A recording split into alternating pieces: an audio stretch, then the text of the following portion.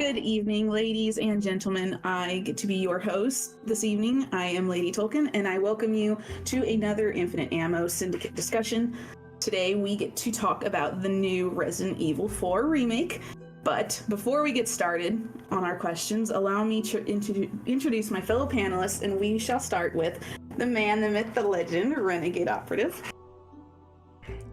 Hello, how's it going? I've played this game for like literally 53 hours, so I have a lot to talk about, a lot to say, and a lot of comparisons are gonna fly with the original RE4, so let's get into it and see what we think of this game. Shadow. So yeah, those who listen to our podcast on the RE4 demo, and obviously giving our thoughts ahead of time, will know that I put my heart on my sleeve on this game. For better or worse, I've been invited back for the main discussion. I do not know how that will go. We'll find out in a few hours. But yeah, I've only been back in the country a week. I've managed to sit down, play the whole game once, done some bits and pieces, and yeah, I can't wait to get into my thoughts. I don't know about you kids, but oh boy, oh boy. Enderlucian. Okay, so I was also on the Chainsaw Demo podcast, and I've been playing a lot of Resident Evil 4 Remake lately. I'm like 103 hours, done my standard hardcore, and I need to play much more. So, can't wait to get into this. Max. Right.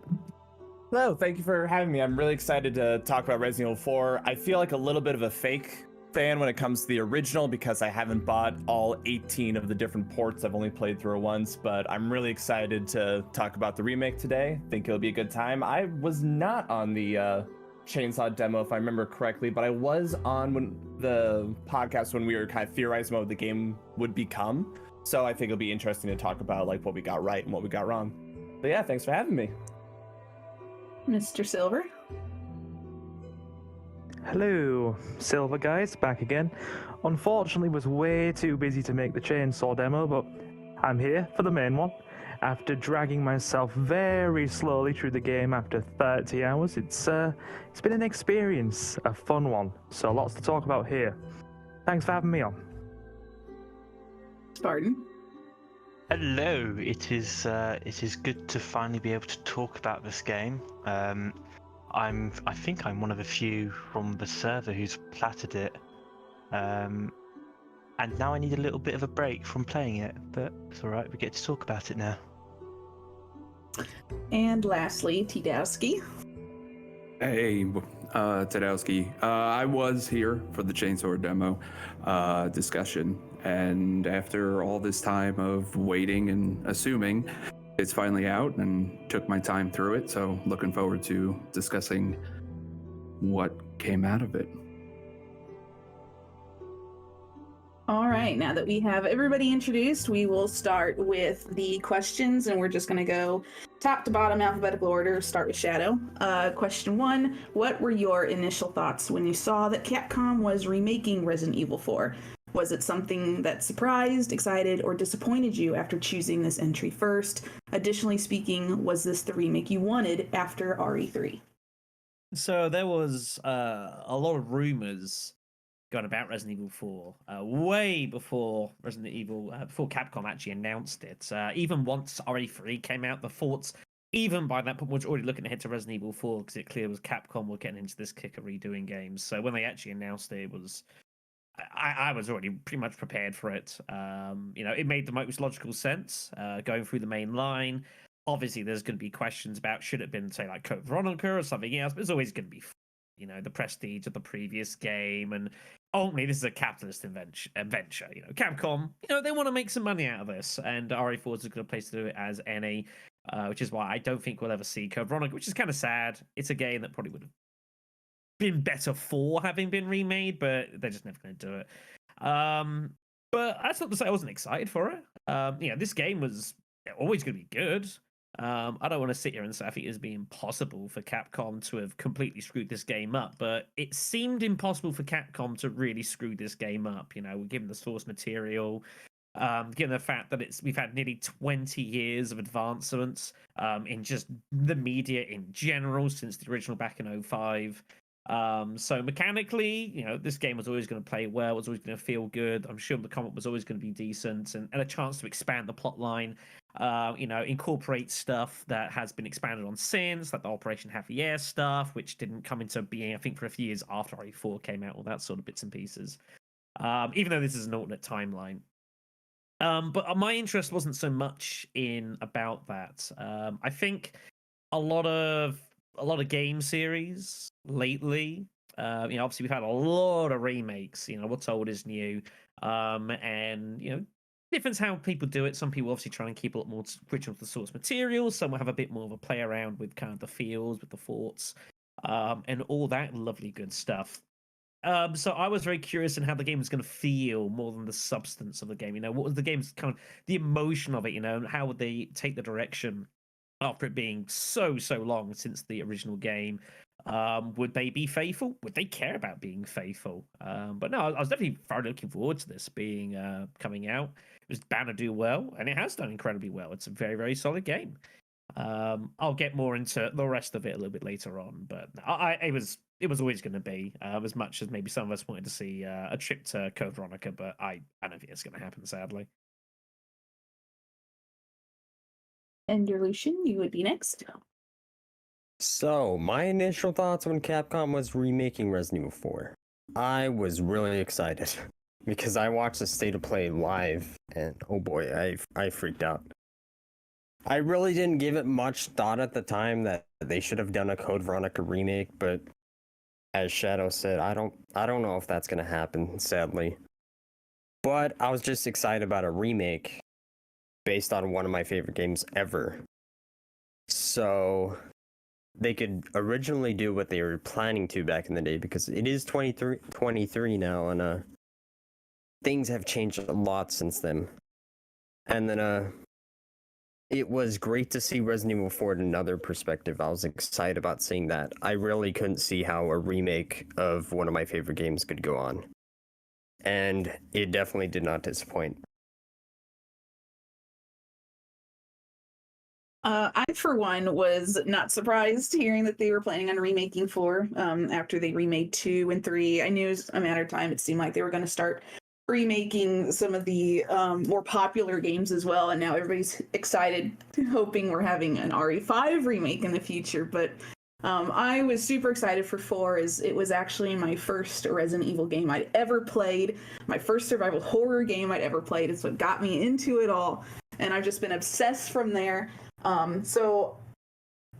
was super excited to hear about the remake, and I knew I'd be spending countless hours into it, which I did. But overall, I was really happy when I heard the news for this. We waited a long time for this one, it seemed like. Max. I just want to make sure in case you had a thought.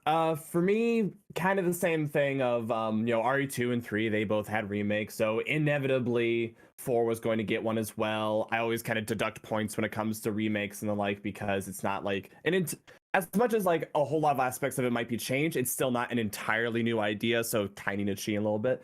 But I was excited for it. I absolutely adored, the original Resident Evil 4, even though I came to the series way late. I didn't really grow up with it. And I was really excited to see a more serious, somber, horrific kind of tone, really lead into the horror of it. But I remember on our podcast when we were kind of theorizing about it, my main concern was one of the biggest reasons we all love Resident Evil 4, or, okay, I can at least speak for myself, was the absolute absurdity and silliness of the entire game. The arcade-style shooting led to an arcade-style mindset. And I wasn't sure if, in a more modern context, if the game would have to hold itself back a bit, if it would have to like tone down on a lot of the fun factors. So there was concern, but overall I was very excited about it, I would say. And I'm definitely glad that RE0 or sorry, not Code Veronica and RE0, maybe someday they'll get remakes, but I'm biased against those games heavily, so I'm not in a huge rush for it. Ren. Yes, Mama. So, I basically was in the mindset of course, the same Shadow. This game was heavily rumored a lot. We had people saying they're going to do this, and there was like some arguments too about the internal development of how RE4 was going to go, because they were like, is it going to be more of a one for one, or is it going to be more of a reimagining just like RE2? So I know M2 wanted to do more of the straight up same game as before, no real changes at all, and Capcom was like, no, we decided against that. So a lot of that leaked out, and it wasn't really much of a surprise to the hardcore RE fans. As for my excitement, I don't know, like I wasn't, in my honest opinion, the trailer was exciting and I was happy for it, but in terms of the remake that I wanted, I probably will say something else. Like it probably wouldn't be RE4, it would be maybe like go back to the past and remake Outbreak or something, because I feel like that is, if you say deserving, then that is a little bit more deserving, because we have a better online infrastructure. People can communicate on mics easier. It's just easier all around, and now that game could really thrive with the namesake and the online interface. But I wouldn't neglect the idea of this game being like remade, because I feel it did have some things that put it back, like in terms of the original. You can't walk and shoot, obviously, so we know that's changed. More mobility, the rotational camera where you can see around Leon, you couldn't do that in the original. So there is bits and bobs that they needed to improve with this game, and I think they succeeded on that front. At least there's some lingering problems that come with it, which we're going to talk about later, but overall I would say I was not really looking forward to the idea of this game being remade, but I was excited, and now that I played it, there's some interesting concepts there for sure. Silver. Yeah, I had a lot of thoughts about the kind of direction they would go in when it came to remaking this entry right here.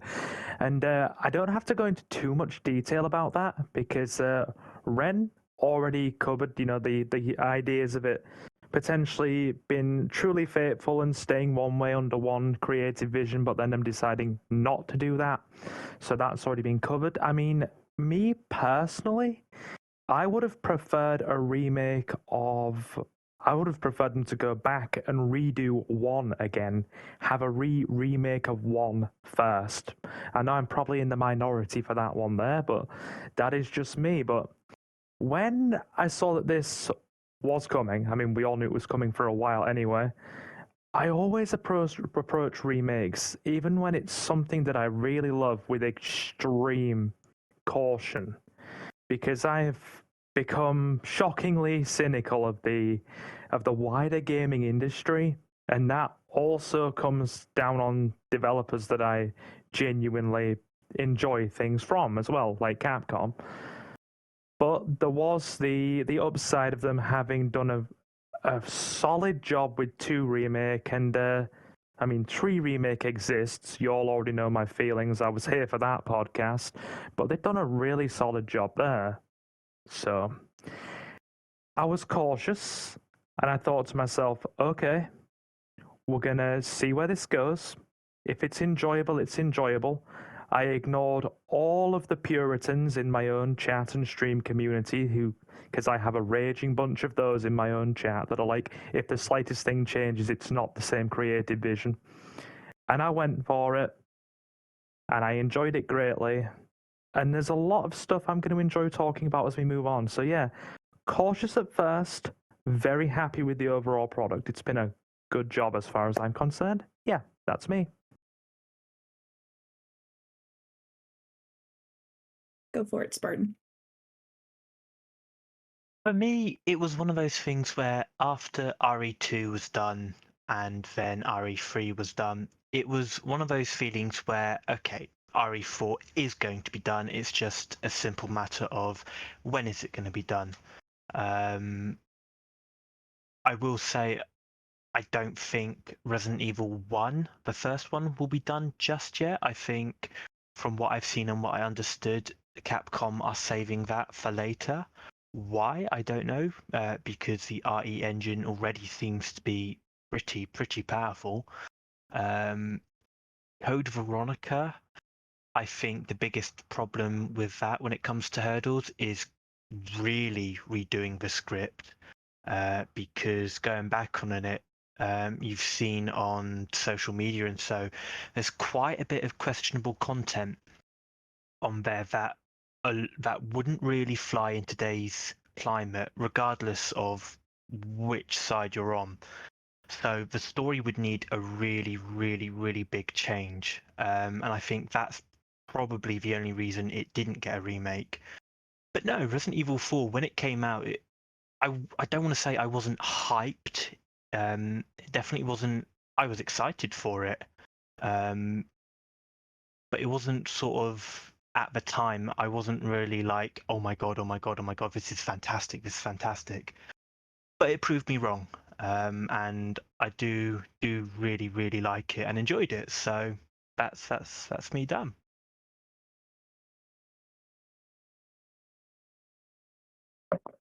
Yowski? Yeah, so I wasn't surprised at all. I mean, we live in an era where original ideas is far and few. I mean, we live in reboots and remakes and everything like that. They've been remaking most of the games, movies, whatever you want to call it, not just with Resident Evil, but with everything.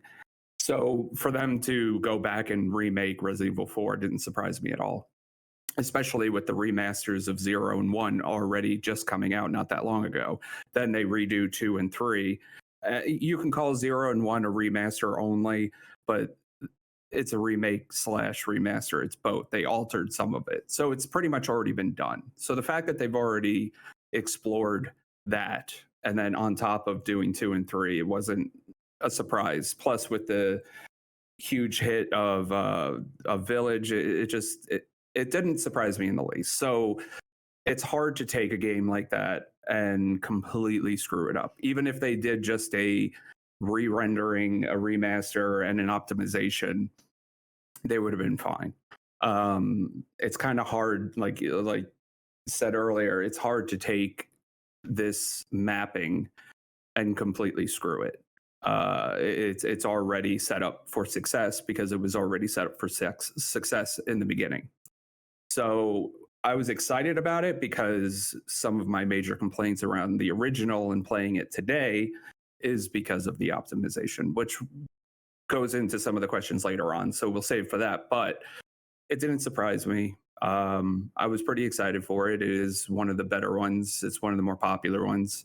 So to see it come to fruition and actually finally get released was pretty exciting overall. All right, we'll go on to question 2 then. Many things changed between the OG and the remake, including Ashley's AI, how enemies target you, parrying, dodging, etc. Tell us your thoughts on the gameplay and these aforementioned changes. We will start again with Shadow. So, again, as I mentioned earlier, so it's been nearly 20 years, which means you've had a lot of chance to have a lot of like under the hood tweaks, and taking advantage of the advances we've had in technology and in the medium, and that leads to, we've got a really, really slick presentation. And you can just tell that just from the look of it. The game looks really good. It plays incredibly solid. There's a chance to have much more enemies on screen, so it feels much more like you against the world. There's a lot of logical additions as well, stuff like adding in some stealth elements, and like the parry system with like the knife. It all fits Leon's character. We know he's kind of very kind of finesse sort of guy. He's not a brute force sort of dude. He's much of a style guy, I guess, for lack of a better way of putting it. And it gives you definitely an extra dimension, I think, to approaching the game. And it's very much enjoyable. I will say, I was playing with Xbox controls, and just on a personal note, I didn't like really any of the control schemes that were given to me, given there are 6 of them with tweaks beyond that. I didn't find any that I really liked. I guess it's just a me problem, and that's okay. But I have to know, I don't know, I assume so you probably played like keyboard and mouse and maybe had a better experience, but I didn't particularly enjoy really any of the control schemes game, which is kind of shocking personally. But that's just me. Going a bit more gameplay wise, again, it's superly expanded. I think there's a lot of things to talk about as we go on through. Generally the game plays well. It feels pretty good. I'll make a point of noting the expanded section fight for Ashley later on in the game, which I think is a significant improvement on what the original was. I thought was really, really good.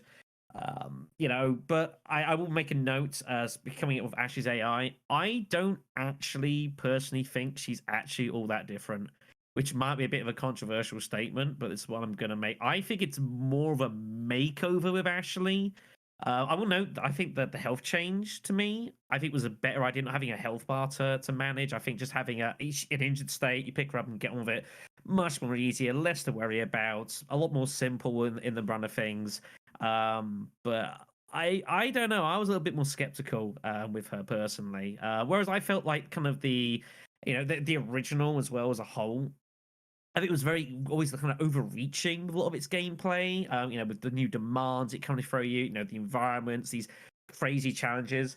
I don't know. I think though the gameplay of this game was really solid.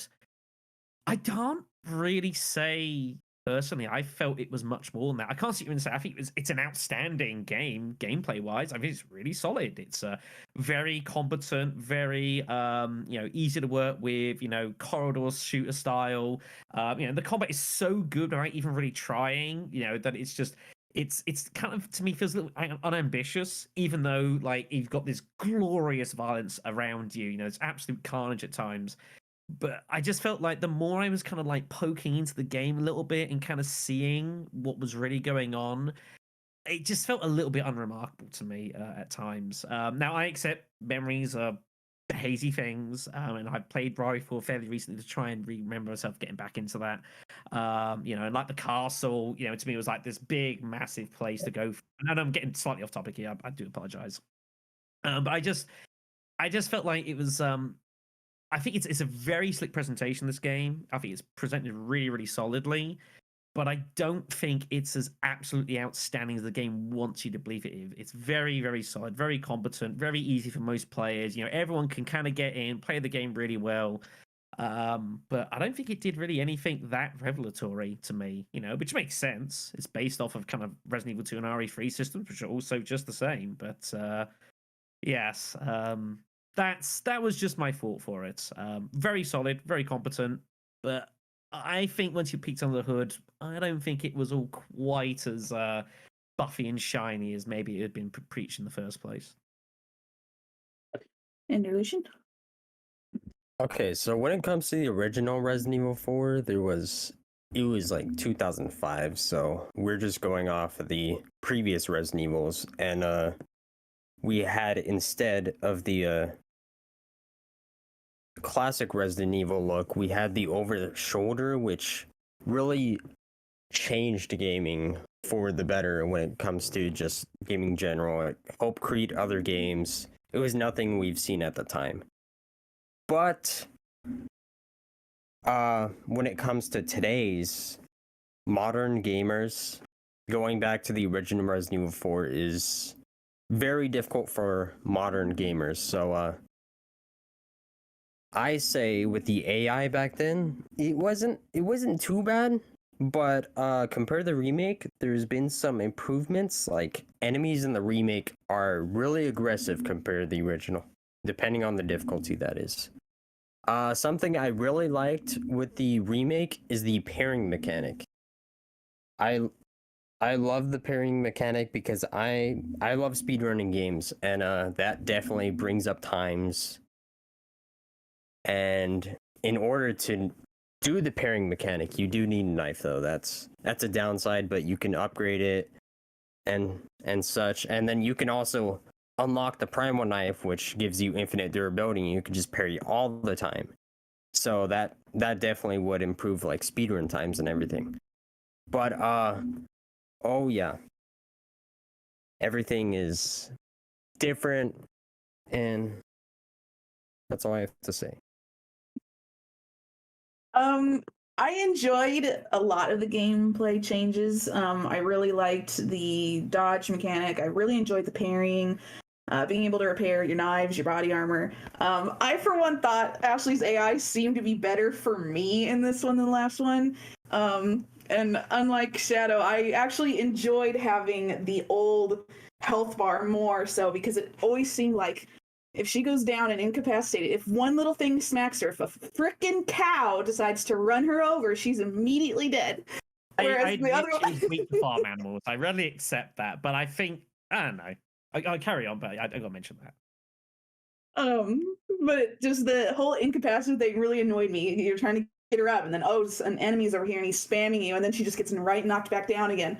So I just got really frustrated in that sense. But I know Ren and I had the same thought also with the enemy AI and the fact that if you happen to get stuck in a whole group of them, you get smacked by one, by the time you recover, you're getting smacked by another. It's just like you're almost screwed and you cannot get out. And it was just so spammy in some areas. It's just like, oh, it was so frustrating. But overall, I did really enjoy it all in a big sense. But yeah, it was really good and I enjoyed most of it. So for me, if we're just talking like strictly gameplay, like not going into the story or anything like that, as I mentioned before, I am not the biggest expert on the original RE4. I remember liking it, but coming into an older game later on in life and being like, I can't move and shoot. Ugh, this is a problem. For reference with the remake, I played the demo on PS5, had a small panic attack because my PC Master Race genes kicked in and got it on PC, and it felt so much better. I love the idea of the pairing. I loved how Ashley, it was a little odd not having to like get her health up, but it was also very much simplified and just being like, hey, she's fine, whatever, she can get clothesline, just pick her up and she's totally cool. The pairing, the dodging, even if it was sometimes hard to dodge guys that are trying to grab you. I know there's a way to do it. I know if you time it right, but I was never very good at it. We're all great fun. The only real like enemies and everything, I would say it was just an overall improvement. The game feels wonderful. It was kind of sold to me that when Resident Evil 4 originally came out, it was groundbreaking. Oh my goodness, everything was trying to emulate it. It changed how horror and action was seen by all. And it was kind of advertised to me that the remake would do the same thing. I don't think it has. It has set a bar of quality, but it has not set now every single game must emulate this because this is the best thing since sliced bread. It was just, this is very good. You can learn lessons from this. But the only real issues I had with it was the enemies that would grab you. It didn't feel like there was much of a way to dodge them. I love the idea of the knife breaking, especially with it was a different kind of resource management. I never before in a game had to go, I'm sorry, I must conserve my knife and instead use my gun that has limited ammo. And that was a fun mental shift. And even with like parrying and sneak attacks and stuff, you had to keep track of your kind of ammo. And I was good at parrying, but I was so worried about breaking my knife that I kind of wish if your knife was broken, you could still at least do some kind of melee attack, even if it was just absolute shit. Just having something there, I think would have made it a lot better. Other than that, the only other in terms of gameplay, we'll kind of talk about this a little bit more with Deluxe, but I think this is the best place it fits. If you buy the Deluxe version of the game, it shows treasures that aren't seen in the normal version of the game. Now, if this was linked to an item or something, that's fine, but it kind of encourages some pay-to-play nonsense. Yeah. Similar logic with the what are they called? The blue medallions. When you get this isn't as much pay-to-play, but when you get the quest to do it, they're revealed on the map. I get it. It makes things faster. Fine. I mean, I was thankful for it, but by the same token, I don't like things in the map being revealed to you like that. Maybe if you bought it for some spinels or something, fine. But it felt like it was a little cheap. That being said, sorry for going a little bit off topic. Overall, Ashley as an AI, all the enemies and everything, I thought it was really, really good and solid. And I am not afraid to admit I used the Alt button for auto sorting the inventory. I thought that was a great thing. We'll talk about the other stuff and guns later, but I am a heathen that used that button liberally.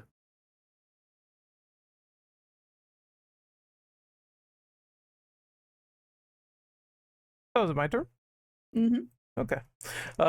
So I kind of gotta go on what Capcom's intention was for making this game, and then go on how I feel about it. So their idea of making this game was not to replicate what the original did, which was, once again, it's impossible. That game took third person shooting into a whole new different stratosphere at the time, and they humbled themselves. They actually said this. They knew that it wasn't going to have that same sort of cultural phenomenon as the original. They said their idea was to take this game and just modernize it and improve it much to the best of their ability. And I think for the most part, if that was their goal, they did succeed, because while, I mean, Resident Evil at this point is like a household name, and 4 definitely pioneered an entirely newer generation of people into the game. But this game was to basically build on top of that and not revolutionize the genre. So I think this game, for what the improvements they made, there's some that I actually really did enjoy. The parrying, and you could just parry people's like arms off and kick them. I thought that was great. In the interviews where they said maybe using that mechanic and getting used to it and figuring, hey, it might be hard to go back to the original because the parry exists. Yeah, I can see that. I could be like, I can boot up Resident Evil now for Resident Evil 4 and say like, where's my parry button? I kind of missed that a little bit. So if that was the intention, I agree. As for everything else, Ashley's AI, I wasn't the biggest fan of it. I actually feel the same as Shadow. I feel like it's more or less the same, with maybe a little less options, because while the original Ashley, she had the health bar management, so you're basically babysitting her even more and giving her like yellow herbs so she could increase her health, and it was just annoying. I was like, I want to focus on myself, tired of this. I'm glad that they actually did give the ability to say, hey, just pick her up, no health bar, cool. But I missed the ability to tell her like, stay in one place, like sit over there, stay there, and have her not follow you. They have a stay command, but it's not the same. It's like as soon as you walk forward like a couple of clicks, she'll start following you. So it's just basically stay behind me, but don't stay in one area, and I didn't like that at all. I don't like that they removed a bunch of the dumpsters, because while there is lockers in the game, there's a lot more dumpsters you could just shove Ashley in and just say stay here. And since you can't tell her to stay in one area anymore, it's basically she's with you a lot and getting captured a lot. So once you get that like sort of hardcore S done, a rake or whatever, and get the night armor, she's probably less of a pain in the ass. But I heard people say she could still get captured in that, so I'm not sure. I haven't tested that or seen that. Either way, the general improvements, the enemy AI is definitely hard. It feels like there's more Ganado around. I don't mind the challenge in certain doses, but I did feel like, hey, I get hit once, then I get hit again, and to turn around, I just escaped, then I get hit one more time. So the problem I have with that is it feels like RE6 in a way, where it's like less iframes, you get hit once, you can't recover. So you got to be really careful if there's like 5 people standing around, otherwise you're going to get basically mobbed and killed. And that happened to me a couple of times. I kind of, at this point, I feel like as much as I love the parry, I kind of missed the roll from RE3, because at least that saved your ass like a lot of the time versus just parrying and getting like slapped in the face. But it takes skill, it takes application, and eventually I got through it. So I did enjoy the general gameplay for what it was. Walking and shooting, just all incremental stuff to Resident Evil 4. So I think looking back in that regard, in terms of improvements, that's the main thing to look at. And it's like places here or there where they didn't succeed, and it's places where they definitely did, in terms of revamping and modernizing and making it feel like it was a game definitely made in 2023.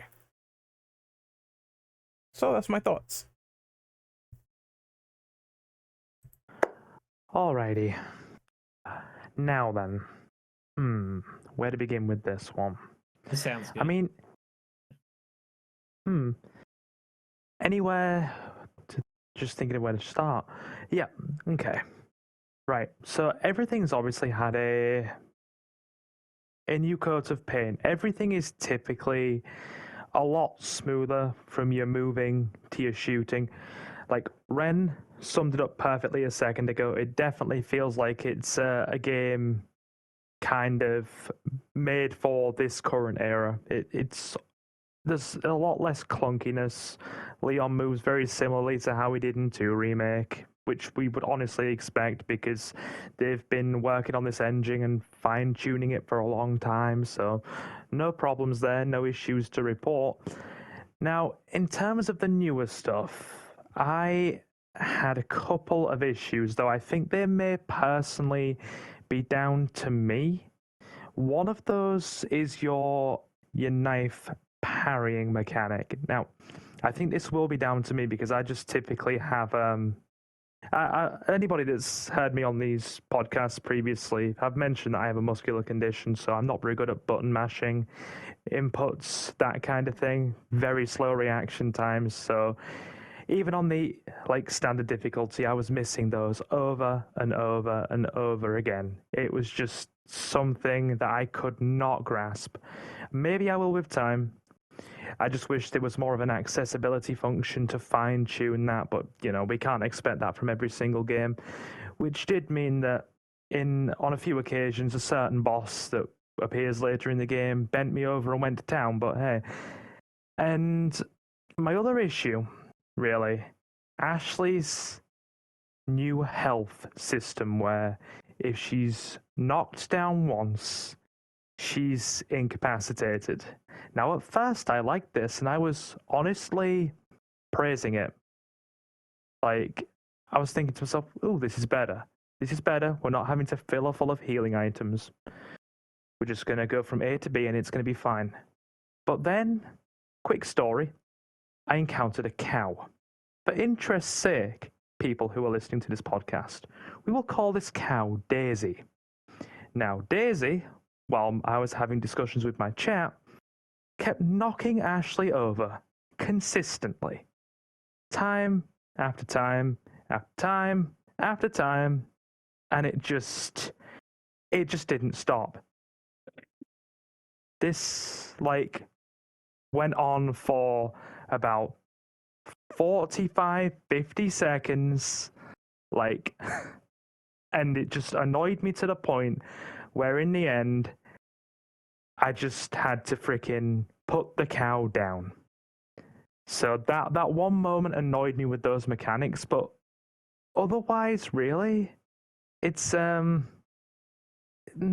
really not got many real problems in terms of the newer stuff. It's all pretty solid to me. Now, quick question to anybody who's got the questions up as well. Should I save anything relating to ammo for the weapons question later, do you think? Probably. Probably, yeah. All right, well, that's fine. Well, in that case, I'll save one of my points I had to make on ammo for later on. But yeah, otherwise, generally, very few issues apart from the 2 things that I've raised. So yeah, move on. Go ahead. Yep. I think, again, going back to Ashley, I liked some parts and I disliked others. I liked the fact that obviously now Ashley doesn't have a health bar, and you don't have to keep topping her up and then upgrading her health, so on and so forth. But I've also noticed that she can get knocked down so easily. And it would make you think, with the advancement in AI, all it would take is do a little bit of coding and that she could just dodge 1 in 5 attacks. But she can't. Apart from that, again, what Ren said, the game is built to be a game that was built in 2023. I personally wouldn't be able to go back to the original. Because I do not like the standing and aiming mechanics. It just, personally, it takes me out of the experience, which is a shame. Same thing with Resident Evil 5. It's very, very, very difficult to get used to. But apart from that, I liked the AI. oh, I liked the gameplay. I also noticed that with the AI, especially when you have the enemies clumped together, they can knock you around, and it's like there's no cohesion. It's literally one hit after the other, after the other, after the other. And when you're doing a professional run, it makes it really frustrating. But I guess that could be attributed to RNG. So it's a very good game. I thoroughly enjoyed it, but there's definitely more improvements to be made with future remakes. Podowski? Yeah, this is probably the one area I have the most gripe about with the game. The graphics, all that stuff, it's all great. Overall, the experience, the gameplay, the moving around is fairly smooth. I don't like that you can't walk and crouch at the same time. You have to stop, crouch, then walk. That frustrated me, especially in today with the way things are, how it should be. Pairing was so wonky. I didn't like it. It was fine for the most part, but it got very wonky a lot, especially if there's a lot of people around. And once again, say it again, like you guys did all prior. If you're surrounded and you get hit once and someone hits at the same time or just slightly after, you're getting hit 17 times in a row and for no reason by a simple area that you should be able to get through. And it kind of gets frustrating on that end. I felt the enemies were dumb. I felt Ashley's AI could have been greatly improved. I did like the fact that they went to incapacitate, pick her up, good, go, whatever. And some of the other areas that were way more complicated than the original, they improved on, like the water hall, stuff like that. But overall, I felt the AI was very dumb throughout most of this game. And I just felt that they could have done way better. There's really no dodging in the game. You just have to move out of the way. I mean, and they didn't really make any AI target you better. So it's literally just step to the left and you dodged. So this is where I kind of have a big complaint as far as that sort of gameplay action goes. And I'll bring it up here because it doesn't really fit anywhere else. But the crafting system, I hated it. It was utter garbage. The whole list thing, all that constantly going through was annoying. And it kind of fits in with some of these, another question, but it really doesn't. And that kind of goes in with the gameplay as well, because now you're taking time to stop, go to a menu, scroll down, find the one you want, click on it, scroll, let it build up, and then you build it, and then you can use it. Whereas just click combine in the old school way, and it's done. And I know all this kind of sounds like really like shitting on it. Sorry for my language, but and really coming down.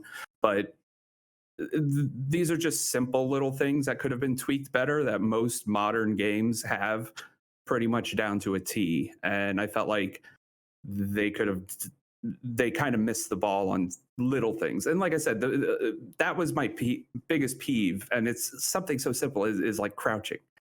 Like I can't walk and crouch at the same time. I had to stop, crouch, then go. And it sounds so simple, but it's like, why? So yeah. Outside of that, I thought they did do a great job. They definitely improved on how things moved. It's way better than the original. Mouse and keyboard I used, and it was way smoother to move around, to walk around and jump, run, whatever I had to do. It was way better. But comparing it to other modern games, I feel like it did kind of slack. So that's just my opinion on that. All right, we will go on to question 3. What did you think of the puzzles? Too similar to the OG, easier, harder? Any that gave you any particular trouble? Once again, we'll start with Shadow. I thought they were fine. I think a large amount were fairly simple enough, which doesn't surprise me. I think gaming as a whole has kind of gone away from having kind of these really hard puzzles, unless you're going into a game specifically for that. I think you think back to some of the puzzles in like some of the older RE games, it's kind of being a bit on the obtuse side, but I think that was more just trying to, get a bit of extra game length from a game which hopefully has a lot of limited resources, being honest. And to be fair to this game, I think some of the trickier puzzles are optional anyways. I will make a mention for the hexagonal puzzle by the lake, which is one of the ones you get it immediately or you get it wrong immediately and you spend about 10 minutes trying to fix it. And it was kind of miserable. And it wasn't even for that great reward. But I think they were fine. I think some of them were kind of cute, I guess. And some of them kind of playing off bits from the original. I've no real particular complaints. I'm glad that there wasn't more of them.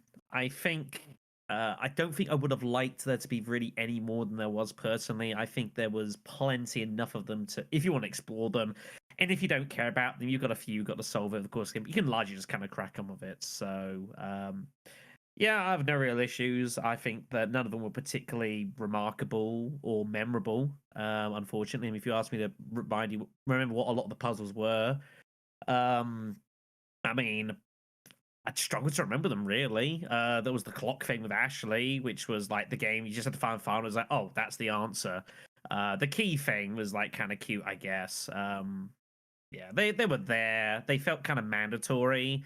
And they felt kind of a bit uninspired to me, being honest. But, this isn't a puzzle game. This is Resident Evil 4. And even RE4 original didn't really have many particular puzzles. And again, a fair few of them were optional anyways. The graveyard thing in the church, for example, being an issue of a kind of tricky puzzle to understand, but you don't have to do it if you don't want to. And it's not a big deal if you don't. So, yeah, a little unremarkable. They were fine.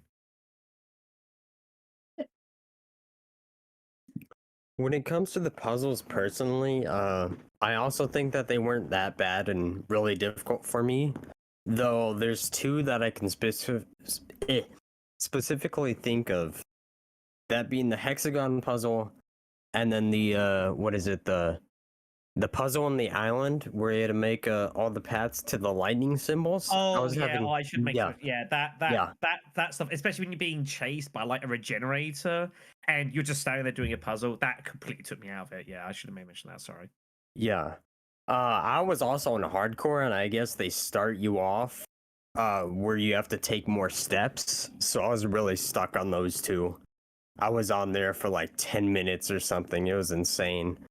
But when it comes to the puzzles now, playing through them, I'm probably much better at them than I was before. But yet again, I played through the game, and they are optional in later playthroughs and everything. They're actually optional. They're just treasures, and you don't need them. So yeah, they weren't that bad. The church puzzle, same old stuff, basically. It wasn't all that bad. That's all I have to say. I enjoyed the puzzles. They were pretty similar to the OG in a lot of ways. But as some others have said, I feel as if Resident Evil in general has really weak puzzles compared to many other games, especially other horror games. As Max and I were talking about in the chat, the Tormented Souls, for one, is one of my most favorite games that I've been playing in the recent years. That game had harder puzzles than any Resident Evil game I've ever played. It had some son of a bitch puzzles in there. Even the Nancy Drew games I played as a child in high school had harder puzzles than Resident Evil does, which I find quite hilarious. But I did appreciate that some of them were very similar to the OG in a sense. Very nostalgic. The only puzzle that was really annoying for me for a couple minutes was the power grid puzzle on the island, but specifically on Pro and only Pro, when you had to get like 6 of the dots to connect with power. And I'm just sitting there, I'm like, oh my god, my brain does not want to function correctly trying to get all 6 of these stupid things connected at once. But that was pretty much the only one I had trouble with, was Pro with the power grid on the island. But other than that, I do enjoy the puzzles in the game. I think it makes it a little bit more fun. But yeah, Max. I like to point out the part of the reason Tormented Souls has such good puzzles is because that game is an absolute petty bitch. I will never forgive it for like, yes, I want you to take the time to open the gas canister because you never would have done that on your own. Filling the gas, I will never forgive it for that. But overall, the puzzles in RE4, they were fine. Some of them were clever. I like the power grid ones. Like, sure, I was stumped on them for a little bit, but it felt nice to like use different muscles. There was a sick, twisted part of my brain that kind of wishes the okay, I'm gonna use a really weird, obscure example. There's an MMORPG called RuneScape. There's a minigame in it called the Barrows, and part of the things you have to do with the Barrows is you have to solve the most simple, like, preschool kindergarten level puzzle. And it's like, oh, well, why are you solving this puzzle to open this door? Well, it's because something's trying to kill you. I was kind of hoping that they would have done that with the power grid, make them insanely easy, but just be like, by the way, the regenerator is going to eat your ass unless you could figure out that, you know, can you put the square block in the circle block fast enough? Kind of wish they did that. They didn't. Fine, I get it. The puzzles themselves, I thought they were all right. They weren't anything too crazy or anything to write home about, but like Hexagonal, I thought it was fun. The something we'll kind of talk about this a bit more later when we talk about cut content. I wish there was more combat puzzles. We had one, I will say, primarily, and that was a moment. I forget the real name of the blind guys. I always just called them the blind zombies. There was a moment. Gyarados, the stabby Pokemon. When there was a room with 2 Gyarados and like infinite normal dudes coming down at you, that felt like a really good combat puzzle. You could say it was a combat challenge or whatever, but you had to figure out a situation. You could say the same thing with the, I had to look it up because it looks like it's from Dead Space or Fallout, the U3. A lot of people didn't like the U3, but it created a combat puzzle. You were timed, you had to hit targets, you had to dodge things. It felt good. The kind of a puzzle, if you could call it that, with Krauser. I wish there was more of those because RE4 lends itself more to an action arcadey style mindset. So having those more action arcadey puzzles, I think, would have helped it a lot more, honestly. But the puzzles that we do have, they're fine. Maybe I wish they were a bit harder. Maybe I pine for the days of finding light bulbs in tin cans and having to open 4 locks for a single piece of string to get a key and a ball and a pipe. Like, but they were fine, honestly. Yes, Black Shadow. What did you want to add for me calling Gyarados the stabby Pokemon? Yeah, no, you bring up a good point. Actually, I think that was one of the things with RE4's originals. A lot of its puzzle is it felt like more like you trying to outsmart the game with kind of these sort of rooms. Even like the war room, for example, notoriously difficult. But that's as much of a puzzle as well, trying to work out how to proceed through it without getting completely destroyed. Like protecting Ashley when she was pulling the lever, trying to get her out of like the armbar things, or just or trying to like kind of manipulate the situation. That's what I liked about it. It was you kind of like battling wits against the game itself, not just the puzzle it's laid before you. And, yeah, it definitely didn't have that feel to me. Some of the stuff in this, I felt like a lot more of those could be added, or like the spot where you put the 3 heads on the Chimera statue, and in the original they locked you in a really small space with a Gardor, and in this one they just kind of went, well, now it's time for Ashley. It's like, I kind of wish you locked me in a small room with a bull. I think that would be fun. I would enjoy that. But yeah, sorry, overall, to finish my thought, they're fine. I feel like they could have done a little better, but it's fine. All right, is it my turn yet? Yup. All right, so Sorry for ranting, yes. No, it's fine. It's just be aware because other people are taking turns. So, how do I put this? I'm not gonna lie when I say this, and you know, it's brutally honest, but hear me out. RE puzzles are not meant to be fundamentally hard. I've been playing the series for like a long time now, and I just feel like each and every time when you compare it to like something like Silent Hill, you're literally just putting like the square peg in a round hole and that's it. Whereas Silent Hill, you're doing fucking Shakespeare, and it's like, what is going on with my brain? So that's kind of how I felt with the puzzles here. There are like puzzles in this game where they're a bit more sophisticated than the original Resident Evil 4, because I mean, if you look at the grid puzzle in that game versus this one, of course, while this one is hard and kind of annoying, the other one was just put some arrows in a particular direction that you can clearly see and you'll solve it no problem. So I get why they're like, you know, it's all about the action, let's stall this out and let's get to the simplicity of the puzzles. But they really were just an afterthought in the original Resident Evil 4. So at least they tried to make this a bit more sophisticated, which I applaud them on. But it's not the hardest puzzles in the world. As a matter of fact, some of the grid puzzles I actually just solved by, you know, process of elimination, and it wasn't that bad. But yeah, it's fine for what it is. It's there. It makes you think a little tiny bit more than usual. Not a lot compared to some other horror games listed, like Silent Hill and Tormented Souls. But hey, I understand why it's not ultra sophisticated brain busting, because if it was, it would just slow down the pacing of the game. So I just think they're okay for what they are. I don't know if I have any personal favorites. I just ran into a room, solved it. I agree that there should have been more combat puzzles to it, where you're trying to weaken the point, or you're trying to learn someone else's like body or mannerisms, or they could have did that a lot more with the plagas, in my opinion, as opposed to making them somewhat relatively the same. But overall, I think that, yeah, it could have been a little bit more to it. But I understand why they didn't go too detailed, because once again, it would have just slowed down the pacing. That's my turn done. Silver.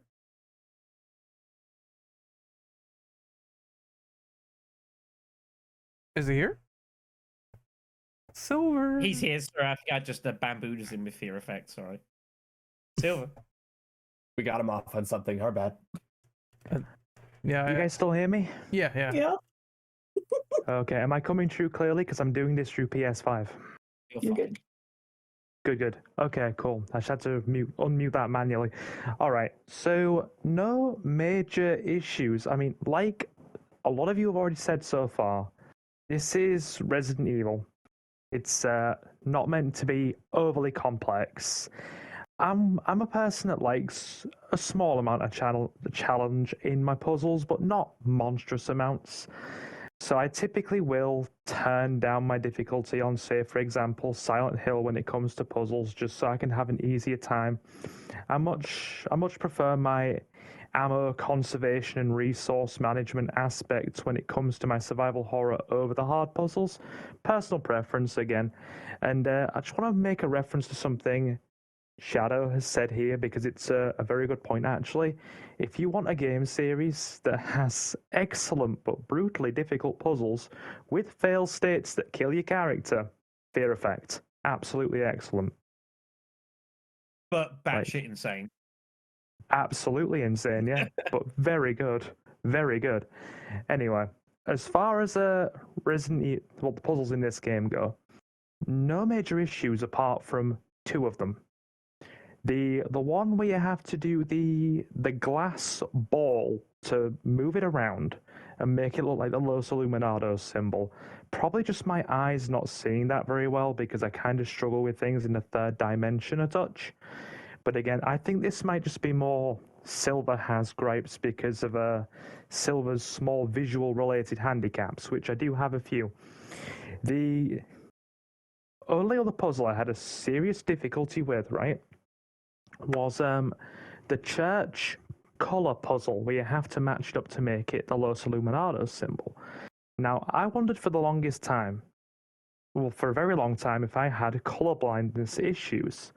And I found out, like, not too long ago that, yeah, I do have a mild green deficiency. So I used to get around that in the original, like, game, not by looking so much at the colors, because the green was faded and sometimes got washed out in the red. I would like do that by looking at the shapes, the specific shapes, and matching them up as opposed to the colors. But in the remake, it's all really smushed together.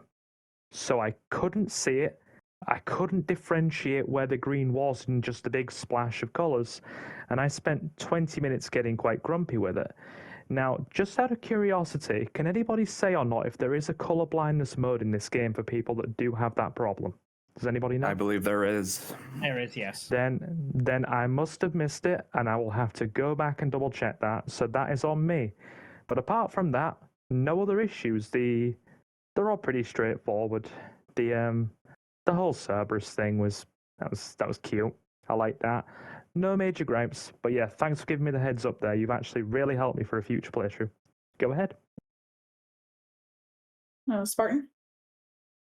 I actually like the puzzles. Again, I'm not a massive fan of over complex puzzles. Going back to Resident Evil 2 Remake, I had a little cheat sheet with all the combinations to get the medallions. Why?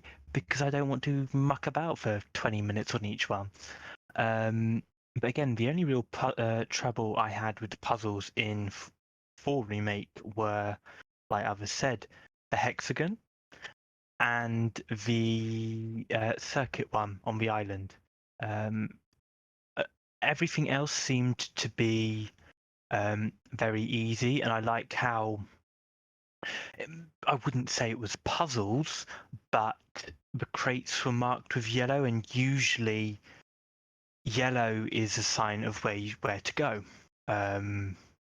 It's sort of like a guiding hand.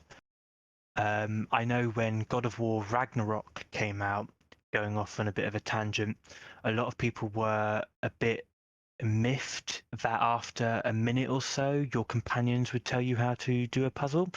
I can understand why they did that for accessibility issues. I kind of wish they had an option like that in the original, in this remake, but how would you do that if you're not always with a companion? But it's one of those things to look forward to in future remakes, see how they're going to do the puzzles again, what they could do to make it more accessible to others, and so on and so forth. Sadowski? Yeah, I feel like the more actiony you get, the more simplistic the puzzles become, especially in the Resident Evil franchise. In the beginning, it was more running around from one side of the map to the other side of the map to go get a slide, to run to another side, to get the key, to open up the room. And, it's not that they were overly complex. It was just running from one area to the other and, so on and so forth.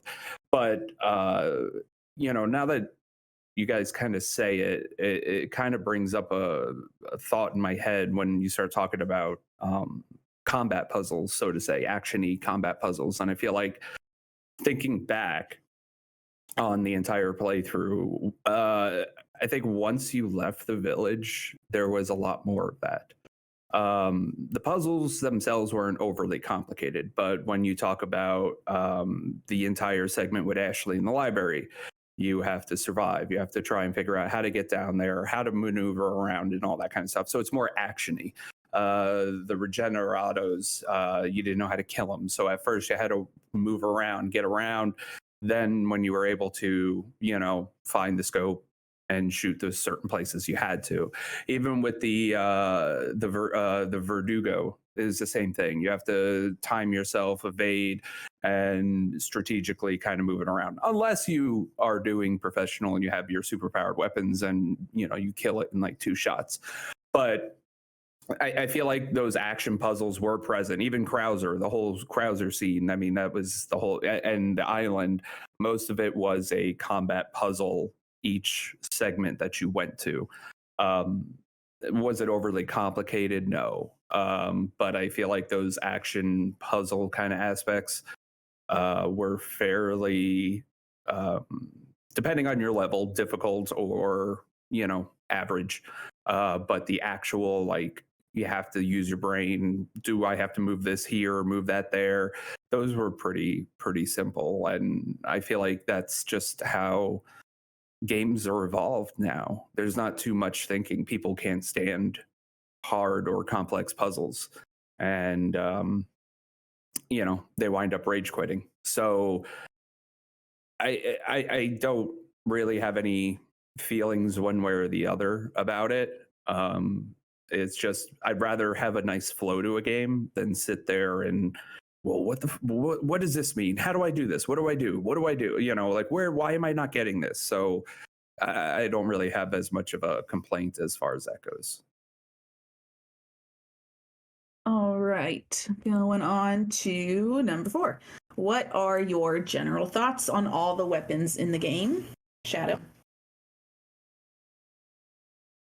So I have a bit of a gimmick with my channel, my bits pieces, but I have a habit of saying your mileage may vary, and I do actually think this probably pretty heavily applies here. I think some of it is really really good. I'm sure everyone's gonna extol the virtues of pretty much every single shotgun in the game, which is surely got to be like one of the best weapons. Absolutely brutal, just gruesome results on pretty much anything you fire at. It feels great. It's wonderful. And I also make a special mention for a lot of the handguns in the game, where I found like a lot of games have a habit of like as you start with your start equipment and you get hold of better stuff, the game's like, well, this is just better, so you should just go use it. And if you're like, well, I want to use my starter handgun, it's like completely inferior. The handguns definitely don't feel like that at all. All of them feel like they're about the same sort of level. Obviously, they will have their own little gimmicks. You know, the Punisher can pierce, the Red 9 just hits harder. Your Blacktail's got some space saving and kind of handles really well. That sort of lovely good stuff. Although I will make a point that while it kind of, I think, gives a bit of credence to letting players kind of, quote, customize, unquote, sort of their experience for the game, I would have liked that actually to been reflected in cutscenes where instead of like all the cutscenes, Leon just has to start a handgun regardless. And I think that would have just a little tiny tweak just to throw that in there. It does with all the rest of the stuff you're carrying, your magnums, your grenades, shotguns, whatever. It's all on him. I think that would have been a nice touch. It's a minor thing, but it's just something that I noticed and it kind of bugged me a touch. But I was really disappointed with the sniper rifles and all the rifles really of the game, which is a shame because I really enjoyed them previously. But this game just felt kind of like, well, you find the bolt action, that's good. Then you get the semi-auto sniper, and it's just superior to the bolt action in every single way possible, and you have absolutely no reason to stick with the bolt action, which kind of disappointed me a bit. I thought it was kind of sad. Pretty much, so many games. It's like, okay, well, this one fires faster, but doesn't really hit.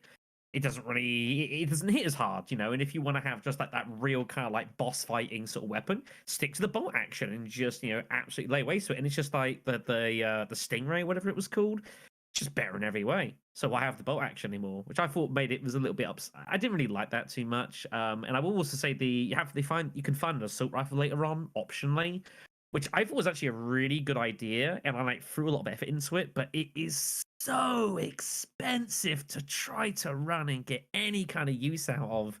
I was a little bit disappointed by that, and was hoping I wanted it to be a little bit more interesting than it was. But yeah, when you get a rifle, which is like decent, but it fires rifle rounds, I mean, good luck trying to fund it. I mean, I spent, I think, pretty much the entire island just making a rifle ammo pretty much whenever I physically could, and had maybe a clip and a half for the final boss fight, which is just a shame. So I was very disappointed with the rifles. Which is a shame, just kind of a bit odd. But everything else feels good. The TMP or the LE5 is really decent. The grenades are fine, all that lovely good stuff. But yeah, I thought the rifles were kind of disappointing and pretty underwhelming. I do want to make a mention, as we're sort of semi on the topic, about the crafting system for this game.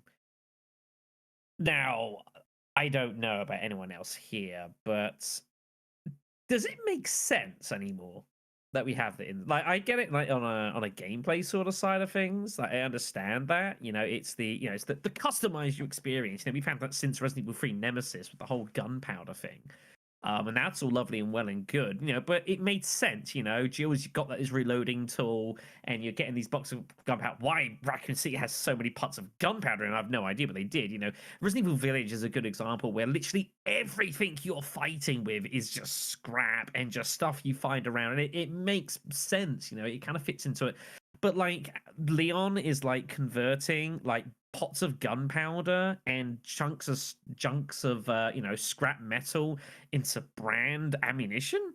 I thought it was a little bit weird to me. I get it's a gameplay thing, and I get like it makes sense, but it took me a little bit out of the moment from time to time.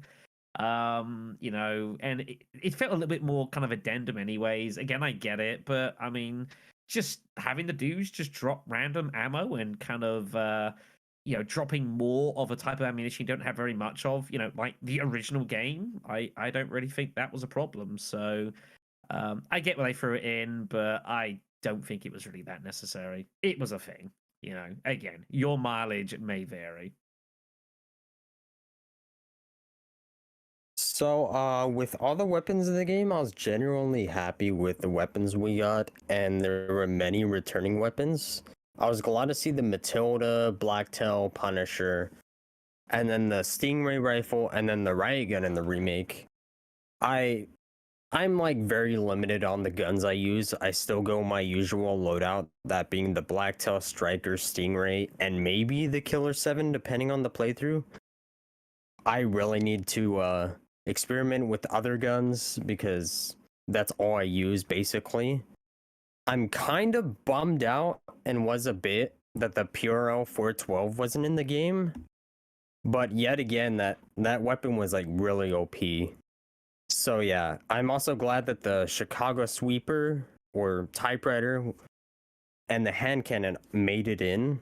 But at the end of the day, I'm just genuinely happy about what we got. Maybe they'll add another gun within the Rumor DLC, but that's for another question. I thoroughly enjoyed all the weapon choices in the game. To me, it seemed like there was just so many you could choose from, whether you found them or bought them. Got a couple from the deluxe edition if you traded the little jewels for them. There was just so many options. And I know the Skull Shaker, for whatever reason, I know it was probably a piece of shit to many people, but for whatever reason, I just fell in love with that gun so fast. I think I liked the fluid movement of shooting it and then twirling it and reloading it. And I'm like, oh my fucking God, this gun is so badass when Leon uses it. I was just like, I could not stop using it. And, but I also really enjoyed the bolt thrower. I know a lot of people did not like that just simply because you, crafting the bolts for it. And if you happen to just shoot in the wrong direction, it would go flying off over a cliff or in the distance. You can't get your bolts back. But like if you're trying to do a more stealthy game, or if you're having a really hard time finding ammo, it was just a really good option. So I actually kind of enjoyed it in some of the areas that had like lots of enemies. And I thought, oh, well, shit, I don't have a lot of ammo. If I can casually sneak and take some of them out with the bolts and they don't recognize them there, then it's going to make it easier for me. So I actually really enjoyed it. I also wanted to make a quick comment about, I really like the shooting gallery in the sense where it had you shift through multiple weapons. So you got to see how a lot of the newer weapons in the game and use them that way, especially the bolt thrower, because I know Ren did not like the bolt thrower in the shooting gallery and was giving him a hell of a time. And I thought it was really funny that to be using that in one of the arenas. But I think the one issue I had concerning the weapons, which I know Ren is going to agree with because we had numerous discussions about this, was for us, we thought there was so much less ammo in the remake than the OG game. I remember having no issues finding ammo everywhere in the old game, but it seemed like in this one, I had a hell of a time finding ammo in some areas. And also particular kinds of ammo were harder to find than others. And I was telling him I was running 2 games at the same time. I was running an assisted so I could do challenges and achievements fast, while I was also doing a standard run for my channel. And even in assisted, I was having a hard time finding ammo for whatever reason. And it just seemed to you just melted through the ammo so fast, and I felt like I almost had to use the bolt thrower more often, or you had to parry a lot more, dodge a lot more, not kill a lot of enemies. Thankfully, though, I really liked the storage case where you could get more use out of your gunpowder, drop more handgun ammo. That actually came in clutch quite often because I could not find handgun ammo. But other than that, I really did enjoy all the weapons. So for me, I don't really have any like particular emotional attachment to any kind of gun. I'm pretty basic, where it's just like, all right, pistol, sniper, shotgun, magnum, whatever has the highest damage, good enough, go. Like I'm pretty basic when it comes to that. But overall, I actually really liked the weapons. They all felt good. They all felt fluid. Not to dog on Tolkien Ren. I never really had that much of an issue with ammo besides like 1 or 2 places, but that might be because I insisted on slapping just about every enemy with my knife because I just loved parrying because of Dark Souls and those games. That was what I was used to. So it's like, all right, I'll make this work. But the main thing I want to shout out with the guns is this is gonna sound really weird and specific. In the store with the merchant, they have something that I think should be in just about every single video game where you have a gun that could be upgraded. They show you the stats of what the gun originally is, what it current is, and what its maximum possible potential is. That was such a good function. I loved that so much because the first time I had whatever the basic gun is and the Red 9, I was sitting there going like, well, I know Red 9's stronger, but how much stronger? And being able to see what it looks like at the end of the road, I thought was so good, and that needs to be everywhere. I absolutely loved that. And also, I know like, okay, we've kind of, there are some different opinions here. Crafting is bad because, it's just something that's like kind of token, but crafting is also good. I'm kind of on the side of, okay, I shouldn't say bad. Sorry, I shouldn't speak for others, but like it's kind of looked down on. I personally really liked the crafting. I like the ability to, let's make up a situation. I only use pistol because the achievement. I really liked the ability to take the gunpowder, take the scrap, and only make what I wanted to make. Sure, sometimes it kind of screwed you over, but for the most part, it was kind of like the Dead Space logic of you can mostly gear your kit towards what you're going to use. And for that reason, I really liked it. I thought it was really good. But yeah, that's about my thoughts. Overall, I love the weapon. Oh, also the parts, the ability to take them on off, always great. I know that was kind of in the original, but still good. But yeah, overall, I just loved the customization, being able to see where things were now and then, and just being able to work with whatever scrap and gunpowder that you had. Ren. All right. Well, in terms of the ammo drops, I don't agree with anything in terms of how they give you ammunition. I think that it feels like they try to brute force in survival horror mechanics into an action game, and to me, I kind of felt like that doesn't work. The issue is, like, I love the knife. The knife's cool and amazing, but the knife also has a hindrance. It could break, and you're spending money to constantly repair it. And I ran into situations where I couldn't repair the knife because I didn't have enough money or treasures to do it. It just feels like on the difficulty I played, which was hardcore, I barely had anything, despite my sort of searching around and exploring and trying to find everything. I just felt like I barely had enough to get by. But that being said, it is doable, it is possible, but it just, I don't know, there's certain games where I can clearly beat the game with hand to hand, no problem. If I played Last of Us, I can beat that entire game with my hands. So I feel like there should be some more options for people that are barehanded in the action side of the category. I know RE6 tried to do something like this with the melee and stamina and all that, but ultimately, I mean, it was okay for what it was, but I wish they improved that for later remakes, but that's besides the point. How do I feel about the weapons and the crafting situation? Well, on crafting, I said it in chat, it's just a gameplay perk now over just needing to be explained. I feel like, of course, Jill had the reloading tool, but she didn't in the remake, and I understand she's a specialist in Delta Force, but now it's just gameplay stuff. And of course, we've been dealing with Resident Evil where it's like 20 years and we still haven't explained how a man can heal from fatal wounds after taking a green herb. So it's just one of those things where it's just like, it just happens. It's common. I didn't really have a problem with it necessarily, because it was just a mechanic that was there. But I kind of once again want to go back to the previous point. I feel like it is a mechanic that it didn't really help me on hardcore or anything of that nature because I kept running out of ammo. But that being said, I did love the guns for what they were. I love the shotgun. All the shotguns in this game feel really good. The only one I think I didn't play with was the striker. Well, I did actually on the 4C of the shooting range, but I never used it against like an enemy. I like the sniper rifles. I agree with Shadow where the bolt action was just, of course, not viable after a certain amount of time, but I kind of felt that in the original where it's like, oh, I have this semi-automatic that can shoot really fast. Why do I need this anymore? Unless, you know, the power and all that other stuff, because they still have the upgrading system previously where you can just pop heads off and your guns get stronger, you get exclusive upgrades. So if you want to tinker around and toy with that, that's one thing I always liked about Resident Evil 4 is getting exclusive upgrades and seeing what works for you, what doesn't, and how to go from there. Mostly out of my playthrough, I just turned to a handgun guy because it's very basic. Put in some power to the Punisher as people suggested to me that the Punisher was really good, shooting through like multiple people. And of course, since you're dealing with like so many more enemies in this game versus the original, I felt like that was beneficial, especially when enemies come in with those stupid wooden shields in the castle, and that got really annoying. So I'm like, how do I deal with this? I have no shotgun shells, so I have the Punisher.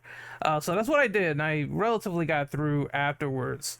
Yeah, the Punisher can like shoot through shields and hit their legs, so that was really beneficial in hardcore. They said they nerfed some guns too. Red 9 was a little bit more nerfed this time around, but still the powerhouse.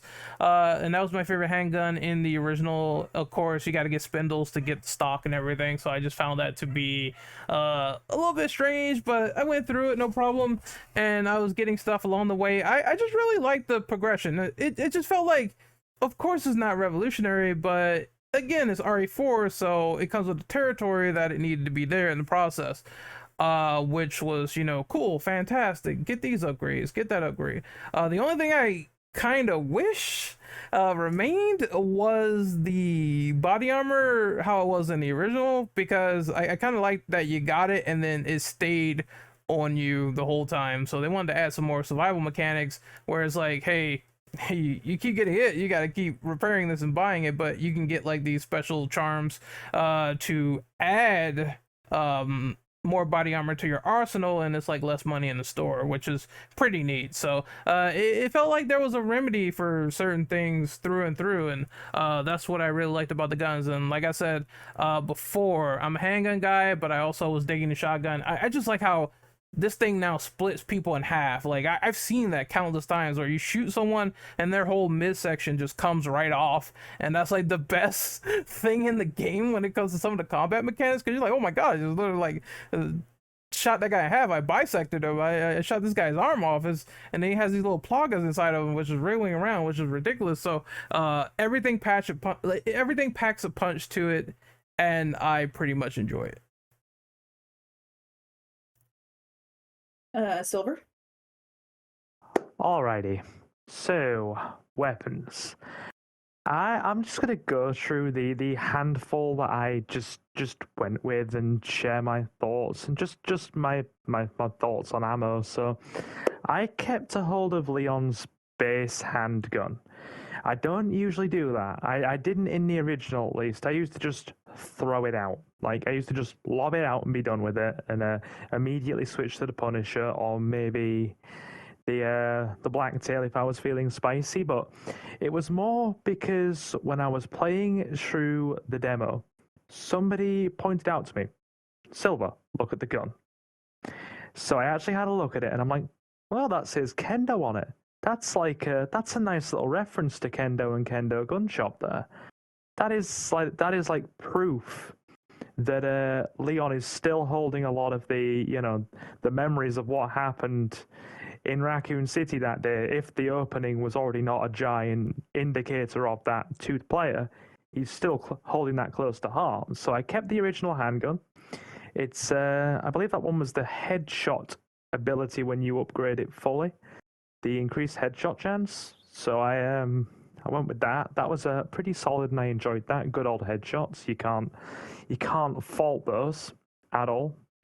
Also liked how it specifically stated in the description of the knife that he got that in Raccoon City. So for me, I had this big discussion with some of my chat when it came to 2 Remake. It was like, okay, so which route is canon here?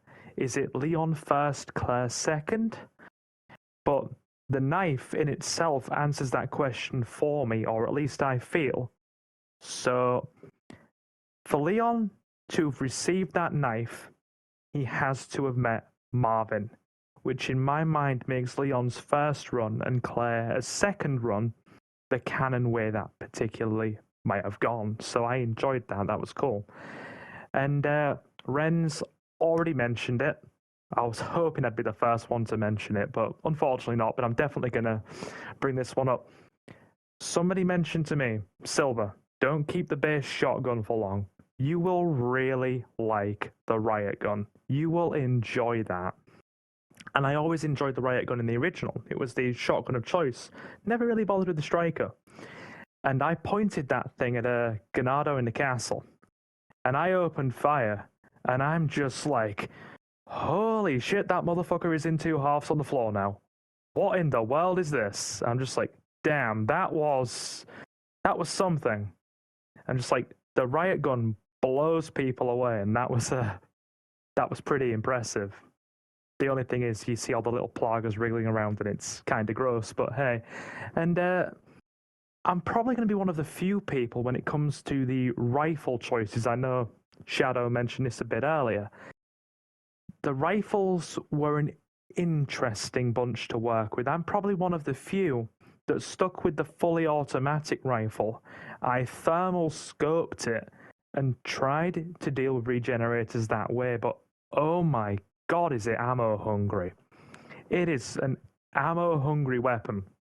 Like, I never had more than half a clip handy at any given time, and if I was ever lucky enough to have more than that, I'm like, okay, we're rolling with the big boys here.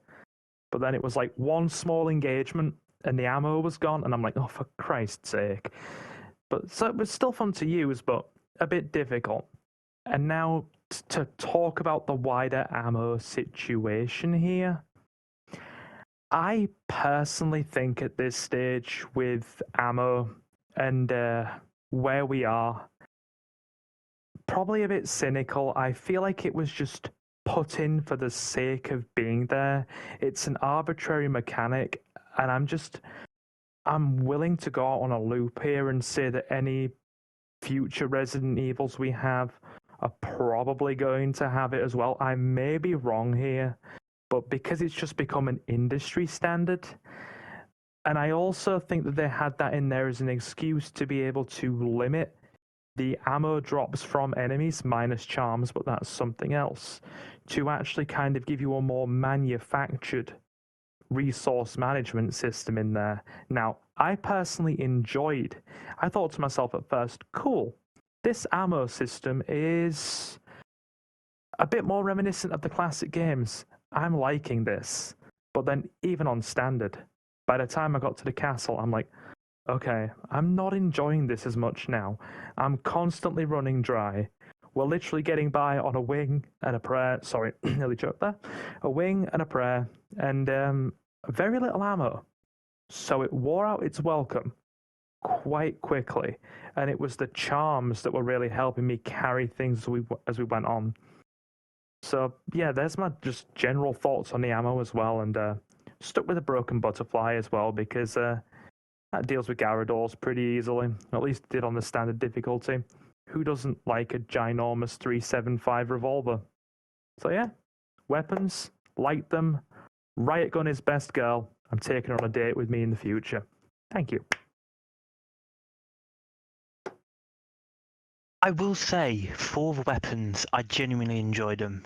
If anyone was around when I was doing my Resident Evil 4 demo stream, I was in love with the model for the Silver Ghost. I love everything about it. Weapons were definitely the thing that I was most looking forward to in this game, funnily enough. But I also liked the callbacks, like Silver mentioned, the knife and how it's a direct reference to Marvin, Kendo, who supplied the samurai edges to the Stars team. It's now supplying Leon. All that's brilliant. Ammo, I didn't really have a problem with. But after a while, after you've played it X amount of times, you sort of like, you know what weapons to have, so you know what ammo to get. The only criticism I have with the weapons would, in fact, be the rifles. I can understand why they went with the first person sort of aim down the sights mechanic, but at the same time, I've always felt it was a bit off and wonky. Like I would try and shoot an enemy that is literally right in front of me, but for some reason the shots are going to the left or to the right, and it's just not connecting. I would have liked another attachment for the weapon, which is more akin to a red dot sight. Pardon me. So it's more close combat. Because obviously I know rifles aren't really that well for close combat, but it would have helped out quite a bit. But all in all, the weapons were fairly good. But yeah, that's about it really. Kudowski. Yeah.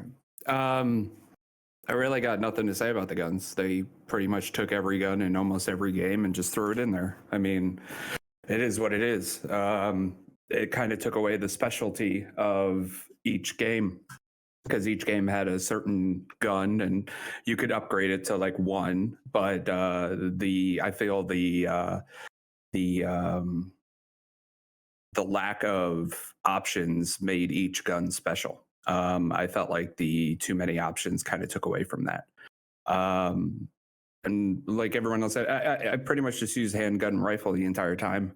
I didn't really find too much need for anything else. And the crafting system, I already kind of talked on it. I didn't like it. No one's putting gunpowder and bullets and pressing them in the middle of a castle in some village while being attacked by zombies. It just doesn't make sense. You have to find double the equipment in order to make one round.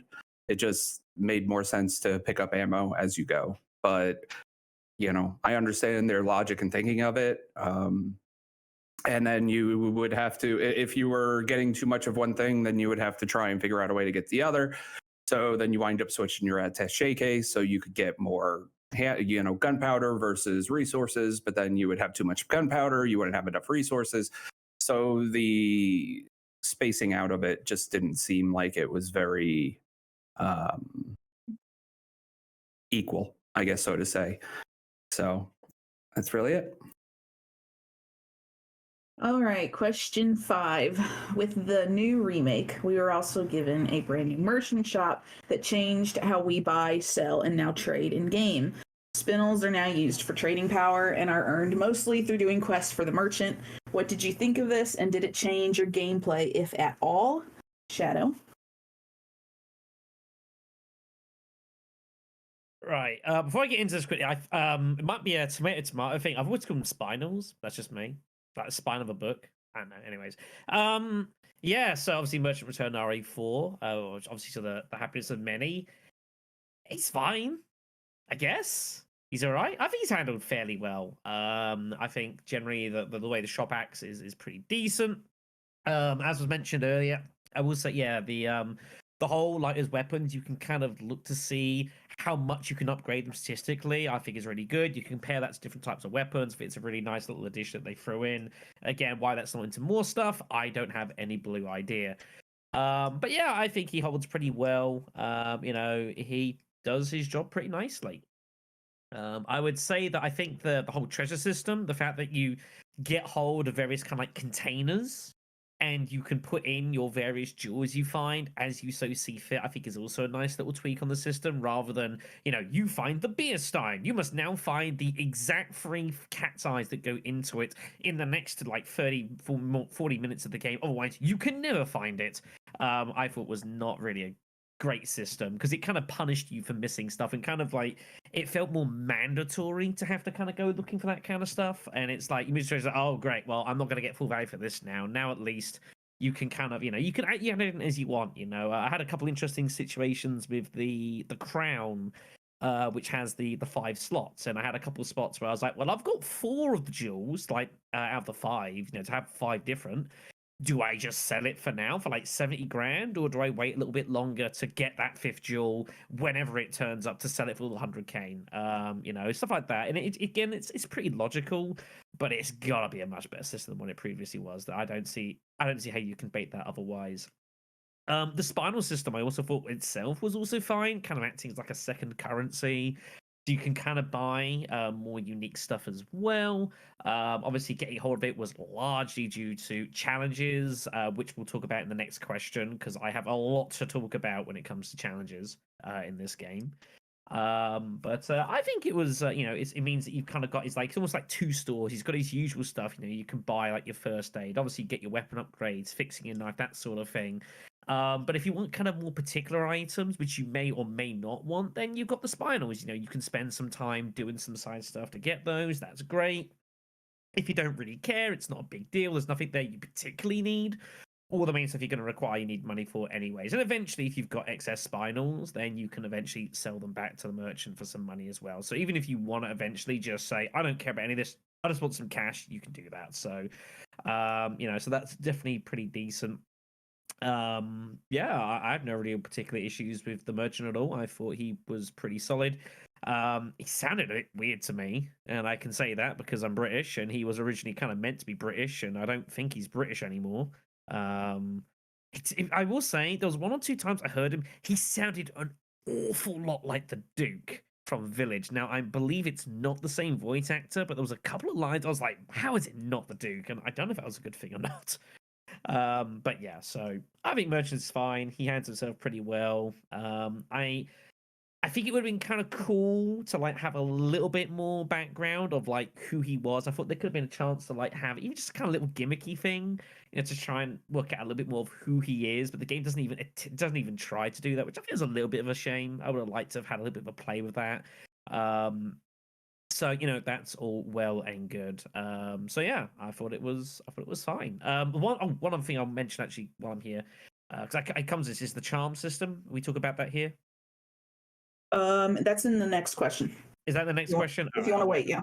Yeah, I'll worry about the charms. So yeah, merchant gets a thumbs up. I don't think it's going to be exceptional, but he's the epitome of like the quality of life work that's gone into video gaming in the past 20 years. With the whole merchant system, I really did like it. It was very different from the original, especially with the different smaller treasures you can insert in many of the larger treasures. Putting duos, trios, and quartets can make it worth more than just putting like one of each in them. And you could really experiment with them. And if you wanted to throw some away and like them, make them worth not as much, you can do that. It was unique and different.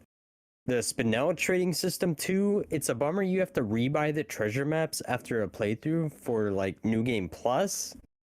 But at the same time, you could be stacked, but I really like the addition with the trading the Spinels. You can get the treasure maps and a bunch of other treasures and a yellow herb and such. I loved it.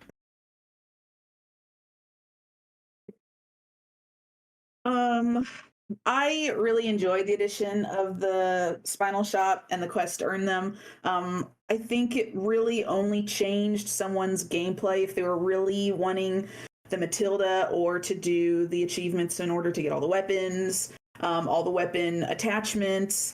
If you really wanted the maps to see where all the treasures were specifically, if you didn't want to do tons of searching to find them. I really liked the quests though, just because they ranged so much from, oh, go and kill 3 rats to, oh, you want to go back down to the bottom of the castle and kill the Golden Knight. And I really enjoyed doing those just to explore a bit more and see what else the game had in store. I think I ended up spending most of my spinals on getting more coins to get more charms for my storage case. That's what I ended up doing with mine. But overall, I really like the merchant. Really glad to have him back again. in the remake. So overall, I really did enjoy it.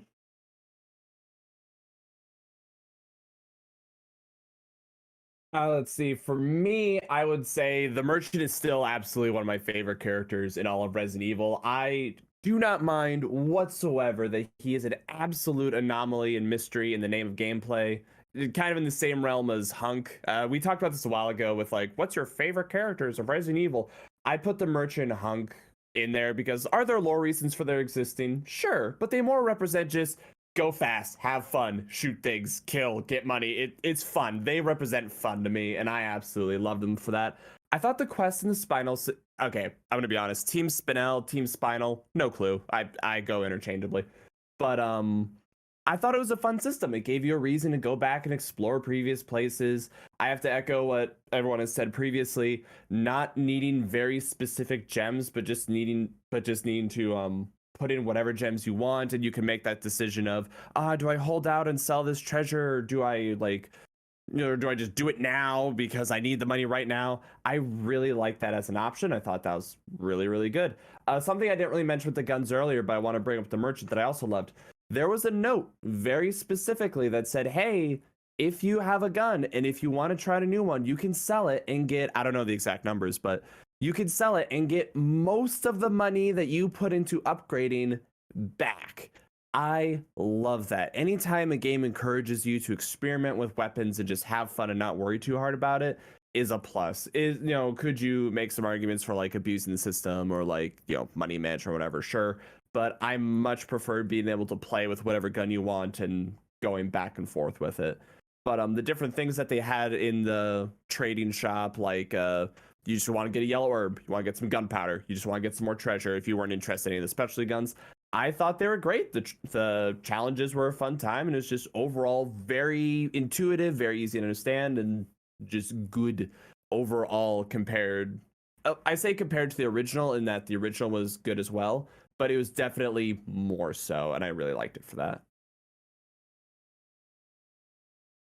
I don't have too much to say on the merchant, other than a few small topics here or there. So number one, I mean, he's funny. He says more lines than he used to, so that's always a plus. I feel like there's that little connection with like Village, and like he knows the merchant, and I wish that there was dialogue where he talked more about him, because they alluded to that in that game. So it feels disappointing that we never really got that, and if there was, I don't know if I missed it, but I don't think he ever brought him up in my playthrough. In terms of the system in play with going to a shop, I mean, I do like the new trading system. So if you get the spindles, you can get extra abilities and stocks, and if you want more gunpowder, you can get that, or if you want more of the elusive things like the exclusive tickets where you can get one exclusive upgrade, you could do that. So they gave you definitely a lot more options to play with in terms of like that, the storage, where you could like here's more gunpowder drops, or here's more pesetas, or here's more like red herbs, or things of that nature. Here's some extra healing ability by crafting green herbs. So it's a lot more, I would say it's a lot more complex than the original with the options they give you, and that and the charms. It's like a lot to offer when it comes to how his store works now and everything that you can obtain from him. Although I will say that once again, it's a lot of attrition later on if you especially played on hardcore, because once again, one of the perks there is the store is a lot more expensive. So and just things in general are a lot more expensive. So that comes with the territory. If you want this gun to be upgraded all the way, you got to play multiple playthroughs. Is the only way to do it. So that was a thing in the original as well as this one, and it just feels like stuff in general is like a lot more expensive, because I remember I used to like max out my guns on one playthrough easy, but this one is like a whole different ball game on harder modes, which I understand, challenge, right? So they got to up the numbers a little bit. That being said, my final thoughts on the merchant, Okay, I guess I could talk about his voice. What I prefer, I mean, it's fine, but it's definitely changes because he used to sound British, like Shadow said. Now he sounds like someone say he sounds Australian. So I don't know. I got a more South African vibe. I don't know how true that was, but I was like, he just definitely sounds different from how he used to be. Which is, I mean, his classic lines are fine as well as the new ones. So no real problems there. He's beneficial when he needs to be. Gives you what you need. And when you progress through the game, you get a lot more like efficient guns. My only thing is, I kind of wish that you could find more weapons. Like I remember the broken butterfly, you could actually find that if you backtracked in the castle with Ashley. I don't think it's the same here. I think it's like different. So I just wish there was like some more gun discovery, and maybe like you could sell those and obviously get more. I know you get the MP5, but I didn't like the MP5, so I just felt that was not a good substitute overall. But what he gives you is pretty good. I like the merchant. Silver. Thanking you. Now, a lot of the stuff in terms of his store and the way it works has already been largely covered. I am just going to backtrack over just to highlight a few things that I did enjoy that a couple of other people have said they liked and also likewise disliked. The whole thing about, you know, getting the treasures and the gems now, being able to basically mix and match. I'm of the school now that's pretty solid. I do like that. It's good. The ability to trade for spinels, which you get through, you know, quests and other little things to get extra stuff you wouldn't otherwise. Again, really solid. It adds another layer of fun and complexity. You're not just buying straight and selling straight, you know, cash for items or pesetas for items. You've got more ways you can tackle things, and by proxy, you can totally choose if you want to ignore all the optional stuff that will give you the spinels. But you're obviously softly encouraged to at least give them a shot because of all the other, you know, the nice things that you can get for doing so. So that's all pretty cool. Didn't really bother with any of the like upgrades to your cases and that kind of thing. Just didn't particularly clock with me in terms of the merchant giving you that offering. I mean, the thing that I honestly wanted to talk about most, which has been referenced already, right? This guy's accent. And as a Brit, I am struggling so hard to lock that accent down. And I say that as a Brit who has been told he has a very weird accent. Just, where is this guy from?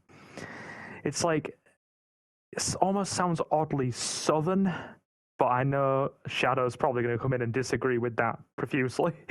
Mars. Okay, Mars that is fair. That is fair. It's like, I got something here for you, stranger, and it's just like, where is that? Yeah, it's bugging me. It's gonna bug me the more I play. But we'll pitch in. Sorry, it feels like they got a fine. British guy to do a fake British accent. It's so yes, weird. It's so weird. That is exactly what it is. Shadow has just summed that up. It's almost like they got a British actor who wasn't necessarily, you know, your stereotypical expected British accent or expected. Shadow will know the way I'm trying to word this. Typically speaking, there's like an accepted accent for a Brit when it comes to an international community listening to us speak. Your stereotypical southern sounding accent. And it's almost like they tried to get a voice actor to go for that, but they got it wrong. I think they got it deliberately wrong.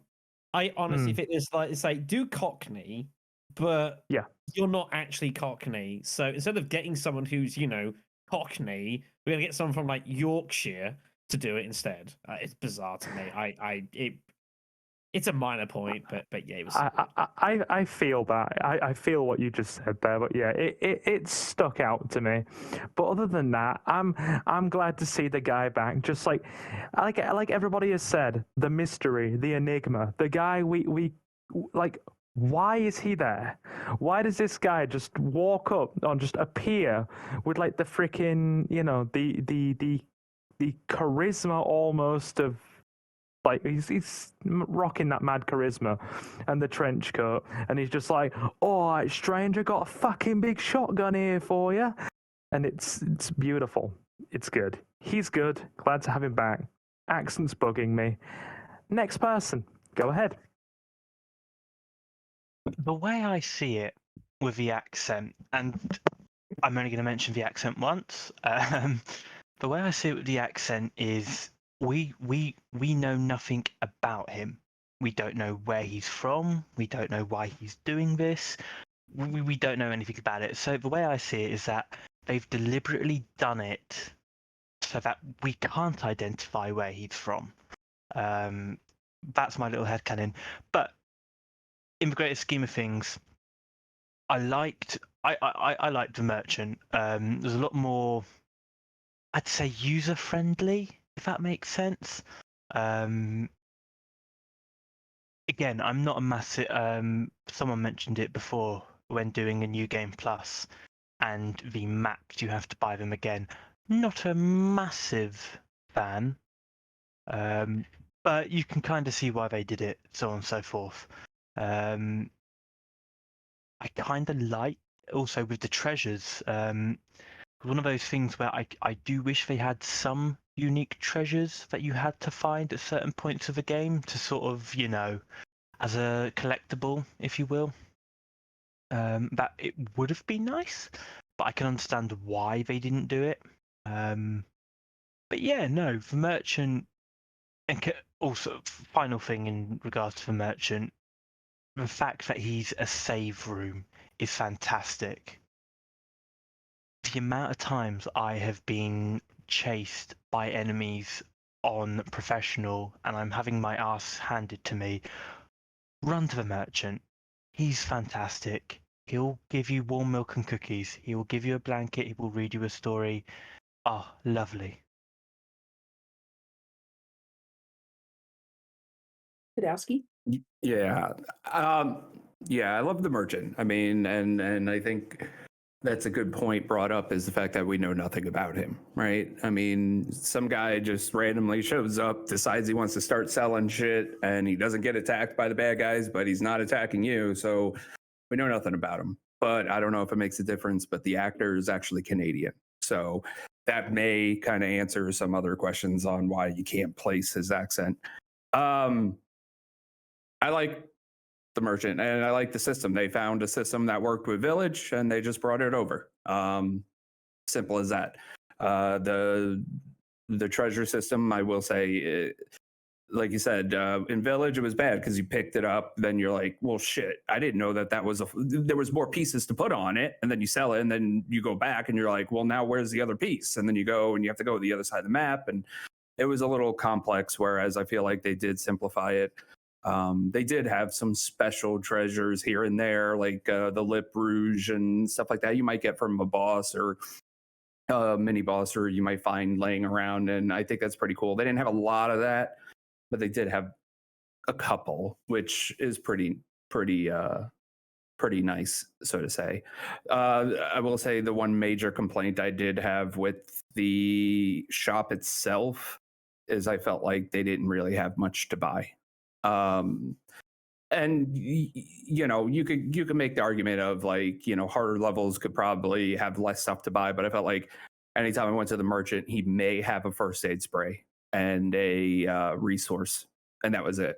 It'd be nice to have had, like, every so often you could buy some handgun bullets, or you could buy some shotgun bullets or whatever, just more stuff that you could potentially buy and maybe save or use later on, or whatever the case may be.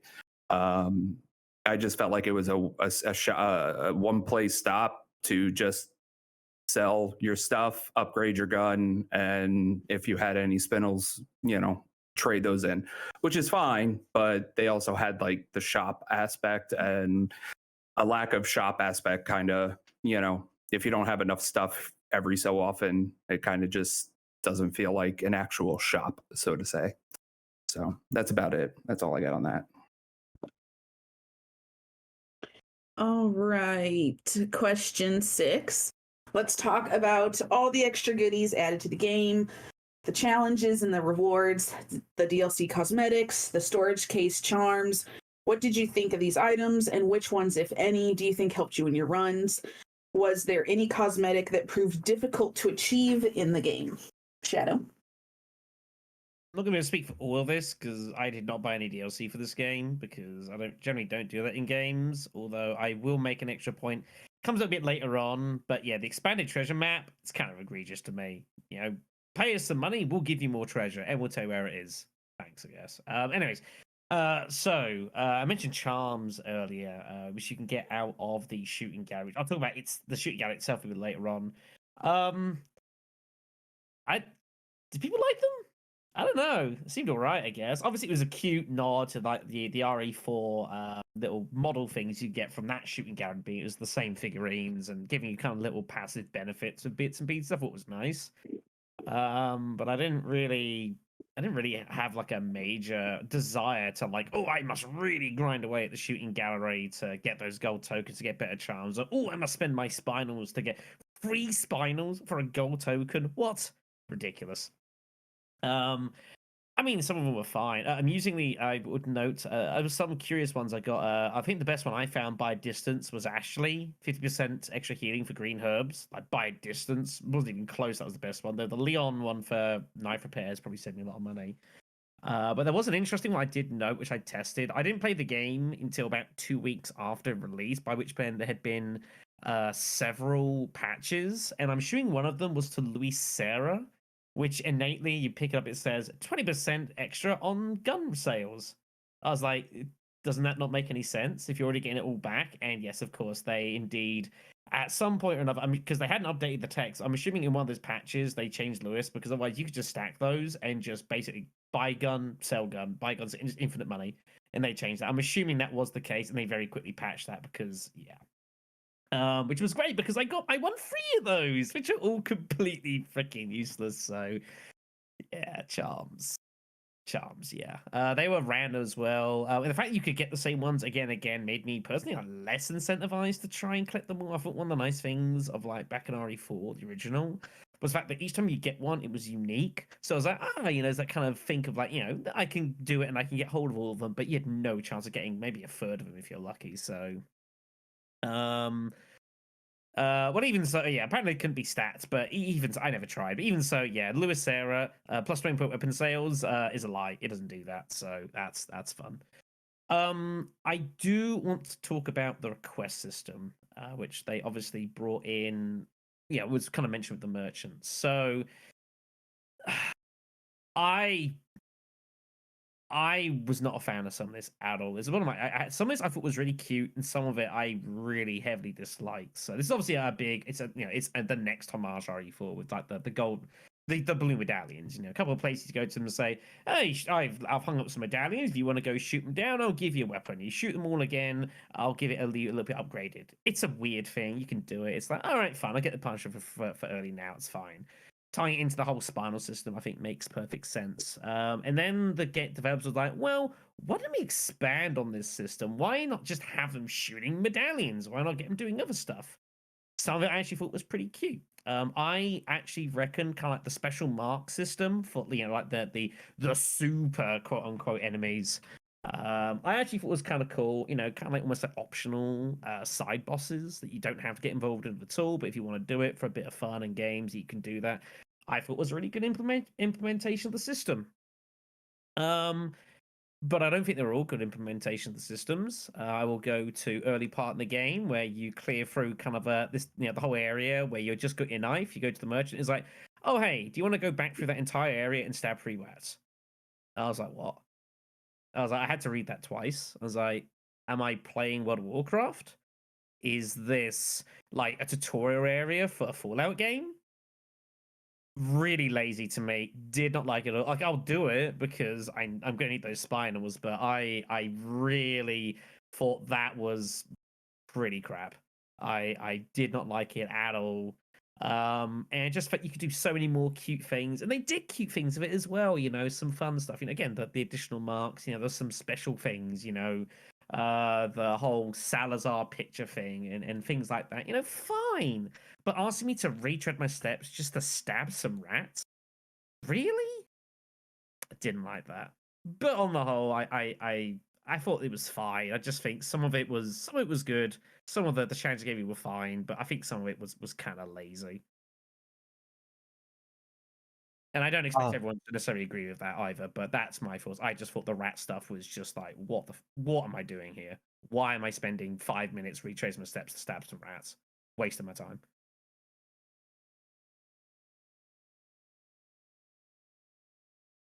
Go ahead, Anderlution. Okay. When it comes to the extra goodies and charms, for me, I like the addition in the game with the charms because it was a throwback to the bottle caps in the original from the shooting range. And I also like the extra abilities those gave you during your playthrough. They were really helpful for me, and I can admit I spent a lot of time on the shooting range. I got all the skulls in every single stage. That took a while. But I haven't got all the charms yet, but I probably will at some point. Maybe go for them. I think there's a mod where you can get all the charms instantly. But my favorite charm has to be the striker. That makes Leon 8% faster, and that's kind of like a throwback to the Ditman glitch in the original game, where you would glitch it so Leon's just supersonic fast. And I like how they did that.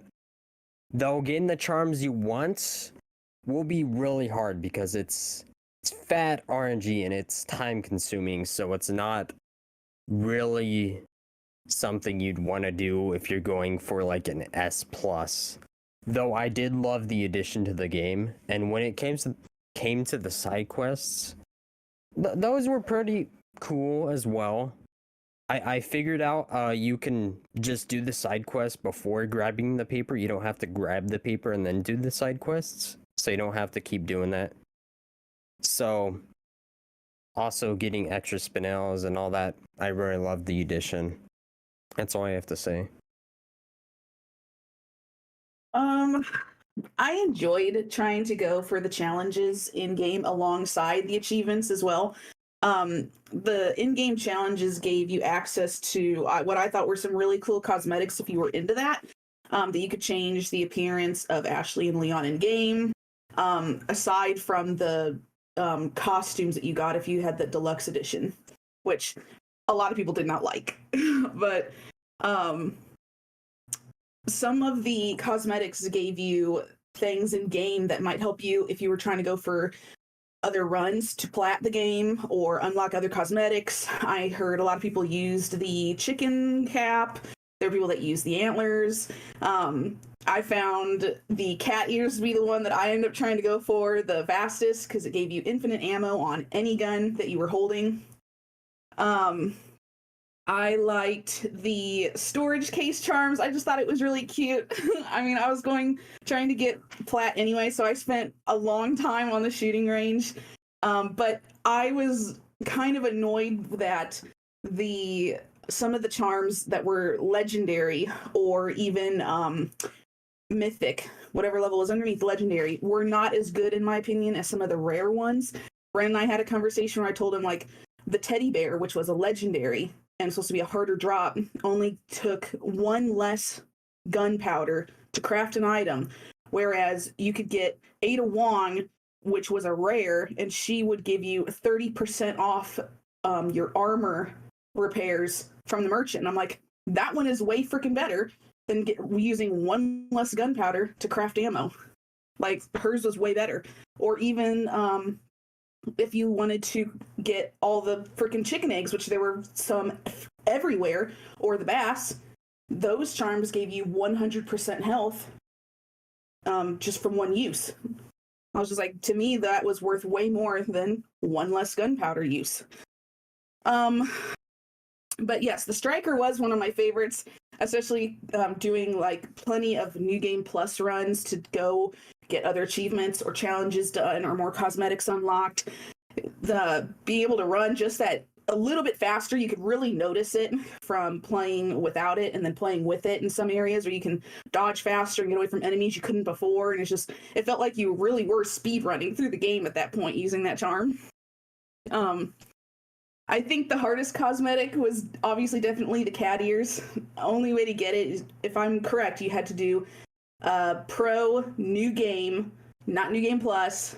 You had to beat the game in under 5.5 hours, 15 saves. And it took me multiple runs to get it, starting over, spending tons of hours on it. But in the end, I got those cat ears and I was so happy. But overall, I really did like all of those things in the game. So for me, I'll admit, I really liked the shooting range. I liked that it was like it was pirate themed. It was silly. This is just kind of an odd detail for me. When Ashley or Luis is with you and they each like pose on the barrel in their own specific way and they're encouraging you, I thought that was good fun. I thought that the merchant encouraging you was good fun. But I didn't really spend that much time in there because the moment I realized it was like a gotcha machine or however it's said and not just like the little bottle caps, I was like, I'll do each one once and I'll call it good. I'm not gonna sit there and worry too hard about it. But so yeah, like all like everyone's describing like, oh, there's a bass charm and there's this charm. I'm sitting there like, what? I just got a few zombies and Ada and I thought I was king shit. You telling me there's other stuff too? But I didn't really feel that compelled to go back and do them, especially with my other runs being more focused on speed. It was kind of an odd trade that like, hey, doing the shooting gallery will take you a lot of time, but there's a good chance you'll get a charm that maybe could make like a really big difference. I like the idea of that. You could say it cheapens difficulty a little bit, but good overall. As mentioned before, I love the ideas of the challenges. Giving good reasons to backtrack and like rewards for doing so is good fun, especially when you know about, as was mentioned, when you know about them ahead of time, it can actually add to your speed run that you're like, okay, in this area, find the rats and stab them. Great. As you're moving, you kind of memorize where the medallions and stuff are so you can get them ahead of time. Or save a few vipers, save a few of the golden eggs, save a few of the giant fish. Good fun. I really like that, as I mentioned before, with the spinel system.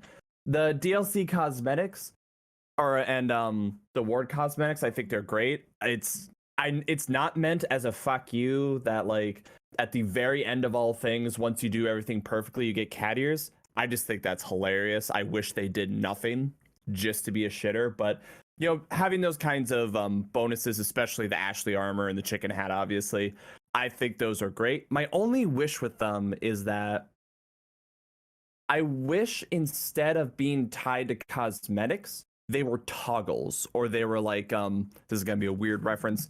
The Lego games usually have like a cheat menu where you can just turn things on or off regardless of the cosmetics. Because there's a lot of them that I was like, man, Ashley would look cute in like the hero outfit, but I can't have her wear that because she's wearing armor and playing Dark Souls now forever. So I kind of wish I could have like toggled them as opposed to like having them locked to specific things. A bunch of the masks and stuff were they felt kind of repetitive. I didn't think they looked good. I felt like they could have gone a bit more crazier, kind of like the Devil May Cry outfit for Leon and like. Other than that, I just want to make sure I got all of that. Nah, that was it. I think they're fun. I think they're a good time. Oh, the filters also fun and a good time. Made it kind of hard to see at times. Maybe that's just me, you know, me being blind. But overall, I thought they were good. I thought the shooting range was good, and the charms I don't really pay attention to. So yeah. All right. This is question number 6. Honestly, I can't. I'm not really too mad at them giving you charms and stuff like that, because I'm gonna say in the original Resident Evil 4, when you did the bottle caps, you didn't really get any buffs to your character or anything. It was just a little figurine that you can play with, which is, I mean, it's fine, but it's not as cool as giving you like abilities and stuff like that. So I feel like it's beneficial in that regard. Of course, I get the issues that people have where they give you repeat charms, or you don't get the charms that you want sometimes, and I know that could be a bother. I sat in that shooting range for a long time, but I managed to get what I want with the Ada charm and the dip man sort of glitch thing where you like Leon can run like super fast, so that's kind of cool. But overall, I think in terms of them being in the game, it's the same thing I feel about the challenges. They're just optional little doodads that you could add to your character, as opposed to like the bigger grand scheme, which is the store, making sure your guns are on point. So I don't have too much to say about them, but in terms of my opinion there, I will say they are at least a little bit more superior than they were presented in the original, because once you finish that game, you basically just got a bunch of toys to play with. That's it. That was basically it. This has a little bit more finesse to it. As for the challenges, I didn't mind them at all. I feel like after a certain point though, they do get repetitive. Like the first time you do the rats in the village, is like, okay, cool, kill these rats, get them out of the way, then you gotta do it again, then I think you gotta do it again. So I'm like, okay, this is, they could have did something more. The ones I liked the most was obviously the one where they do the super monster. So I kind of like fighting the regenerator with like 6 hearts as opposed to 3 this time around. I was like, okay, how am I gonna beat him? And eventually I discovered it. And then there's another one where you gotta fight the gold knight. He's surrounded by a few other knights, but the gold knight has the most health, so how do you get around him? I feel like the combat challenges are the most fun, and it's kind of a shame it wasn't that many in the game. Like, they put a little super monster here or there in the castle, and then they put one in the lab, and that's it. So it kind of sucks that it wasn't a little bit more. But overall, I think in order to get spindles, and that's the efficient way to go for getting them initially without buying the upgrade tickets. I know people kind of bitched about it, which I'm not sure. I think that's a later question, but we'll get to that when we get there.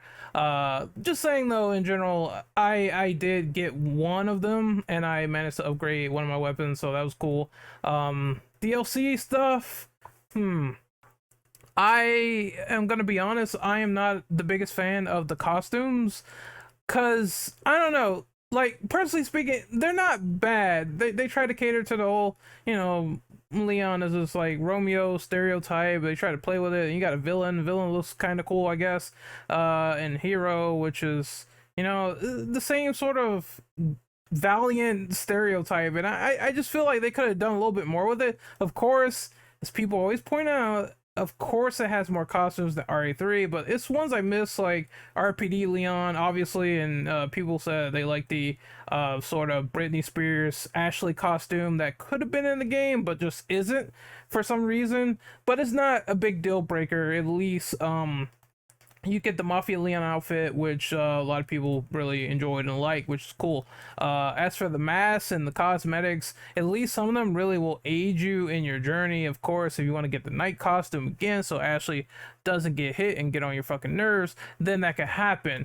As for others, like we talked about the masks, I think the masks are just redundant at this rate, and some of them don't even do anything. It's cool that you could put on a little pair of glasses for Leon and a little mask if you want, but it's just all optional things that don't really make or break the game fully. The ones you're going to be looking for is the ones that actually do stuff like cat ears, or once again you get like certain chicken hats that will half your damage, and those are the ones you're going to want to look for, but you have to go through those excruciating runs. So I think that's what most people are going to do in order to make their lives like a lot more easier in the process for playing the game, and that's the route to go. That's what I'm kind of using them for. So I think that it's necessary in a sense for them to be in the game, because it makes your lives easier, and I think Platinum would have been a lot more harder without them. So I commend them for at least doing that and sort of carrying the trend of trying to add things to benefit the player. And that's my response on that. Alrighty. Where to begin with this one? I mean, a lot of the additional stuff that you got for pre-ordering I typically just didn't get. I didn't go deluxe because I'm an old fashioned freaking extinct dinosaur that still likes to play physical. So I got a standard physical like edition. So a lot of the additional stuff that you got, through digital pre-order, I didn't pick up. So a lot of that just isn't really my ballpark. But there are things in terms of extras that I did enjoy. I did enjoy quite a bit. Like, it's already been mentioned, the fact that the shooting range, it was pirate themed, and I'm one of those people when I play a game that gets really quite excited over the silliest things and also kind of mad over the silliest of things as well. And I got so much just odd, giddy enjoyment out of the fact of, it been pirate themed because Yara pirates and all that crap. So like shooting pirates was fun. And then you had all the little side quests or requests as they were called, where you dealt with the boss enemies. The one I did particularly enjoy is where you go back down to the catacombs and you fight the big knights in the same place that Ashley was wandering around in. And it's like, yeah, that knight is big and it is nasty. And if you are not at least prepared, it is probably going to push your shit in. So that is a thing that I did enjoy there. The whole that's a very large night. That was fun. Now, for me, missing out on a lot of these cosmetics and things isn't really an issue. And the extra things, because as Ren described, a lot of the things like cat ears, chicken hat, etc., they are largely going to be there to make your time in runs where you're doing things at a higher difficulty easier. But since I'm one of those people that will not be playing this game above hardcore, unless it's like, say, for example, 1,000 sub stream, which I may have inadvertently committed to doing, and I'm hoping my community forgets so I don't have to. It probably won't be something I'm really checking out, but that's more of a personal gripe for me, because just relating to the items and how they're being used to make things easier, I've had a bit of a personal gripe with the way the difficulty has been in some of these Resident Evil games since 3 Remake, where, you've got a difficulty that's you're typically finding, and I won't go too far into this because it's a tangent and I won't keep us waiting too long. You tend to find that anything above hardcore now is deliberately unbalanced to make it a ridiculous playing experience, so these items are then brought in to make that easier, and I don't like artificially unfair difficulty just for the sake of making people's lives miserable in a playthrough. So I will skip that, personally, but that's me. Anything else I wanted to mention here? No, I think that is pretty much me. Yeah, go ahead. I liked the upgrades and the cosmetics. I think in terms of pre-orders, I'm very, very, very glad that the costumes themselves didn't have any bonuses, because then that would have brought in a argument of pay to win sort of mentality, which I'm glad they didn't do. The best cosmetic, in my opinion, was the cat ears. Again, also a bitch to get, which I will never be doing again. But no, it's one of those things where it was decent. The storage case charms I liked. I was a little bit miffed that you couldn't stack more than one charm, but for complexity's sake, or should I say for balancing reasons, I can understand why. But yeah, no, I think, again, going back to my previous comment, the best help was a cat ears, but it's hard to get, and you sort of have to be sort of in the right mindset. Do you want to do it? Do you want to get them? That sort of thing. But no, I liked the extra goodies. I liked the fact that even with the the cosmetics, you could change your character. So, for example, casual Ashley, you could change her hair color, or you can put a mask on her, so on and so forth. It's brilliant, and I love that attention to detail.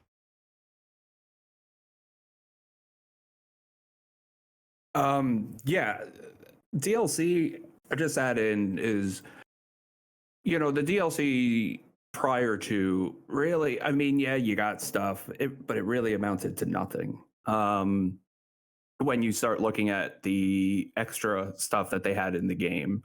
So whether you got the deluxe edition or you didn't, it really didn't change too much. If you're into some of the extra stuff, that's cool. If you're not, then you're not really missing out on anything. So as far as the DLC, when you purchase it, it's irrelevant for the most part. It's just something fun. But as for the rest, I I like things like that, and then that's because it's replayability for me. Challenges, extra challenges to keep you playing, extra stuff, just to say, whether it's got a benefit to it or to say you got it, it's all in what you personally prefer. There's no one way or the other about it, I'd have to say. I don't think that some of them. Yeah, I understand. I mean, we keep bringing up the cat ears, so we'll just bring them up one more time. Obviously, the last time. The cat ears are great, and that's awesome. But me personally, I think there should be, and I know they're very hard to get. But I still think that there should be a sort of drawback to it. I don't think that any charm or anything extra that you got should be the ultimate item. And if it is, it should be like, well, you can get it and you can have fun, but you can't do X, Y, Z. So, but as far as everything else, it's more about challenges. It's more about replayability. It's about fun. The extra content with the little figurines. I know they started doing that a few games back and all that kind of stuff. The concept art, all the points for the challenges you do. It's really just for extra fun. And I don't think there's anything wrong with that. I don't have anything negative to say about that. It's something fun, and to add to the experience. Some of the ones that do alter the game, like get you 20% off or drops this or infinite ammo, whatever the case may be. It's replayability. It's something that you don't have to worry about later on, and it has a cost to get it that's not monetary. It's more skill and knowledge. And I think that I don't have anything negative to say about them. I think they're great. I think they're fun and enjoyable.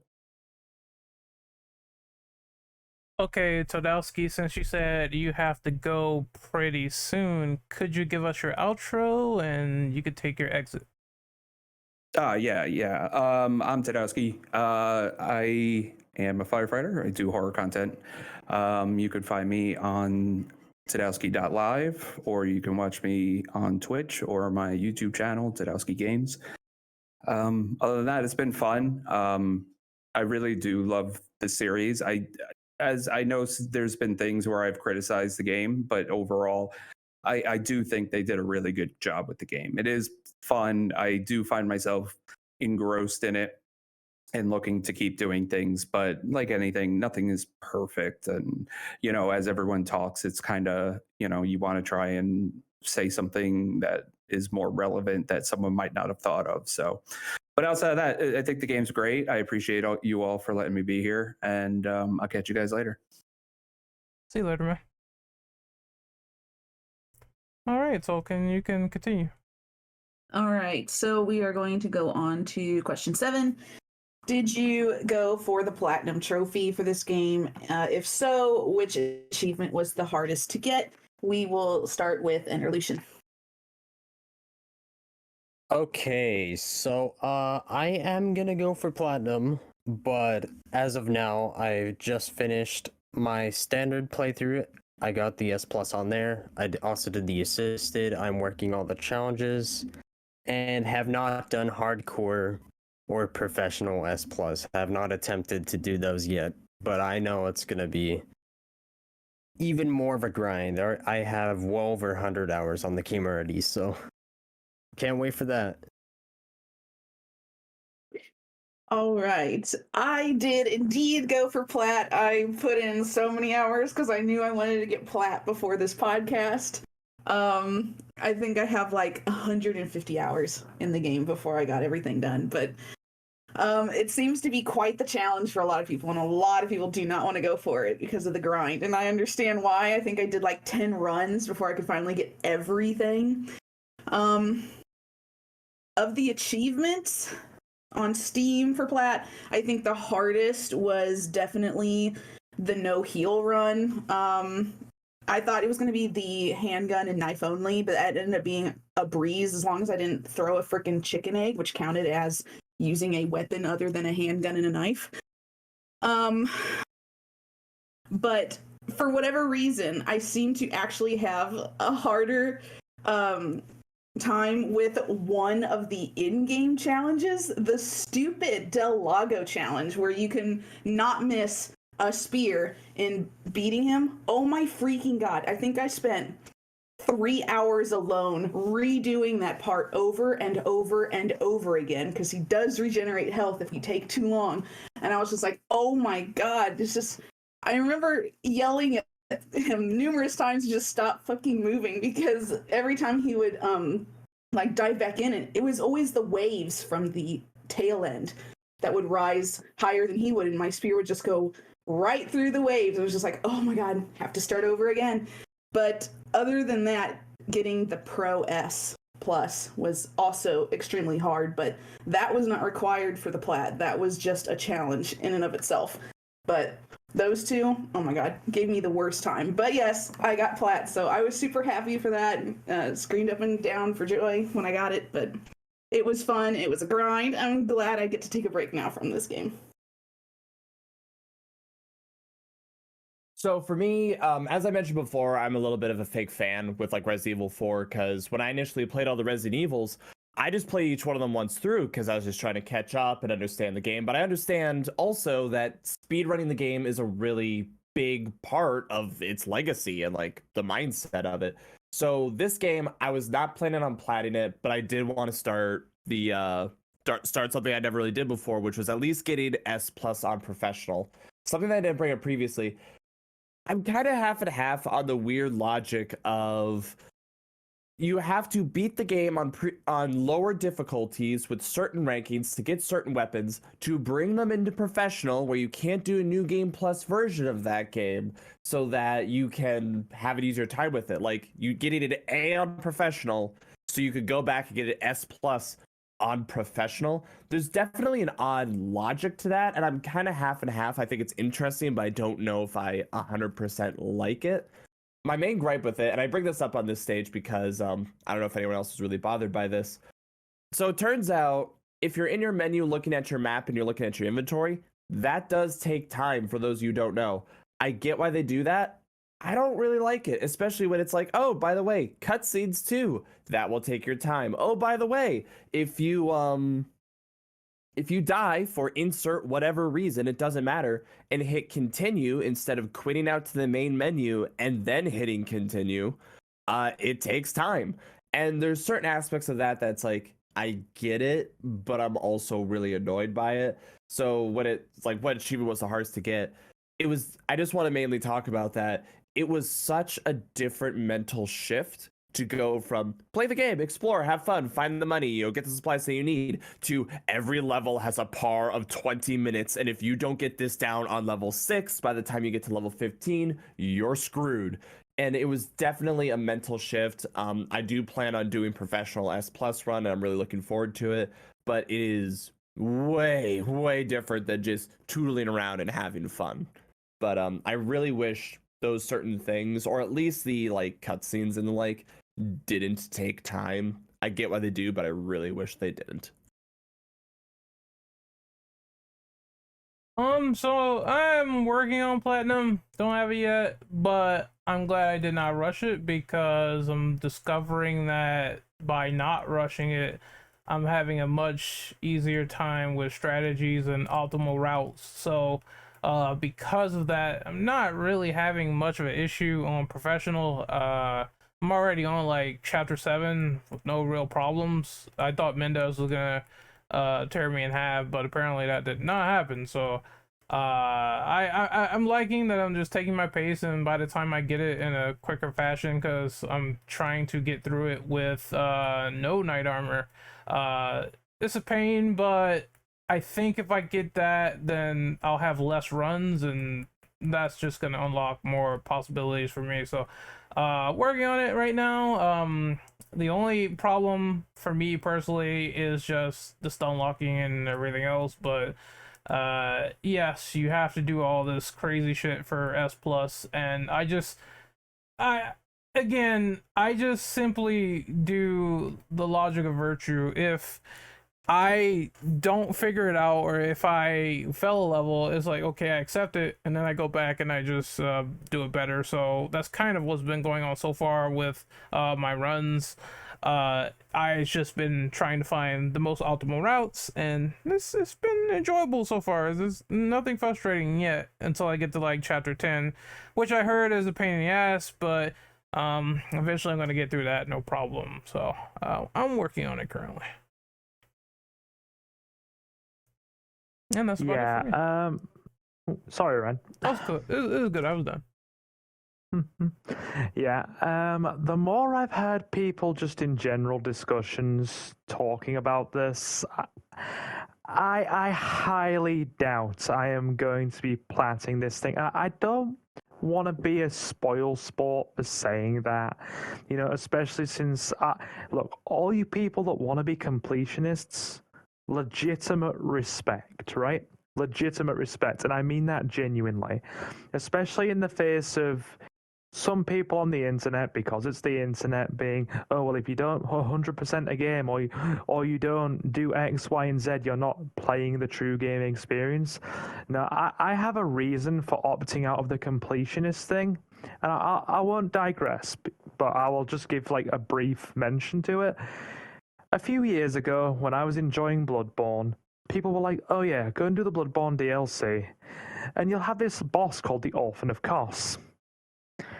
And it is one of the hardest bosses I have ever fought in my entire life. It destroyed my soul, and ever since then, I promised myself I would never stress myself out playing video games, and I would not go platting things.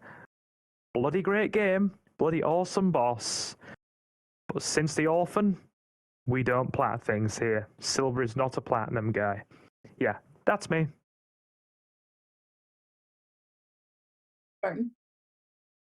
Hello, yes, I did indeed plat the game because I could. It's more of a test of skill and sort of bragging rights, being one of the first on the server to do it. It is very difficult. Very difficult.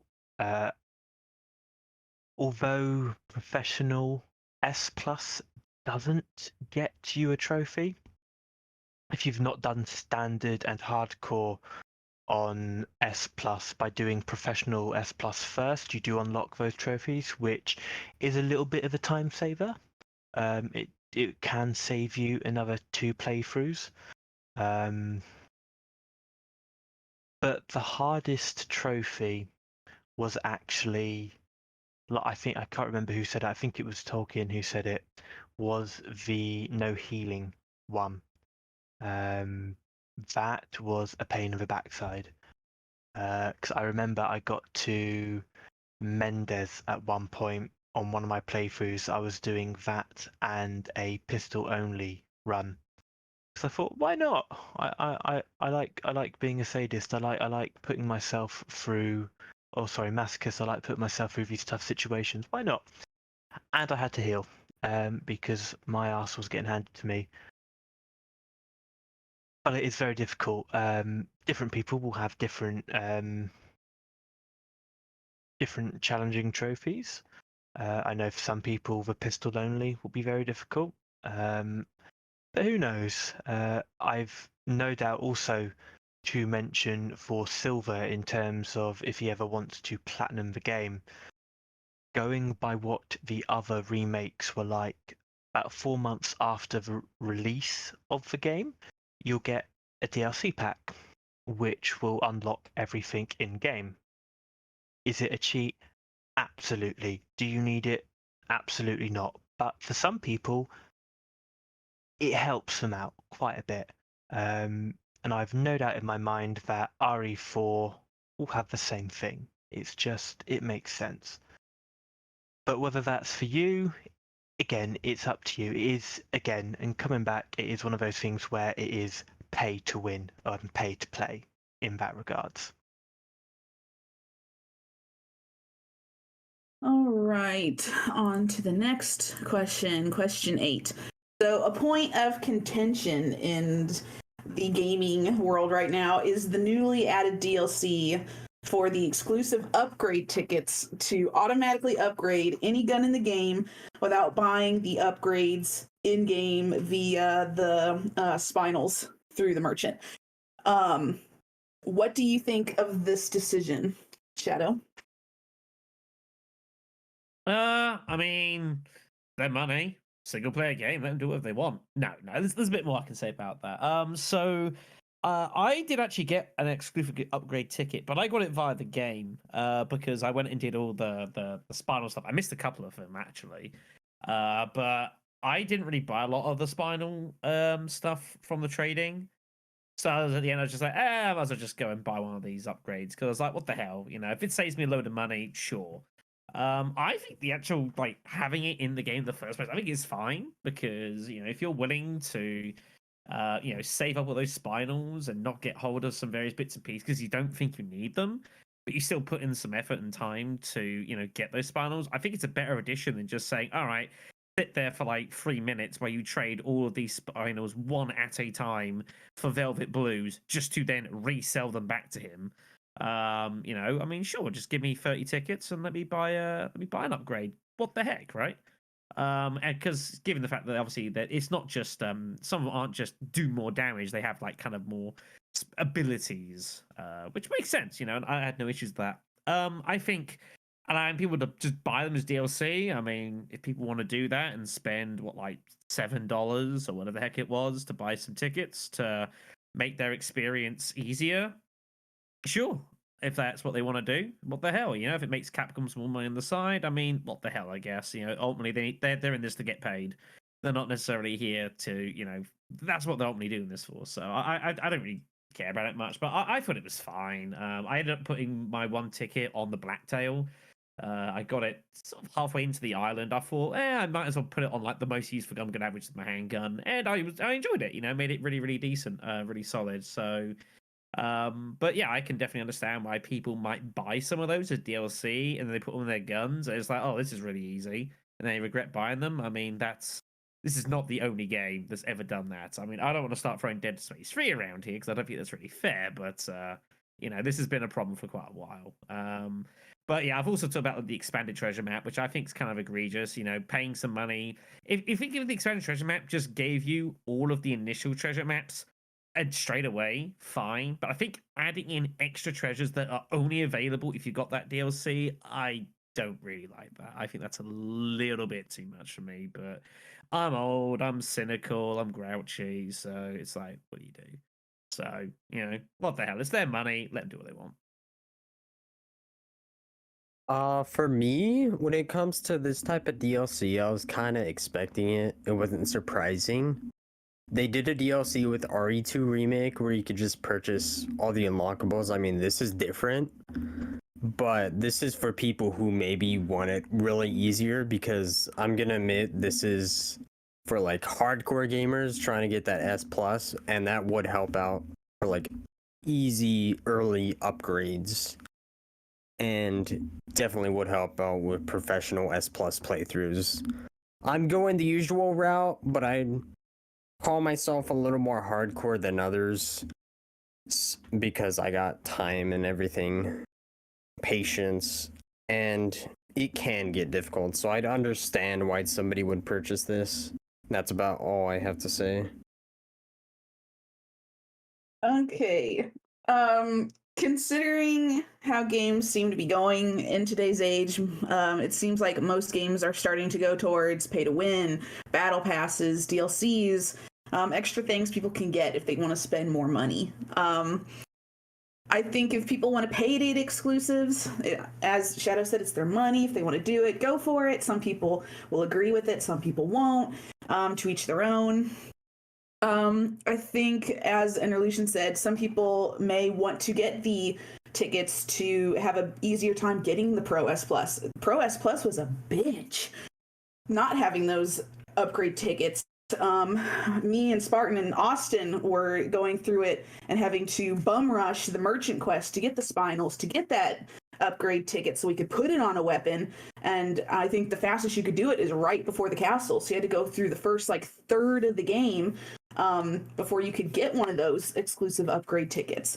Whereas the people who are buying these can now get it right from the very start of the game, the first time you meet the merchant, which is 10, 20 minutes into the game, if that, and you can already upgrade a weapon.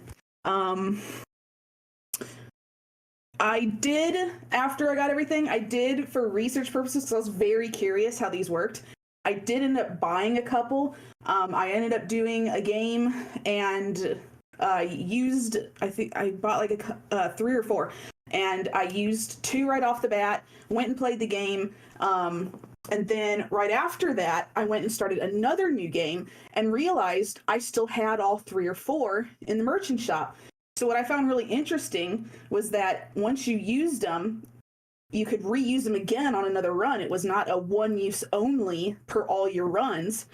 You could reuse them every time you started a new run, which I thought was really interesting. I would have thought Capcom would have made it once you purchased them and used it in game, it was gone.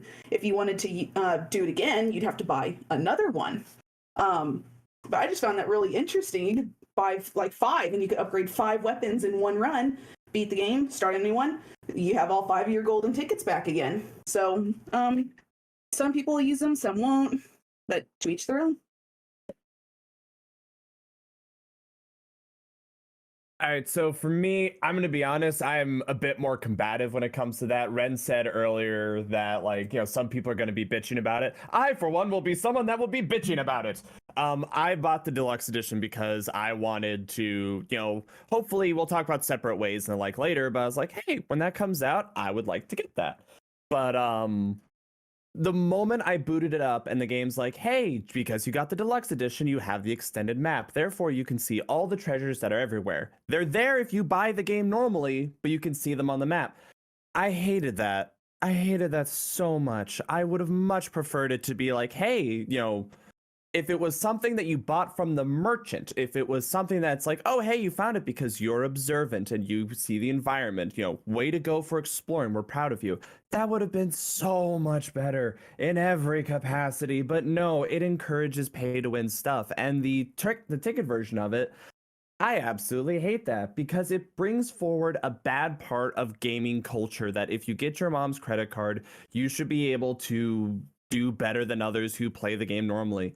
I really don't like that. And well, this is going to sound a little weird. I don't like the ticket system in general. If it was up to me, it would just be every weapon you have to fully upgrade. And then once you get there, they're like, I forget the exact price, but I know it varies per weapon. Let's just say 100K just for sake of numbers. Where it's like, hey, pay 30 spinel spinels or pay 100,000 gold. So if you're doing new game pluses and you could do everything as opposed to being limited to tickets or things. I don't really like that system in general. And I feel like having DLC, okay, sure, in the grand scheme of things, it's $5 or whatever. Who cares? No, it sets a bad precedent for basically all of gaming culture. And I really, really did not like that.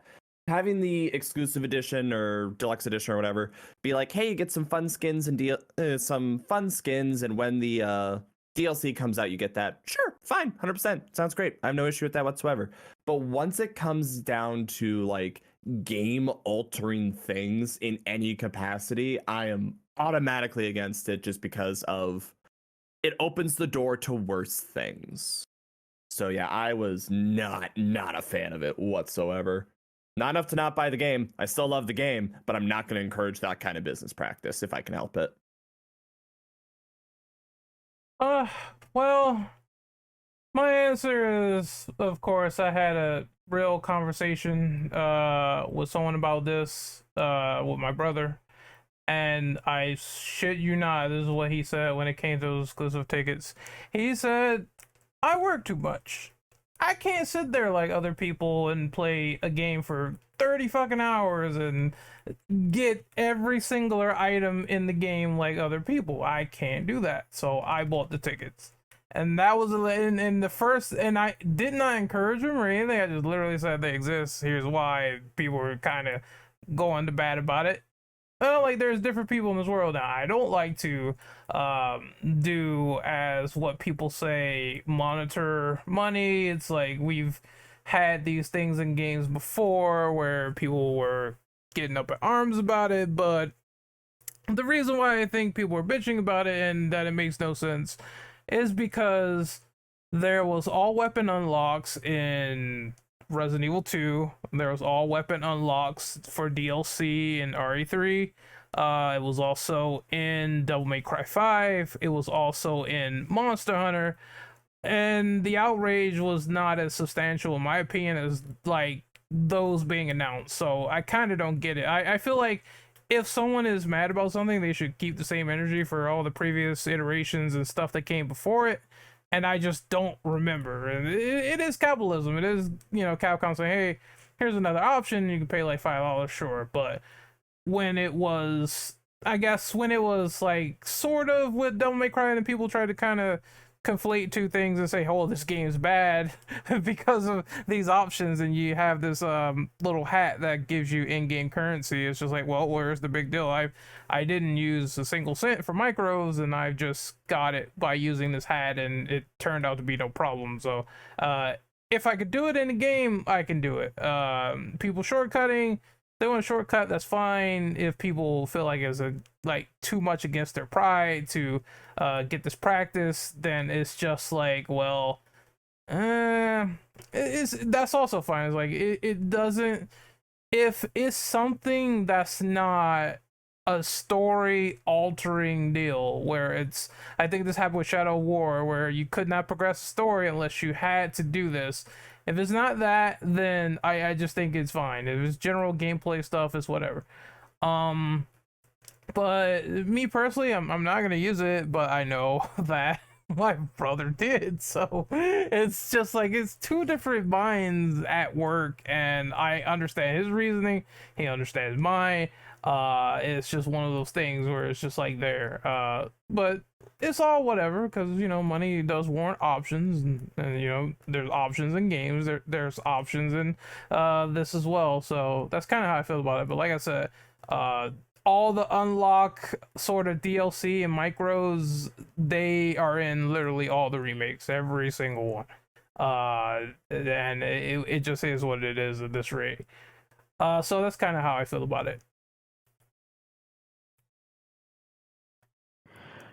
Yeah, where to begin with this? I mean, I know I said in the chat just a moment ago when it was mentioned that there'll probably be something in a little while to, unlock everything in professional and whatnot, just linking into this whole argument of the whole tickets and DLC thing, and I'm like, yeah, that's legitimately tempting. As tempting as it is, and I'm like, yeah, it's something that warrants consideration. I accept, right, that in terms of gaming, I am a dinosaur that is just old enough to remember a time when everything in gaming was free and what you got on your PS2 disc was what you got. But alright. This, you can probably hear it in my voice that this entire topic of conversation exasperates me just because it's not just this game. It's like Ren said, it's in all of the recent Resident Evil games and recent Capcom games for that matter. I don't agree with it being in any of them for what it fundamentally means to the industry. You know, it is not my place to tell you, as adults with money, how you should be by any means spending your money if you're an adult. You know, so that is all fair and good, and I just want to make that very clear. I don't want to sound like I'm insulting people here. It's not my place to do that. But it's like, to argue against this, I suppose you're arguing against the whole industry, you know. And no, none of us here as individuals are going to be able to change it, even if we do argue against it until the cows come home. And you know, so that really is what it is. I won't pay for it. I don't agree with it. I know I'm very much old-fashioned for that viewpoint compared to modern gaming. As was mentioned in the chat a minute ago, it is capitalism at work, and people are free to spend things how they wish. My biggest issue is actually not with this specific Capcom property, this specific game and the way they've gone about it. I have a bigger gripe with a different Capcom game. I mean, I'll just say it flat out. I hate the way that Street Fighter V was treated, even though that was a paid release. What that morphed into after successive patches and versions. But like I said, I could go on about this. I have a gripe, and there's just no changing where we are now. This is modern gaming. In some ways, it's not too egregious. In some ways, it really is egregious. And yeah, I'll leave it there because I could go on about this all night, and that's not fair on everybody else. So yeah, next person.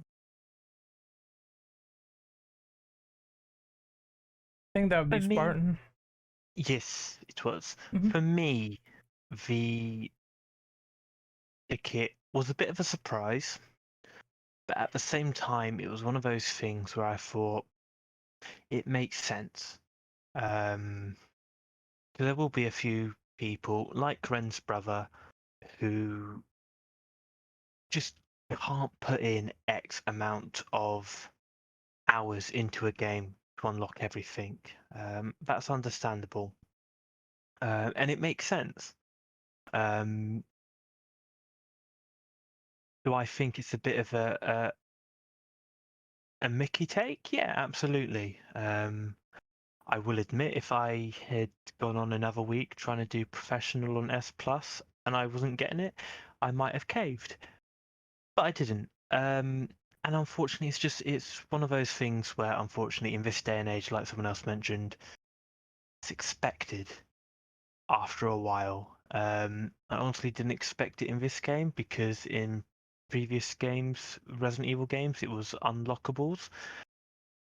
But you know, it's one of those things, unfortunately. Hopefully, if Resident Evil 5 is indeed remade, it won't be too much of a problem. But we'll see.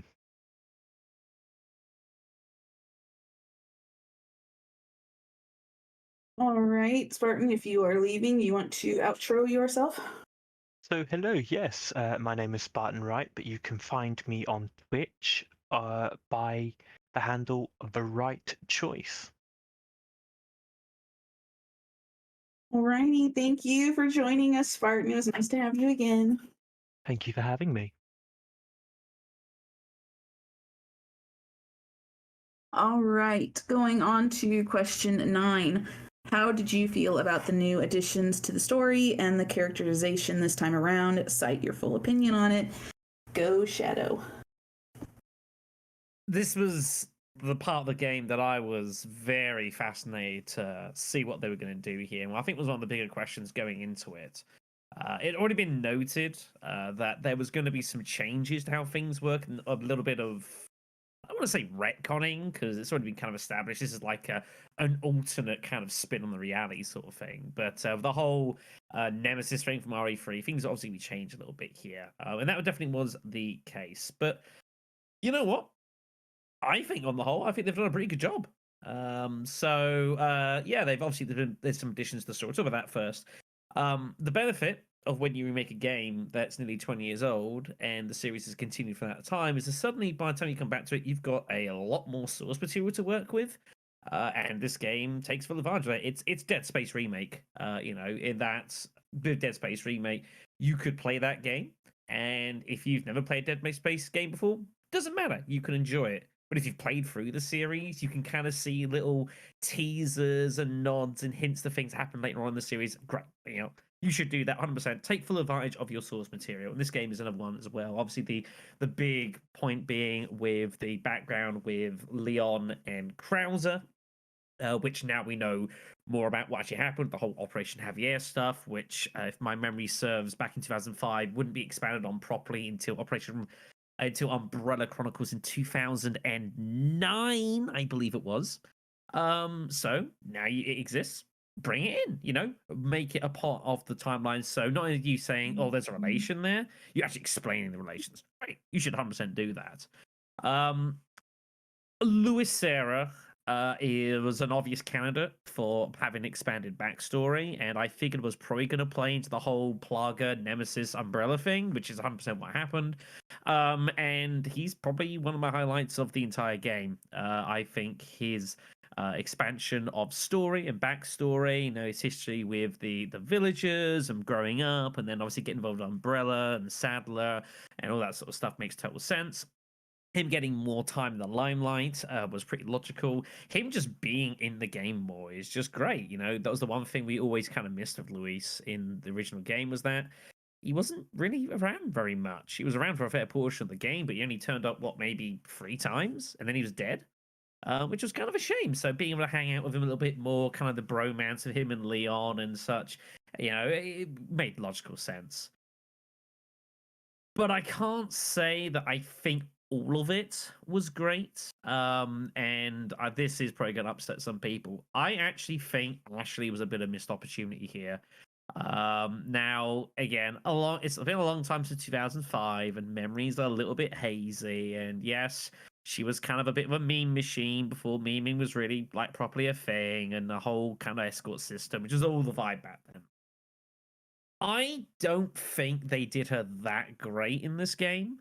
I think the developers wanted to make you think they did, but I don't actually believe in practice she was that different to what she had originally. I think there was a couple of times where, after you remove the Plaga and it goes to Leon, and it's here's this map, and Leon almost with incredulity. It's just oh, okay, you're actually useful, okay. And it's just I didn't really like the vibe of that. Maybe I'm looking into it a bit too much, but that's kind of the vibe I got from a little bit.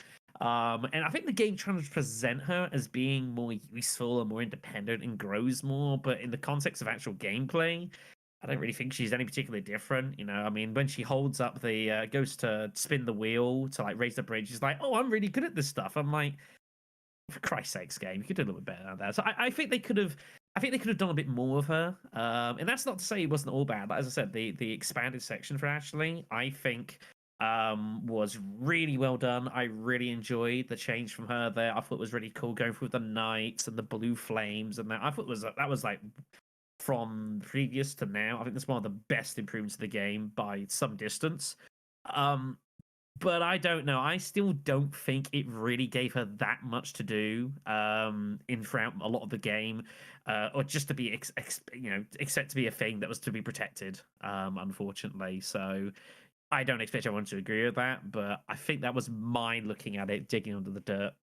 The only thing I will make a mention of is some of the character changes I think were kind of fine. I didn't really get on board with it. I didn't get on board with all the voice actor work, although I will say that all the the harassment that Lily Gao got, you people are arseholes and you need to stop that.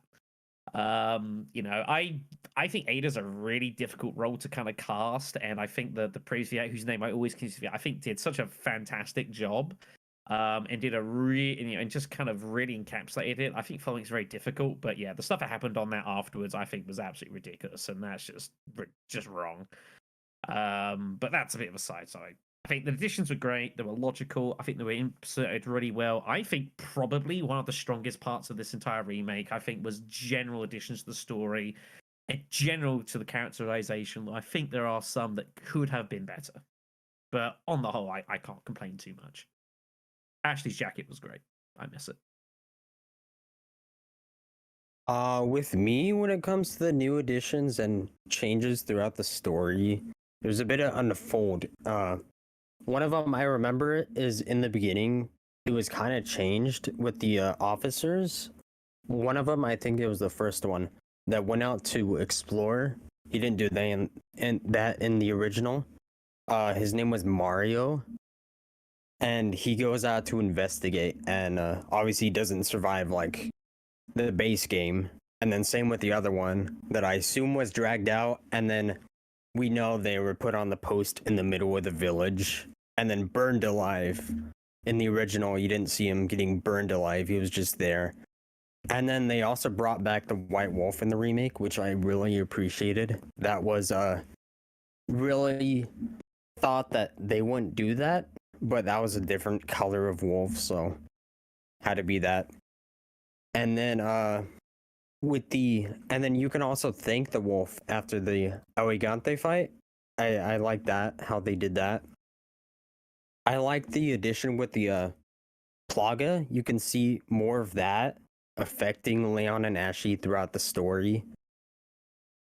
Yeah, you can thank the White Wolf. You can walk up to him after the Elegante fight, and then Leon would just say voice line thanking the wolf. And then and then Luis, I'd say he has more bit of character development in the game. I don't know about the original, but I don't remember a mention of him in Umbrella.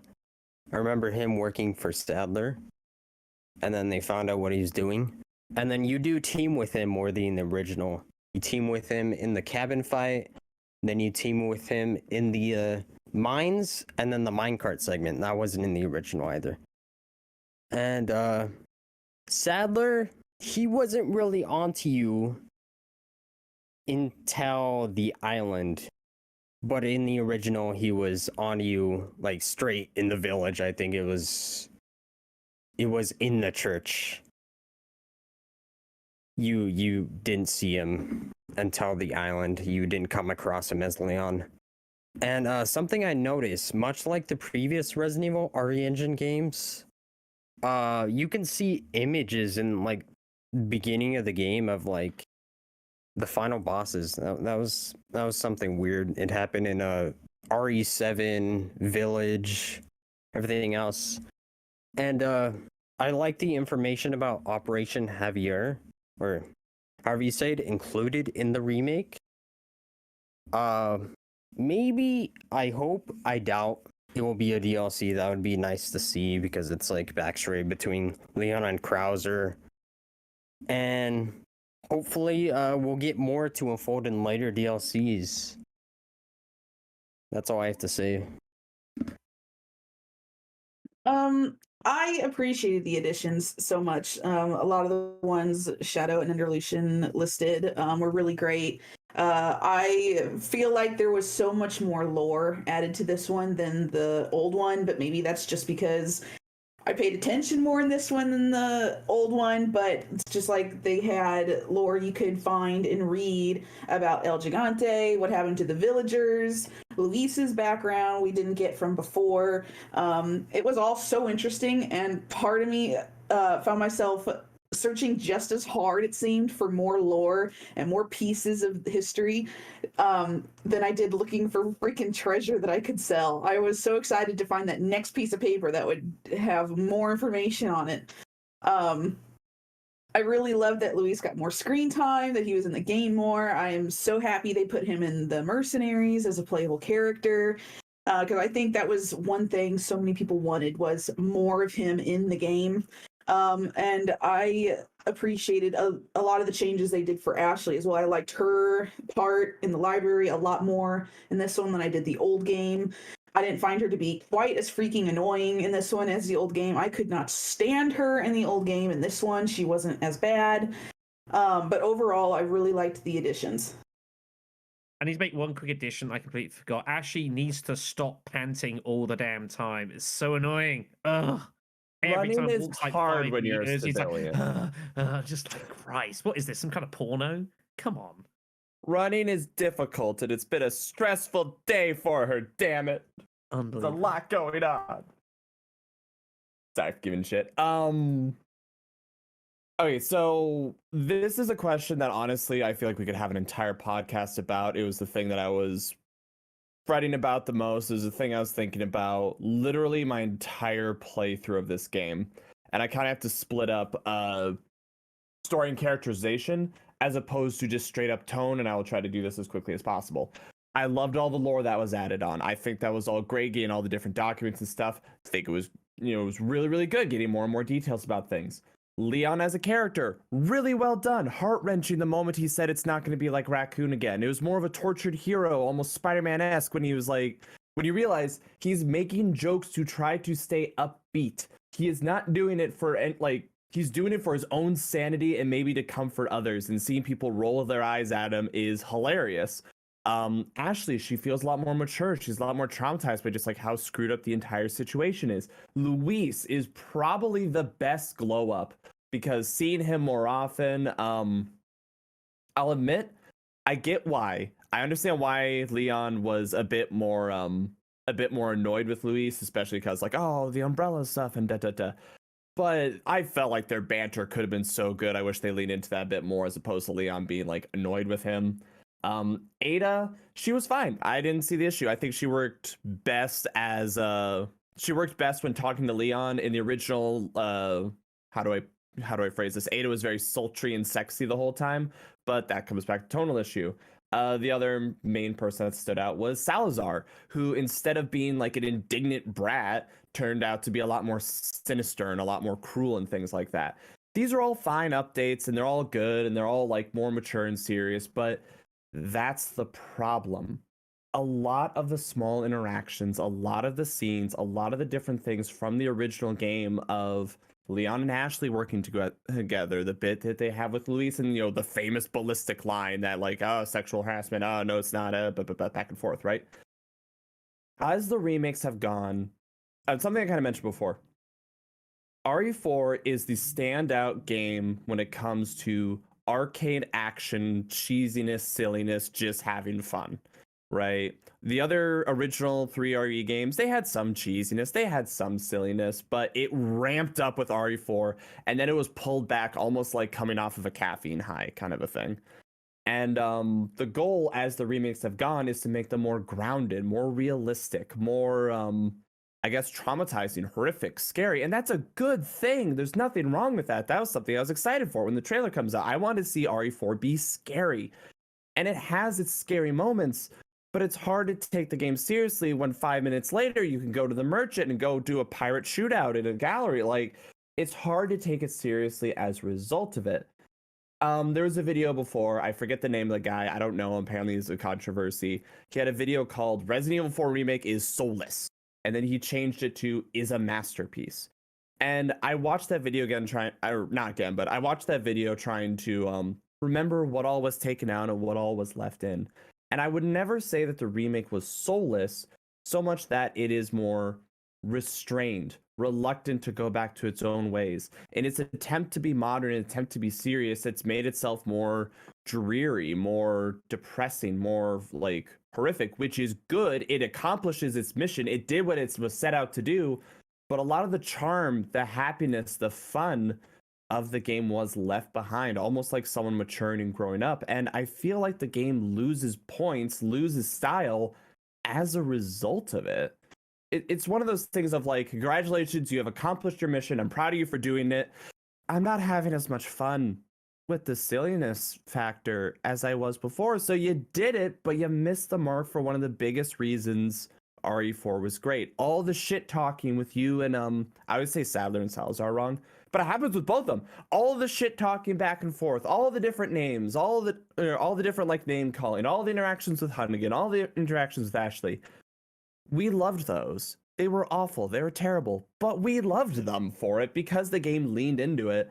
And I can't help but be sad in terms of tonal shift that changed. And you could go with each character and go down the line with it. Why isn't Ada as likable? Well, it's part of the tonal shift to make her more realistic. Why isn't Leon cracking as many jokes? Same thing. Why isn't Ashley going Leon the whole time? Tonal shifts down the line. So it's something that I've been kind of 50-50 with the whole time, and I kind of have to stick with what I just said of it accomplished its goal. I'm glad it accomplished its goal. I liked the horror theming of it, but it missed its own mark by walking away from what the game made it, or what made the game so much fun in the first place. Yeah, that's about my thoughts on it. Weird back and forth stuff aside. I feel like I'm gonna be the negative Nancy of this podcast.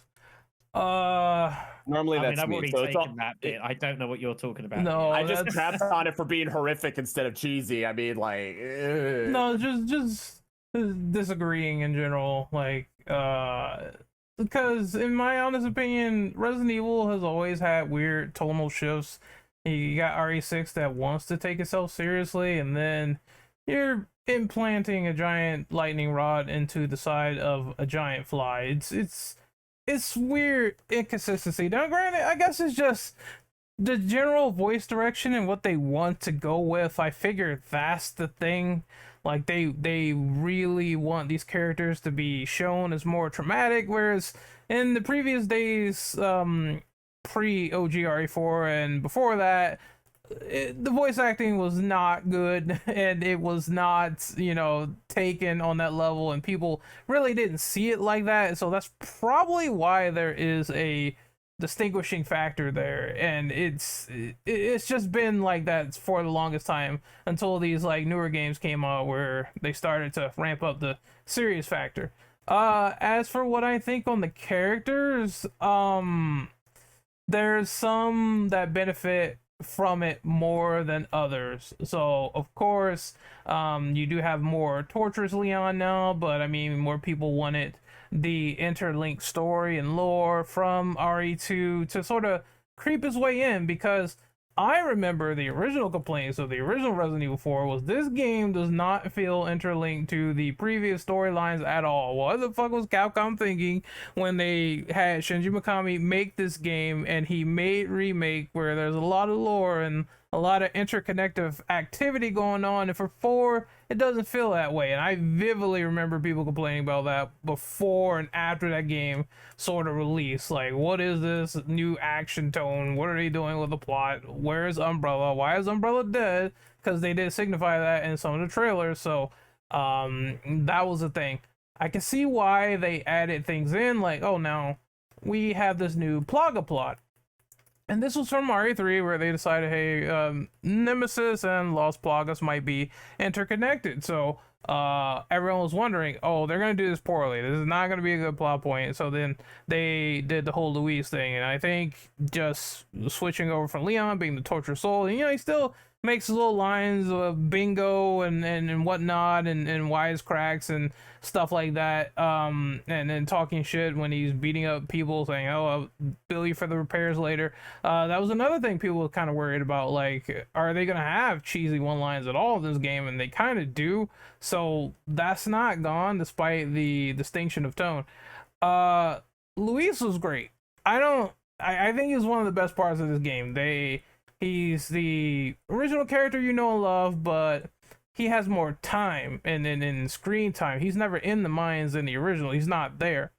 So that is the thing. I know people debated, hey, Krauser kills him, so does that mean like Sadler's worthless because he's not around? But we'll get to Sadler in a minute. But still, I think that him being added to the game, getting more screen time, bromance moments with Leon, talking about when Leon said, oh, you're gonna hurt yourself, it's little just touches like that kind of made me want more of that aspect. But I'm glad they at least did it and acknowledge it, and it's cool. I thought it was great. Actor was great, everything was fine there. Leon's fine. I like Nick was great. He did the best he could with the character. I like the more traumatic aspects too, and sort of the thing with him and Krauser, where now they changed that story to where Leon's actually looking at the Krauser as a mentor, where in the original it wasn't like that. They were both just comrades and that's it. And it kind of once again got people to complain about that certain thing, like, where did Krauser come from? They mentioned this random helicopter crash, so they didn't explain it all the way until Darkseid, which once again left people open with questions. So it's not just like Remake being sort of belittled for these problems. It's like the original as well. when people saw the stuff for the first time. It was underground, but it was definitely there. Krauser, I think he's fine for what he is. Obviously the backstory with Operation Javier and a more tortured sort of lust for power, and how Leon's sort of being affected by it, saying, this is not the man I used to know, I have to kill him, I have no choice. Whereas in the original it's kind of like, well, he's my former comrade, I kind of have to do this, he's in my way. And it was just little subtle shades of it, but not as in detail as I really have to take down somebody I actually like. And it's a little bit depressing when he kills him at the end. That being said, I like this voice better in the original. I feel like that was just, I don't think anything can beat the whole been a long time, comrade, and that was just iconic. The new guy tries to do fine with what he does, but someone said it's like he smoked 10,000 packs of cigarettes and trying to sound a little bit cool, but that's just me. But still, it's not the worst thing in the world. Then we move on to Ada. I'm kind of 50-50 with Lily Gao in terms of the voice acting, but I'm not going to be a total jerk dickhead, go on her DMs and harass her. I don't like when people do that and they can't separate art from artists. It's like, Jesus Christ, we've had this conversation 5,000 times and I don't know why people just don't fucking get it. I don't think they will get it because some people are generally insane, in my opinion. That being said, I am 50-50 on her. The scenes where she flirts with Leon, it's fine. I thought those were okay, but when she's generally talking, it seems like she doesn't exhibit the emotion, and that blame I kind of put on voice direction. I feel like they didn't know what to do with voice direction, and I don't like the fact that they simply just said, hey, the last actress, Jolie Anderson, she was Ada before, and there was no consistency going from that to the remake. She's Union now, let's just get somebody else. Here's the chick from Welcome to Raccoon City, because that's who Lily Gao was. She was Ada in Welcome to Raccoon City. I was just like, I don't know, it just seems like a pick out of nowhere. Like, why would you pick someone from a movie that was like just heavily panned by everybody just because she was Ada? I don't get the logic. Like, it sounds like brownie points to me, but I'm not gonna speculate too much on that. That's just how it feels. That being said, I am glad she said what she had to say, and she, just denounced the harassment. But I thought her character, and she doesn't show around that much, and I think that's just due to separate ways. Like, you didn't see her that much in the original, but it feels like to me you see her a little tiny bit less due to the context of the repurposed scenes in play, and it's just the way of the game. Let's see, who else am I forgetting? I thought Salazar was fine. He served his purpose. Little tiny midget bastard with like 4 foot 0 legs trying to simply talk on Leon, say how he's more superior, but they put the family aspects in there, which made him a darker character. Sadler, I was the most disappointed by, and it's the same thing that Ender Lucian and me discussed on Twitter and obviously in the Discord, where we said we feel like Sadler showed up way less, and he was physically not as intimidating as he was in the original. They decided to go for this weird psych trip where he's in Leon's head, and I get what they're going for. I if people like this, that's cool. I could totally see that, but they tried to go for a more little psychological aspect. I'm in your head, I'm controlling your body, and then he doesn't see him until the last minute. It's like this whole shock factor of, oh, this is the guy that's been controlling me all along, let me attack him. Oh, I can't because I have this plug in my body. So I get what they were trying to exhibit, but I liked the more physically imposing, the American prevailing is something you only see in your live action Hollywood movies. Like when Sadler was doing that in the original, it was awesome. He was just more around, and it's like you felt that he's looming around the corner, which is what made him killing Luis in the original more pertinent, because I think people knew it was coming, they knew it was happening, but he was looming around that corner. Whereas this one is like he's all in your mind, and it just doesn't feel the same. But I don't know, maybe it'll grow on me on time, but I just felt for now he's a little bit disappointing. Unless I missed anyone, that's all I could think on the characters for now, unless there's the minor ones, and I don't think I need to touch up on them. I think Hunnigan's fine. You know, they're mostly fine, and they serve their purpose for the places that they're given. That being said, I kind of just wish that it was just a little bit more of Leon and Luis, and that's it. But overall, pretty solid with a few nitpicks here or there, and that's what I feel on the characters.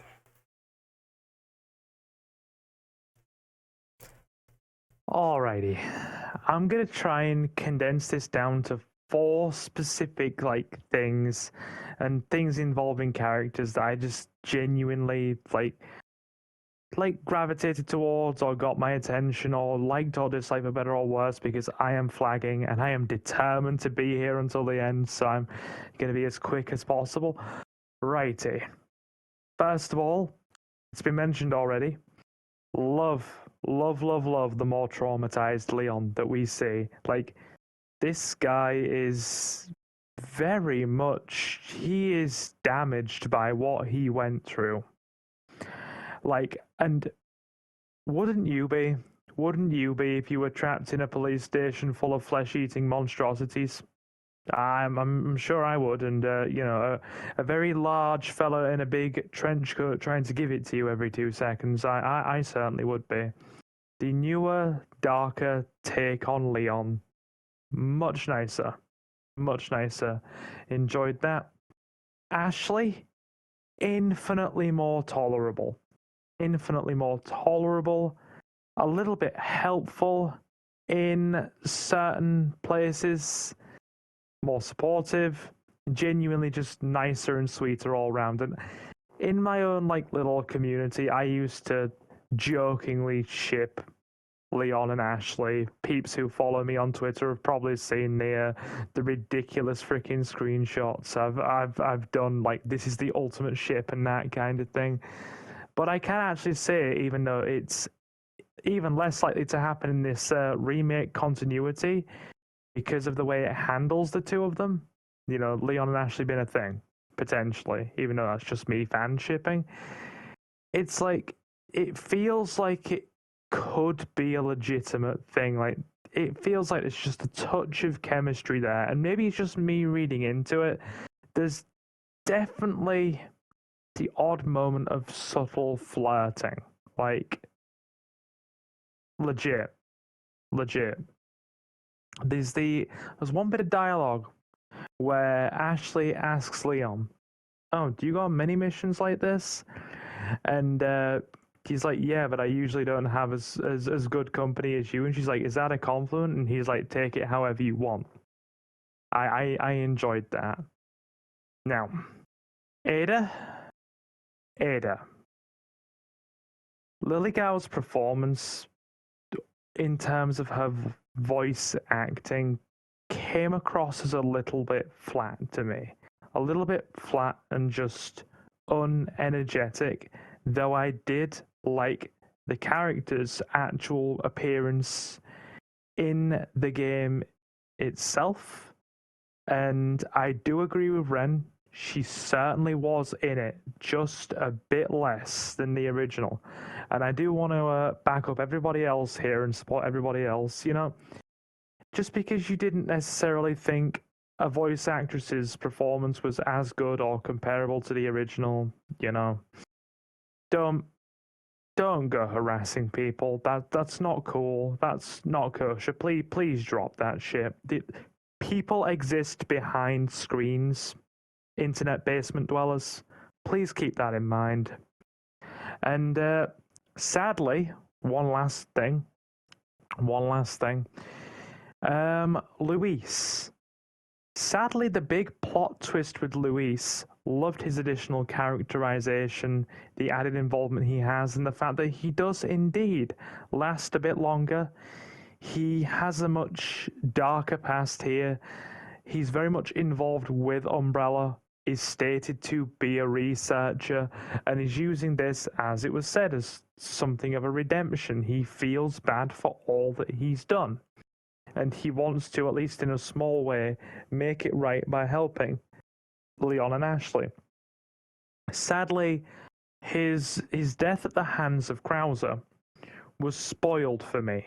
I didn't get to enjoy that like genuinely and organically. I put on a bit of a surprised response for my chat just so they could have a fun time with it. But unfortunately, and this is how YouTube works at times, as I'm sure we all know, yeah, because I played the game quite slowly, very slowly in fact, about 2 days after the game released, YouTube just dumped Luis's death at the front of my freaking feed. There's one giant spoiler, literally Krauser kills Luis after day 2 of the game. So I didn't even get to enjoy that organically, which was sad. But I do like a lot of the characterization there. It's legitimately a good time, everything I'm seeing. And I did also find it very funny how, and ironic, because I have a bit of a dark sense of humor as well, how going into one of the bosses, Salazar is literally taunting and insulting Leon during the boss fight with all kinds of insults relating to deformity and height and being sickly and all that kind of thing. And I'm like, dude, are we projecting here? Are we projecting our own insecurities with our powdered wig and possible European inbreeding going on here? Just a thing. But yeah, pretty much satisfied with the whole package. There's one thing I'm just trying to quickly remember because my sleepy brain is starting to forget things. Yeah, one thing, and it's less about a character, but more about said character's appearance in the game. And this is more for my own stream peeps that will watch the VOD because they come over and watch the VOD and listen to like when I'm in these. So, a few months before the game released, I picked up on the whole situation with Mendez and, you know, his familiar appearance aesthetic-wise to Mr. X. Like, you know, tall, big coat, that kind of thing. And I said to my chat, I'm calling it now. Mendez is going to be a pursuer. He fits the archetype of the standard Capcom pursuer enemy in a Resident Evil game now.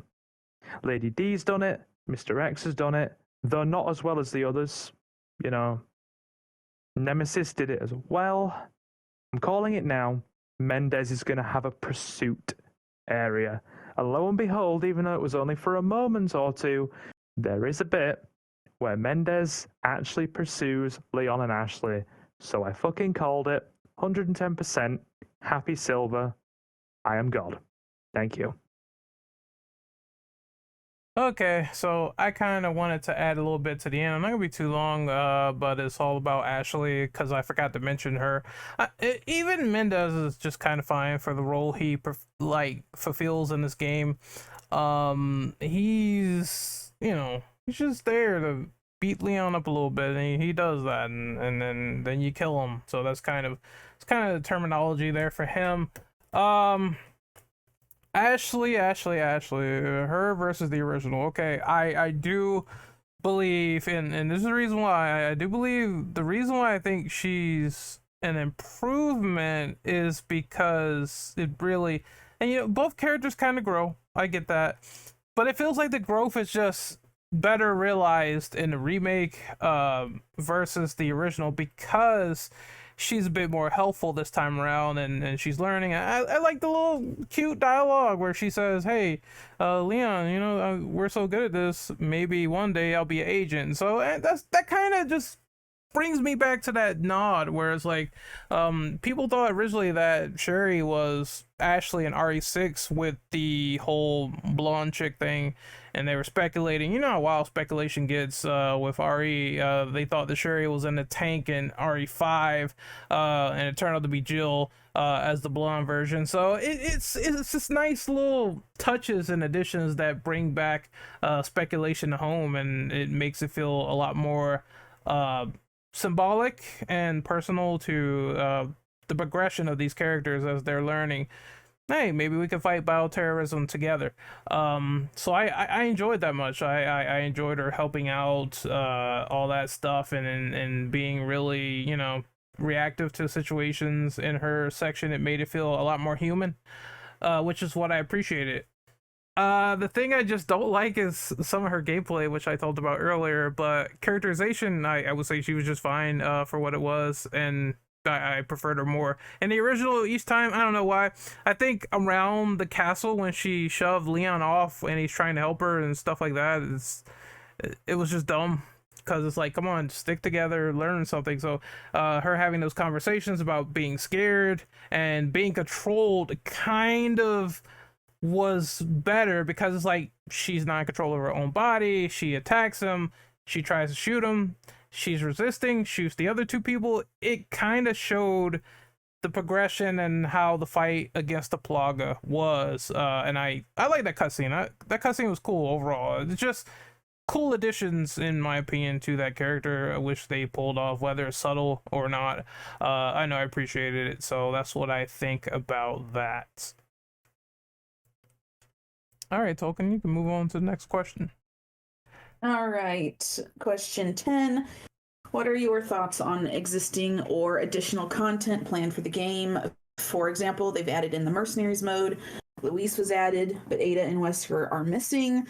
Also, the game was data mined for the Separate Ways campaign. Do you have any expectations with the later updates?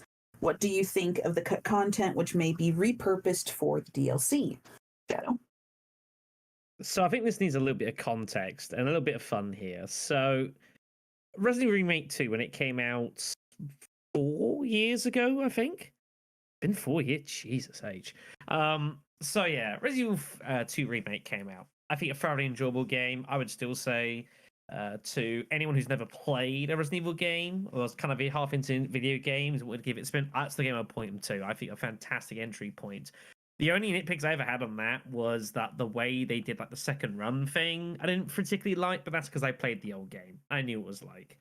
Resident Evil 3, several people will remember, had some things that were missing in it. And I bring this up because I do find it interesting how people can say to RE3 and say, oh, we didn't have the Clock Tower segment. And people say, oh, what a terrible game. Developers don't care about us, people who've played this game before. And yet I could go to this game and say, well, they didn't have Separate Ways or Silent Ada or some boss fights or the laser room. And yet I feel like I'm the arsehole for bringing it up. It's very fascinating how that is probably the case. I actually don't have a particular issue with much of the stuff that they left out. I think a lot of it doesn't really make sense with kind of the direction they kind of decided to go with the game. I will say having no playable Ada whatsoever, I do think is a bit of a miss, and I imagine that is something that is going to be addressed. I'm sure there's going to be some DLC for RE4. I'm sure that we're going to have Separate Ways going to be. I'm sure it will feature an expansion for Mercenaries, because like I really enjoyed Mercenaries for what it was, especially given the fact that I did not rate it at all in Resident Evil Village. I don't think it suits the first-person sort of style. I think one of the reasons I really enjoyed a lot of the banned footage in Resident Evil 7 was because it wasn't trying to be Mercenaries. It was kind of gimmicky stuff, fine, but even the stuff like Jack's 50th birthday, it was not Mercenaries. It was a little bit different. It was kind of playing around a little bit. So I enjoyed Mercs in this. I just think having only 3 stages and 4 characters, it feels unnecessarily kind of light. I feel like the developers could well have put in more, but they were probably told not to. The people designing this game, because I imagine they'll probably throw in some as a DLC package at some point down the line. But I do think unless it's in the very near future, I feel it's a bit late. I would question how many people picked up the Winter's expansion for Resident Evil Village just to play the better Mercs, because I didn't. I didn't play it at all. It was like over a year afterwards. I was just like, I'm done with it. I again might be the odd one out, but I accept that. So I think that's the only thing I would say is a bit of a miss for me. I think Ada should have been in it somewhere, but I imagine it's because there's DLC coming up which will be rectifying this situation. And I'm not even going to go into the whole, oh, well, this used to be originally in the game. Why should we have to pay for it? Because A, gaming's gone on, and B, I'm sure Silver will cover that subject far more suitably than I care to.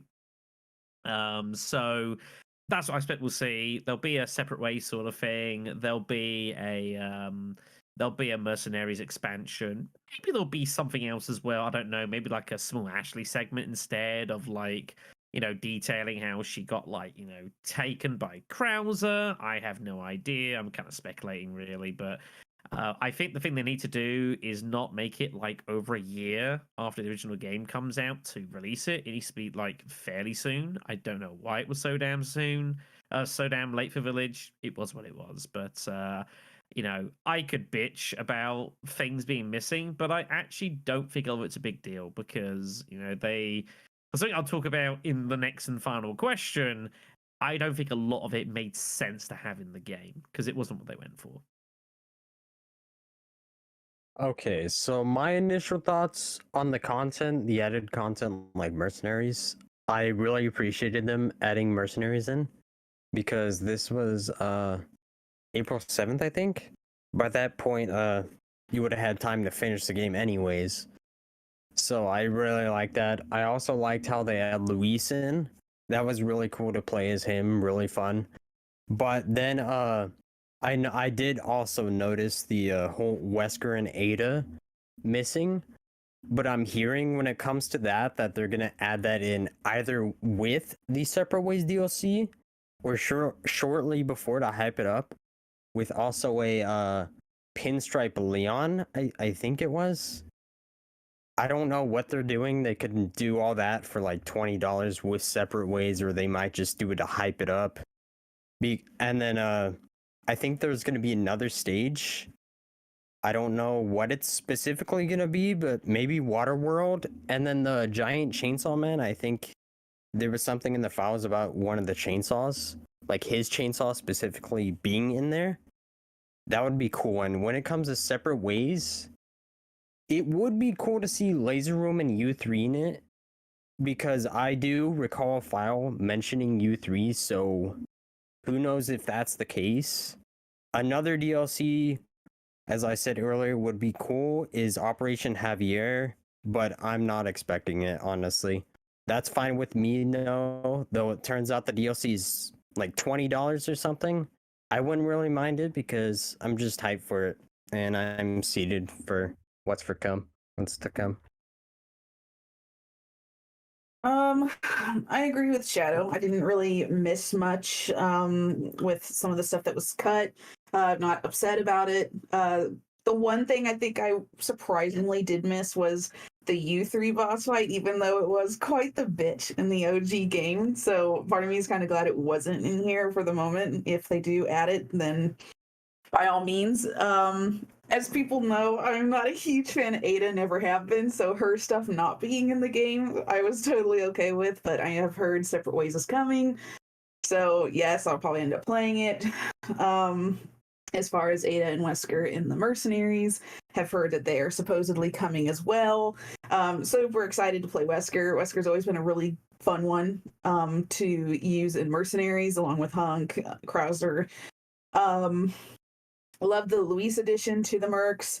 Overall, I'm very happy with the content. I am quite enjoying the Mercenaries, and I know quite a few people still have an issue with Leon saying he's the worst of the group, just like the OG Mercenaries. But for whatever reason, I seem to have a really easy time with Leon over some of the other ones in Mercenaries. So, but overall, I'm quite happy. Wait, hold on. So Leon's considered like the worst one in Mercenary? I did him Yeah, first, and he was like, in the original, yes. I thought he was. Oh, In okay. the original, yeah, but that's been the case for lots of them. RA5, like Chris, wasn't really that great because their melee attacks aren't designed to be great, and that's how you get your time. But yeah, he's super easy in this Mercenary. I was gonna say, like, firing a shotgun and a sniper rifle as fast as you can click it is like he was really good. But so my first thought on the matter, this is just kind of adjacent to the topic. I really don't like it when people data mine games, but that's because I don't really like it when there's leaks and stuff. I know they happen. I know it builds up hype. Maybe it's done on purpose. Maybe it's a psyop. I don't know. But like when I heard that like it was data mine, it's like, well, Separate Ways was probably gonna happen already. You guys didn't need to. Okay, fine, whatever. But in terms of actually, let's just start with mercenaries. I liked the mercenary mode in RE8. I thought it was kind of fun. I thought it was fun, especially with like how the characters played like wildly differently. But I didn't really like it because it was not as much about killing things efficiently. It was more about like going a particular course that the game didn't tell you what it was.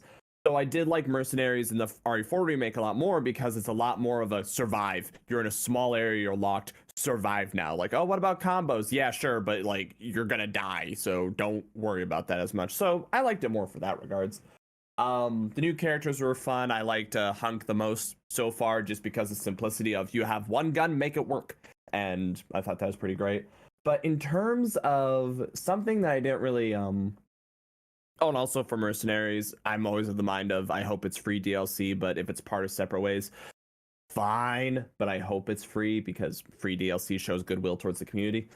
But in terms of like lost content and stuff, I really hope as much stuff, especially like U3 and like when entire stages, the giant gears, the guillotines, the lava stage, I really hope those are added for Ada because I think that'd be a good time. Enderlucian brought up, I didn't even think of this, having since I think you guys said it was Resident Evil Chronicles where they more talk about Operation Javier. I have no clue about that. I would love it if they made a DLC about it. Will they? Probably not. But it'd still be really cool. But my thought on the cut content, it makes me sad because a lot of it is kind of like what I was talking about before with like the tone of it, whether graphically or story-wise or like the interactions or da-da-da.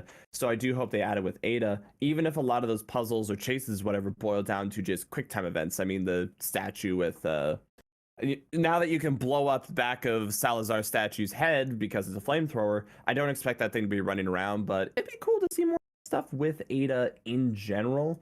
It's just a shame to see what is cut, so I really, really hope it is more. I hope it is brought back in with her campaign. All right.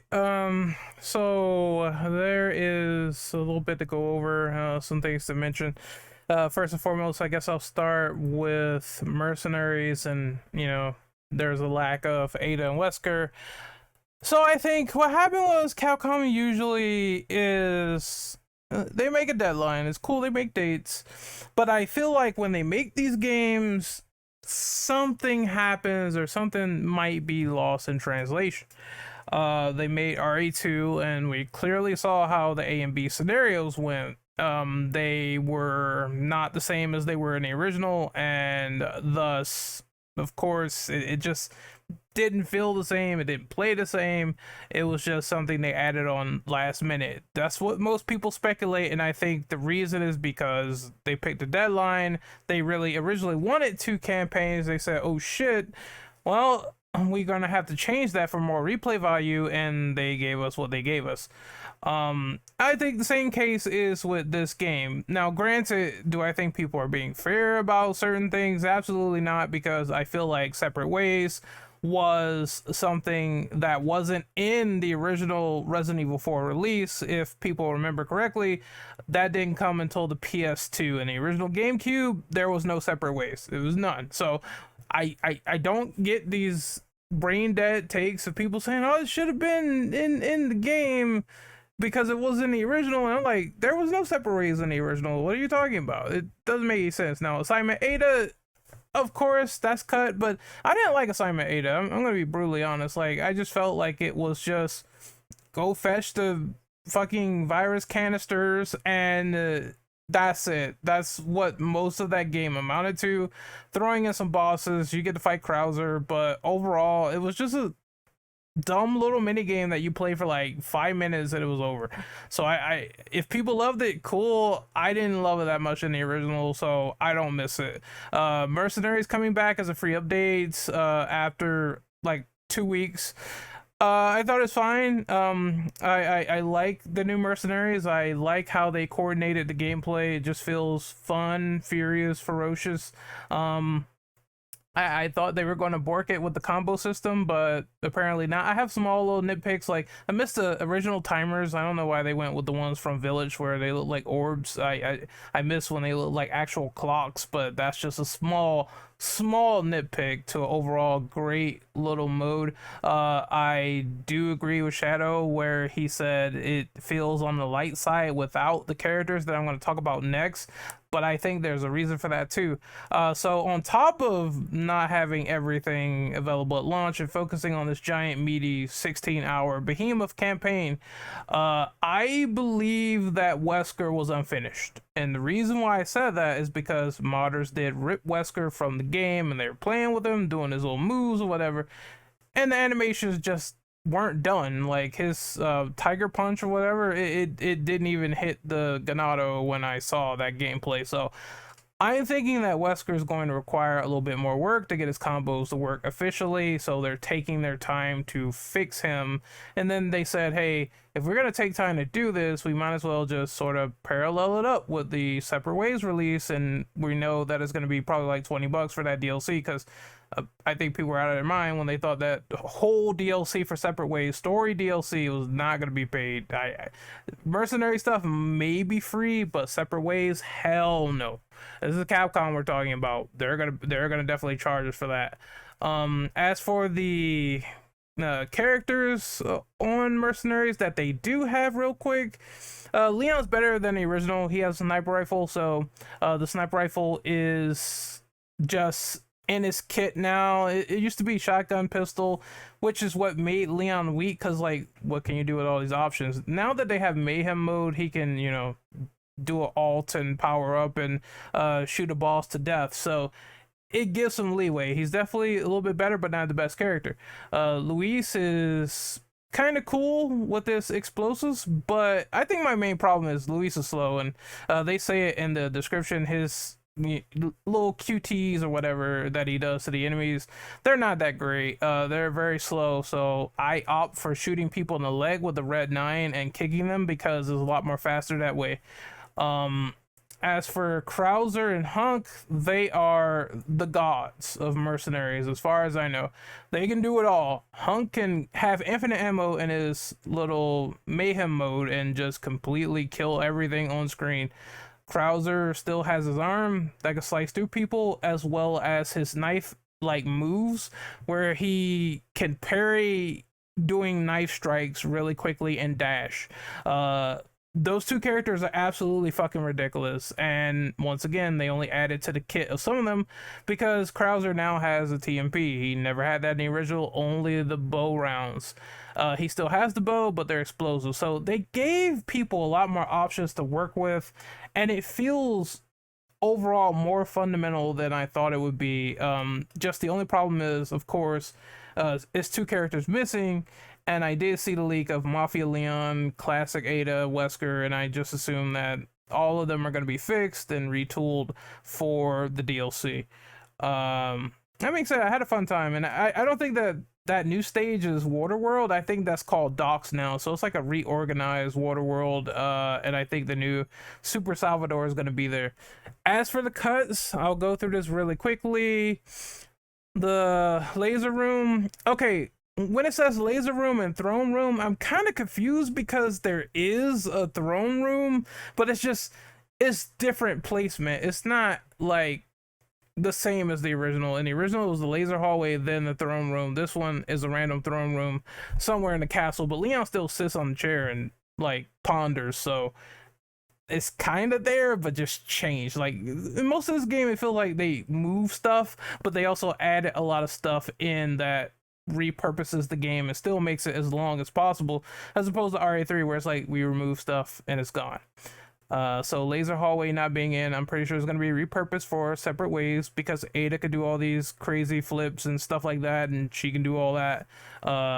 We know the Verdugo, another one, is going to be chasing her.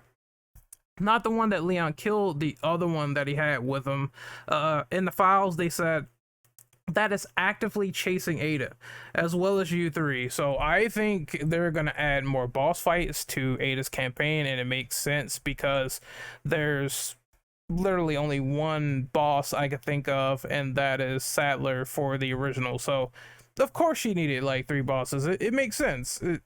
And I don't get people saying if that's like moved to her. I wouldn't say it's cut, just repurposed for the sake of being in her campaign. I know it sucks not seeing Leon fight these things, but it's still in the game to some extent. So I'm not sure if I would just fully call that cut content at that point if it's back in the game. It's just sucks that we don't get it in the original, but they have more than enough content in the original. So that's what I feel about the whole debate on that, and we'll see where it goes when that content is back in. I want to just add a bit of speculation here. Oh gosh, I just felt some thoughts. I would guess they're gonna do it much like Nemesis in RE3. He's around in certain sections. He'll harass you those certain sections, but just those certain sections. Thoughts? Yeah, I kind of can see that, but it's just like I said, people going all crazy over that. I'm just like, in my opinion, like I said, it was gonna be repurposed, cool. And Assignment Ada, I just did not give 2 craps about. I don't miss it at all. I'm gonna be honest. I'd rather take Separate Ways over that. I think everyone would at this point. So I am done. Alrighty. Okay. Where to tackle this one? This is a sizable one to kind of tackle, I guess. I mean, Assignment Ada, not been meh, not particularly missing anything there, to be honest. I always felt that was more of a time filler. You know, U3, Laser Room, / Throne Room been absent. I mean, hey, if that really is the case and they are going to be repurposed for Ada, then that's fine by me. And I mean, the only thing I lost out on in my initial playthrough by U3 not been there was the usual jokes comparing U3 to an ex-girlfriend that my chat used to giggle at. So hey, nothing really lost there particularly. I haven't. We're gonna get to Separate Ways, and that's coming last, because I know that I'm definitely going to have conflicting opinions, and Shadow called it earlier. I won't dredge over that too long because I've been there already partially in this. So, but anyway, the Mercenaries mode, I haven't had a lot of chance to play it because I made a conscious effort to just smash out my main playthrough. Not smash out, but, you know, get through it as quickly as I was able. And I say quickly as somebody who racked up 28 hours in that game. I don't play games quickly. We really do just coast through at a steady pace. I have a god-awful sense of direction, get lost, backtrack for every little thing, get lost down every little hallway, and pick up every scrap of ammo and item along the way. So it was a long road for me. But we got there. And then after that, I've just been so busy, I haven't really had much time to dedicate to Mercenaries. Want to have a full stream for my community where we go over that, but that'll probably be sometime later this week if I can squeeze it in. But we have Leon, and pretty solid. We have Luis, great addition. Nice to see Luis has just been getting just more love in this game in general, not just in the story mode, but now as a supporting not a supporting character, but an additional character in the actual Mercenaries mode itself. We have Krauser, all well and good and badass, and as has already been mentioned, nicely armed with a TMP now. So very good. And Hunk. Good old neck-snapping fun for the whole family. Do I really need to say any more than that? It's seeing Mr. Death back and being able to do the usual Hunk shenanigans in the game with him. It's a good time. Always enjoy playing as Hunk. Now, obviously, Ada and Wesker are missing. And I didn't know the whole situation about the game being data mined until tonight as I was getting ready for this, because I've honestly, the last sort of week, been pretty busy. So I did have a feeling, however, regardless of the data mine, that there was no way that they were going to be kept out of this. They were either been reserved or set aside for a reason. And with talk of separate ways being separate, now we obviously, we know why. And the fact that Mercenaries itself came out as DLC, I err on the cynical side by default. And I know that's bad. I've become so cynical of the mainstream gaming industry that it does almost border on a resentment to the industry itself now. You could say I've had a bit too much Stephanie Sterling in terms of industry negativity, but that's a me thing. So I thought to myself, okay, did they deliberately, keep Mercenaries out as a way to bring it out as free DLC later in order to deliberately be able to charge for separate ways, saying you've already got your free DLC? But then my girlfriend was like, no, it's been confirmed. It literally wasn't ready. It literally wasn't ready. So they needed a bit more time to get it out there because it wasn't done, and they spent all of their time getting it out there. Which then makes a lot more sense with what Ren was saying, where it was like, oh, yeah, so data miners got into this game, they've been playing around with Wesker, and his moves literally aren't done yet. Yeah, that needed more time in the oven. And something interesting that's just been mentioned in the chat there as well, they're working on a VR mode for PSVR 2 as well. Also didn't know that. Thank you for the heads up. But with my cynic eased there, it now allows me to really move on to the core issue for me, which is, do I think for a moment that Capcom will not charge for separate ways? No. They're gonna charge for it. They're going to make people pay for it. That's the industry standard. Even as per the standard Capcom business practice now, you'll get your free DLC, then everything subsequently after is paid for. It is a model. It's a cycle they are working with. And from a business perspective, it's working for them. So I get that, which means separate ways is going to be paid. Do I agree with it? Hell no. Ren did make a very good point that, yeah, if you played the original GameCube version, there was no separate ways. So that is a very valid point. But then there's my kind of side where I'm a little bit grouchy and petty, and I'm just like, well, I played the PS2 version as a little kid, so therefore it had it by default. But then you're arguing technicalities. I'm just gonna sigh and do what I usually do and say it is what it is. It's not gonna change, and we are where we are. Will I still play it when it comes out?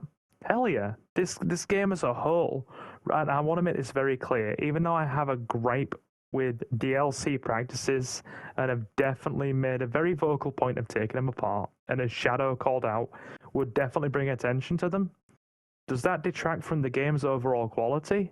Hell no. Does it detract from what we've been given? Hell no. This game is bloody excellent. I just don't like some of the practices that came alongside it.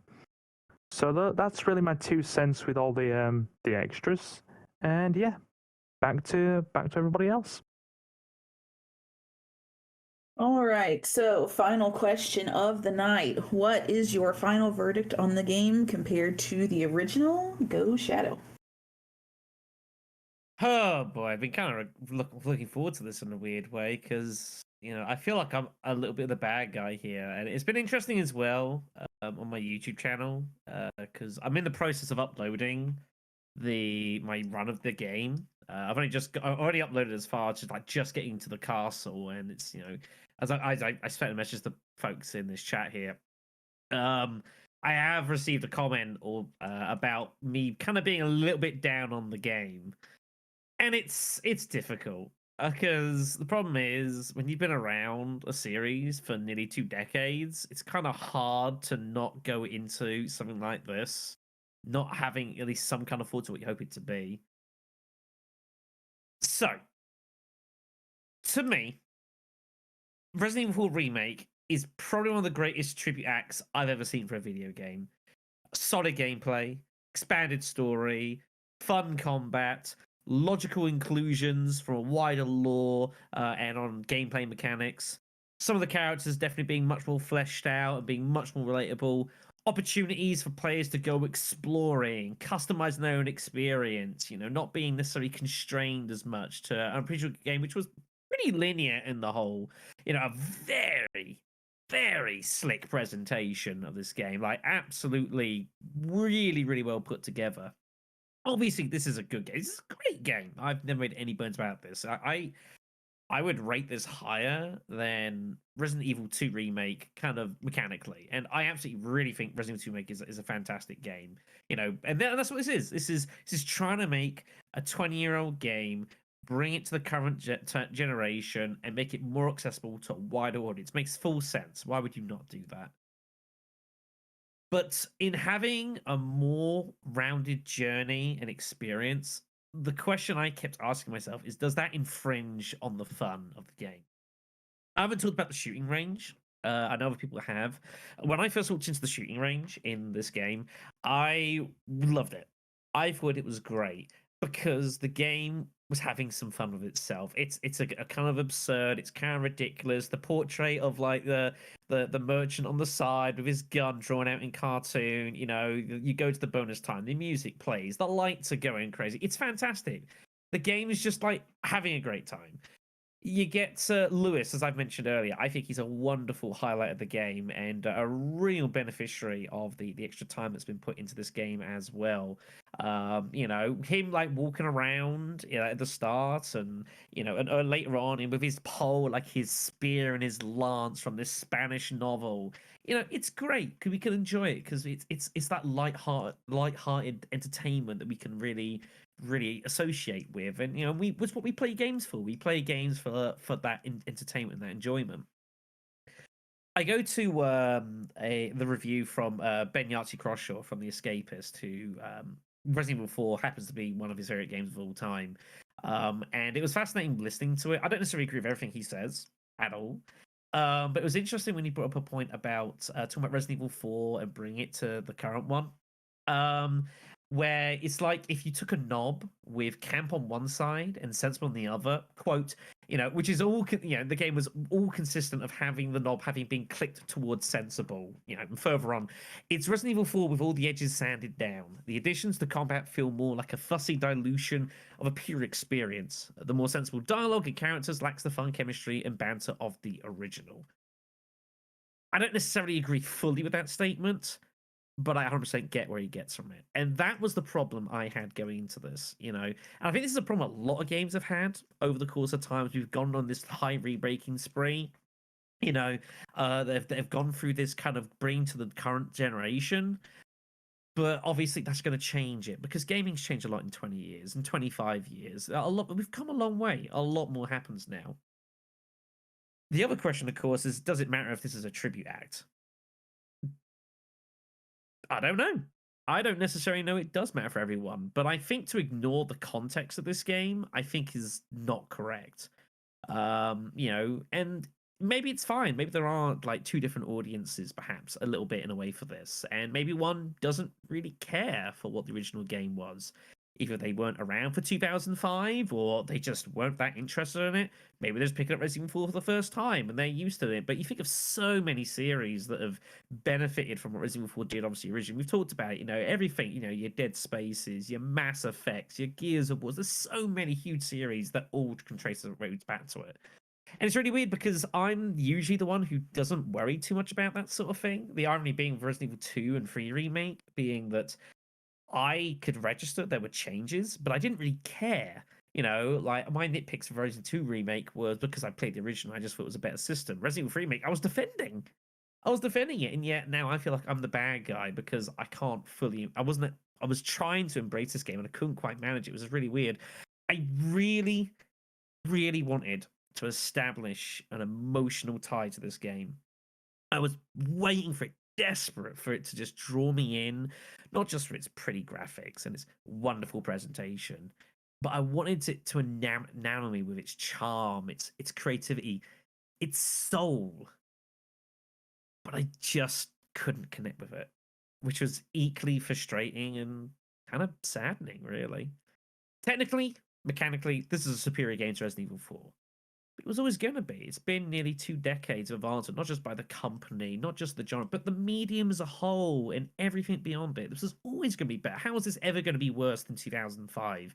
It's always going to play better. It's going to be smoother, more logical, more mechanics, just more everything. It was always going to be that way.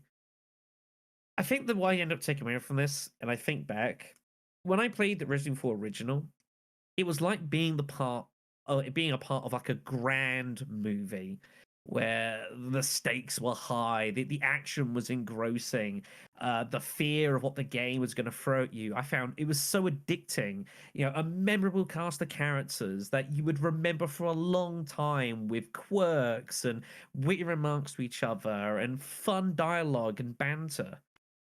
This to me was more like I was playing a horror flick, and I don't know if that was a good thing. Maybe it's me. Maybe I'm just not the target audience. And I don't think I've been the target audience for any of the remakes. I'm too old, too cranky, apparently. But while I was able to still understand and appreciate what Resident Evil 2 did, and I actually don't think Resident Evil 3 was that bad of a game, I just couldn't click with this game. I really wanted to. I was waiting for it to draw me in, but I just feel like, after the high of like the village siege, which happens to be, one of the more iconic scenes in survival horror, I was waiting for the game to kind of get into the next gear. And to me, it just felt like it was kind of holding for a while. The gameplay, while very solid, I don't think was particularly remarkable. It's a very well put together, third person shooter sort of style combat. And that's what you get, going in, but it doesn't try to reinvent the wheel, and you can debate whether it matters. As a closing point, to me, this game does set either a standard or, at the very least, a very high bar for what a remake of a classic game should be. And I still think its standalone is a great experience. I think there is so much to enjoy. There's so much to delve into. Loads and loads of detail that you can enamor yourself with. Whether you've played the original, whether you're new to the series, I don't think it really particularly matters. Which is why I'm pretty sure this will get a nomination for the Game of the Year. I think there is just simply too much this is doing with the original source material and bringing it to the current context, and trying to reinvent itself for a more modern kind of viewing consumption. But I think that the game, not necessarily the developers necessarily as much, I think the game wants you to believe that this is the true heir to Resident Evil 4. I fear the game's legacy is that it is going to be the greatest tribute act ever, which is not bad, given that it's to the one of the best games probably ever made and one of the more important games ever made. But I think that's all it will be, and that so frustrated me. I want to love this game. I can appreciate what this game does. I can admire what it brings. But I just wanted to connect to the soul for this game. And I just couldn't do it. And I think it's for that reason why it won't win it. And that really pisses me off.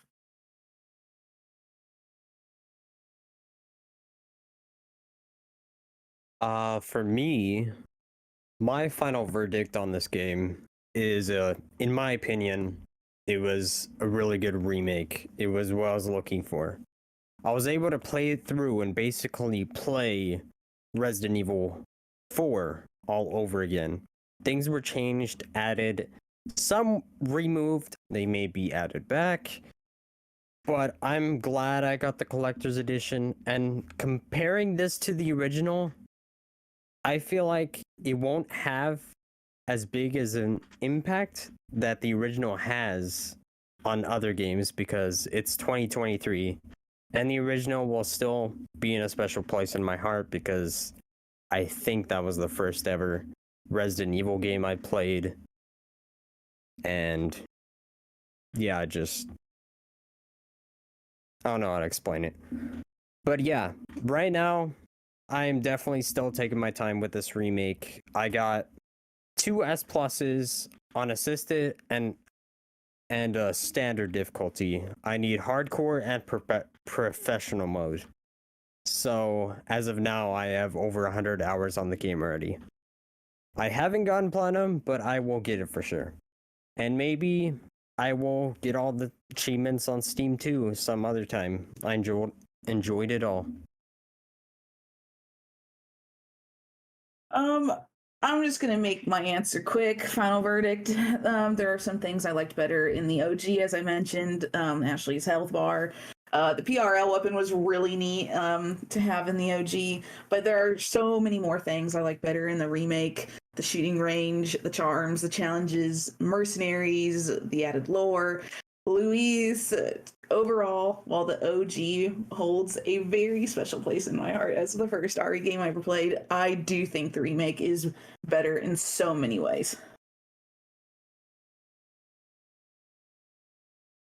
Go, Max. For me, well, I guess a lot of like the different things I was thinking of have already been said, but I'll try to sum it up. It's interesting looking at the somewhat recently, in the grand scheme of things, the Dead Space remake, and to a much lesser but similar extent, Fatal Frame Made in Blackwater, with both those remakes coming to Steam, right? You have a remake that its goal is to either create a one-to-one or to overall improve the experience and perfect it. My heart was singing with Dead Space remake because everything that I loved was there and was better. But with the Resident Evil 4 remake, kind of like what I was talking about before, they had a different goal in mind. If we are talking solely mechanics and visuals, this game blows the original out of the water. Visuals, we could go a little bit into like, oh, well, things aren't as decorated as fully. The castle wasn't as cluttered, but as like intricately detailed and the like. I really, really like it for those reasons.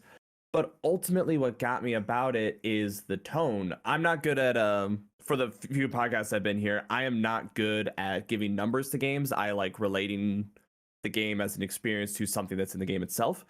I would rate this game a Salazar out of 10. The original Salazar was weird, silly. He talked shit. He was an indignant child, but every time you saw him, whether you're stabbing him with a knife or shooting him as he was like the giant boss monster, he was a delight. He was a little shit, and the game reveled in it, and like everything reveled in it, and I absolutely loved it for that. But now he is older, more sinister, scary, really creepy in a lot of different ways. The game has a lot of books and backstories on him, and it's really interesting to like learn the different things about like the caretaker and everything if you can find the specific things. The throwing the egg at him for the like either for the quest or for cheesing the boss fight. And similarly with all the different characters, Louise having that wonderful redemption arc, Leon and Ashley being more traumatized characters and just having absolutely heart-wrenching moments. All these different things lead to just an absolute tonal shift of the game. And mission accomplished, they did it. God bless them. It's a wonderful time. Mechanically feels great. Music is awesome. Cut content aside and like, you know, some of the things are sad, but hey, a lot of those puzzles were just quick time events anyways, so what's the real difference, right? But it lost out on what was one of the biggest reasons I would say Resident Evil 4, the original, was loved. Sure, the combat was good and the puzzles were great and everything, but it was the cheesiness, it was the silliness, it was the fun factor, and it was just being unapologetic about it. And the remake, in its attempts to be more, Sakurasha was mentioned earlier with Zero Punctuation, in its attempt to be more mature and realistic and grounded, took away a lot of the fun of it. I still plan on getting the professional S Plus run. I still think this is mechanically a very much superior game. I think it's a lot of fun. I really, really enjoyed it. It's just a shame that the heart of the game has gone away to... I don't want to say the game is ashamed of itself, because it does weirdly reference its original source materials, the Salazar statue, the achievement names, but it's almost like it's afraid to, or it's embarrassed to, when it doesn't realize that's the reason we loved it. Not because it was embarrassing itself in front of everyone else, but because we loved how much it was having fun and how much it drew us into having fun into it as well. So Yeah, Salazar out of 10. Mechanically superior in every way, but just not having quite as much fun as I think it should be, and I really wish it did. And hopefully, with the DLC and the things being added onto, we'll see more of that. Or they'll go more on the emotionally traumatizing side, which is still good. It's just a different flavor. All right. Well, here's what I have to say. Oh, can you hear me? There. I was muted. But here's what I have to say. I'm gonna say what I said from the chainsaw demo, and I have the same opinion, whether people agree or disagree, but it's the same thought process. I think that people have entered this mindset of binary choices for these remakes. Every remake ever made out there is the same binary choices. Either they change too much and I don't like it, or they change too little and I don't like that. And I think, to me personally, and this is gonna sound kind of prickish, but that's kind of how I feel, I think it's kind of a bit pedantic at this rate. I think people just are trying to really find it in their heart to figure out what they want, and they can't really, process it, or they don't know what they want, or it's just one or the other. It has to be exactly like the original, or it has to be different enough for me to accept it. Otherwise, it's just a lazy product, and I keep seeing it time and time again, and I'm just looking for the simple solution. Am I having enough fun with the game and the mechanics involved to where if I get to the point where I talk about the next remake, I don't rip my fingernails out because the game is unsatisfying and it cut out loads of content, is exactly like the original? So no, I want to rephrase that. It's not like the original whatsoever. That's why I don't like that word soulless when people used it in that little Kroby Cat video, because clearly some sort of inner working has went into the game to make it mechanically functional, and try to, at least make it function in a great level, as opposed to saying, look, this is definitely the epitome of lazy. We're not putting in any content. The combat doesn't work. The gameplay is bad. I just have a feeling when a remake regresses to that regard, it's really terrible. That's the worst thing you could do, is a bad remake. And we've seen it with I like Resident Evil 3, but that game, content wise, is a husk of its previous self. So I don't look for things like that when it comes to certain remakes of games. I just want to know, how does it stack up and what has changed? And I know if I want to experience all this stuff one for one, then I would just play the old one, and that's widely accessible. But it's just like distinguishing between the two. Now, do I think this game is better in ways than the original? Yes. Like it's been said before, I agree with all that. The gameplay, definitely an improvement. Graphics, details, whatnot. In terms of tone and everything like that, I still go back to what I said earlier. Resident Evil is not really great on tone, and I don't think it has been since the first incarnation, actually, because it's like, you can't take that original game seriously whatsoever, but it's like they're trying. You see inside, the actors are trying, and then just the way they speak and everything, it's just like, no, it doesn't work. And then the remake for RE1 tried that as well, but they sound wooden, the situation is ridiculous. It just all is fault of the acting and stuff like that. But I understand 4 was a really good time, but I didn't love it like other people did in terms of its previous lineage. I think it was a great game, but it's not my first RE, so I don't have that sort of love, affinity, appreciation. I wasn't around during the hype train of it. I was playing like other games, so I picked it up later.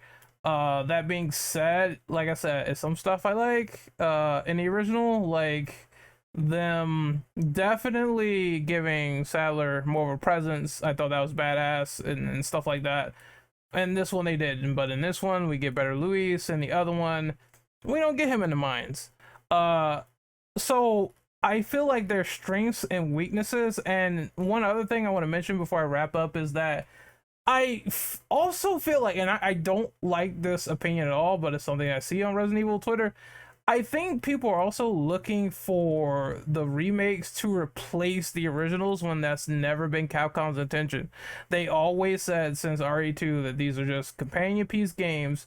And then I see people flipping out when it's like, oh, they updated the timeline now to where the point we see Resident Evil 2 remake art. And I'm like, of course, you dumb shit, we're going to see that because that's the game that recently came out. They're not going to use the old graphics for artwork and things of that nature. So I just think people freak out a little bit too much for that, for their own taste and good sometimes, and don't think about it. But like I said, if you feel like the original does not replace this one and vice versa, that's fine. But do I prefer the original over this one? No, I think it's gonna come down to the gameplay. Once I play this game enough, and if the director is true about, hey, you try to use the parry in the old one, you're not gonna be used to it. It might be one of those things. It might be one of those situations where like I go back, I play it, and I miss something from the original to the remake, and it just clicks in my brain. Other times that might be in reverse. So it's all dependent. But for now, I do think this game's solid. I do think this game is a good game. And I don't mind the additional lore aspect. I feel like they did what they had to do because they had to make up for RA3 because that was heavily panned. And what people initially were thinking was, is this game going to suffer the same fate, which is a worse fate? And it's the fate that I think if people see that in more remakes, they'll think Capcom is regressing, and we'll be having a whole different conversation if we play Code Veronica and that turns out to be that way. I just have a feeling. I'm gonna go from what Bach said when he said if they do Code Veronica remake with M2, people are going to lose their fucking minds, and it's gonna be way worse than ever anticipated for RE4. And I firmly believe that. I think that would happen if that situation occurred. So that's my opinion on that.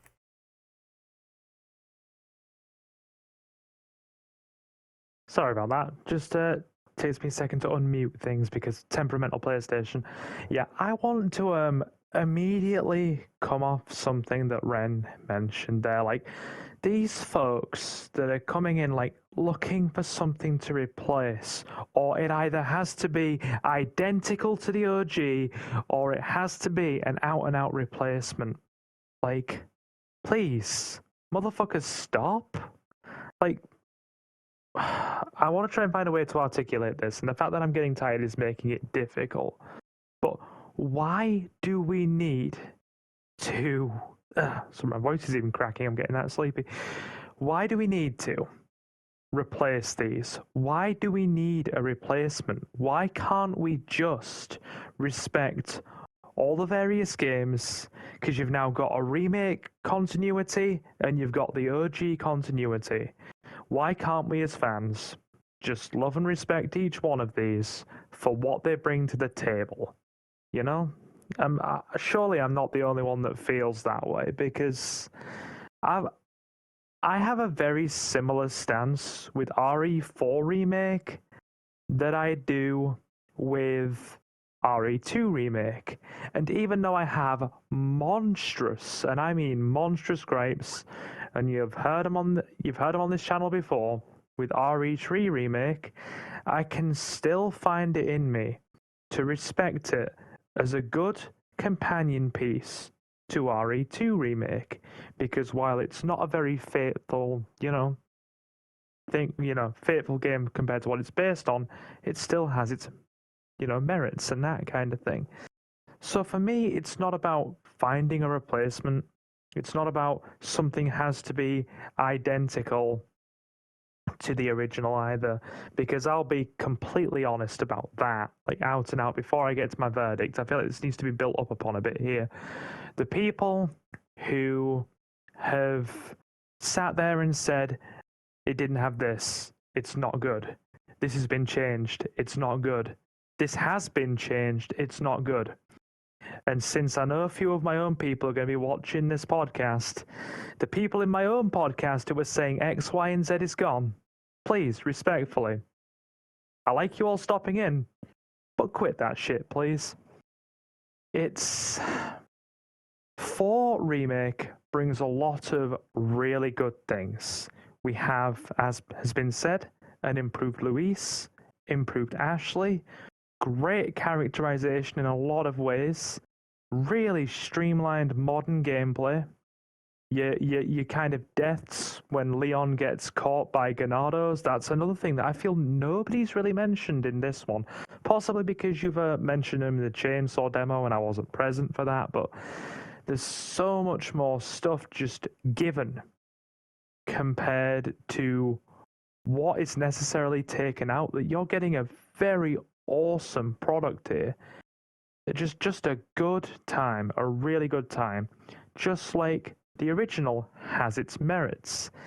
I preferred some of the campy humor, even though I did like the more grounded approach. I'm still for the campy humor.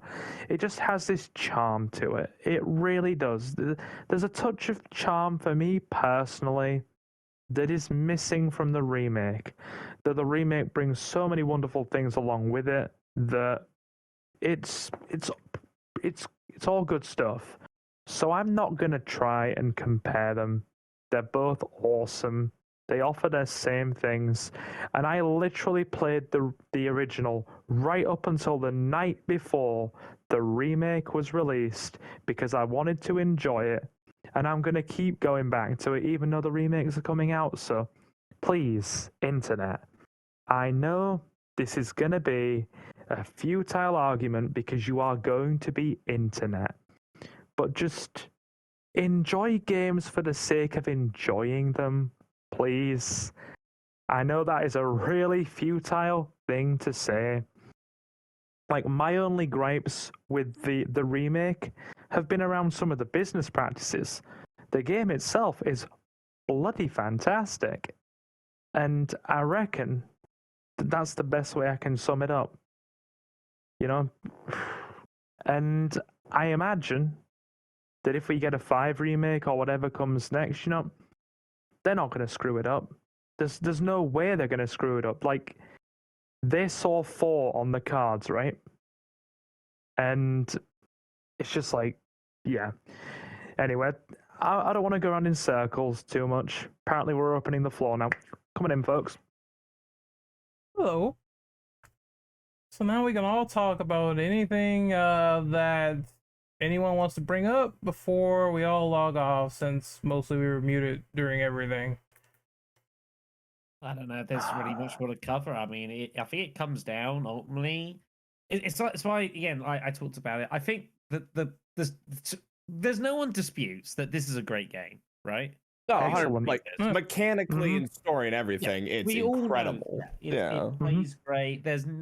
No one disputes that. It's a question of, I guess, do you care for a more sensible, serious tone for a game that wasn't the most sensible or serious? And I think that's just largely a result of the fact you're making this game nearly 2 decades after the original, where gaming and a lot of AAA gaming to me feels just, it's this big, grand, epic adventure, and I just feel at times that does come at a bit of a sacrifice, a bit of personality, you know. And again, like I said, it felt like when I went to the shooting gallery, I had an absolutely great time, and then again, it's like, all right, that's quite enough of that.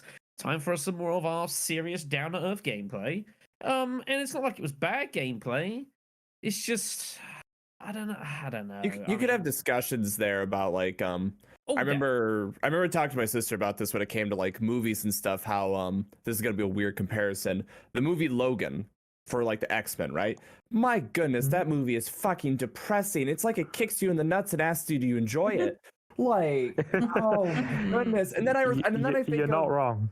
And then I think of X-Men First Class, where I was like, wow, that was stupid. You just picked up a submarine. You literally just went dreidel, dreidel, dreidel and started like moving shit. Like, it was insane. It was over the top. But damn it, I was having fun. And just like looking at the remake and looking at the original stupid as shit, but I loved it. And it was great for it.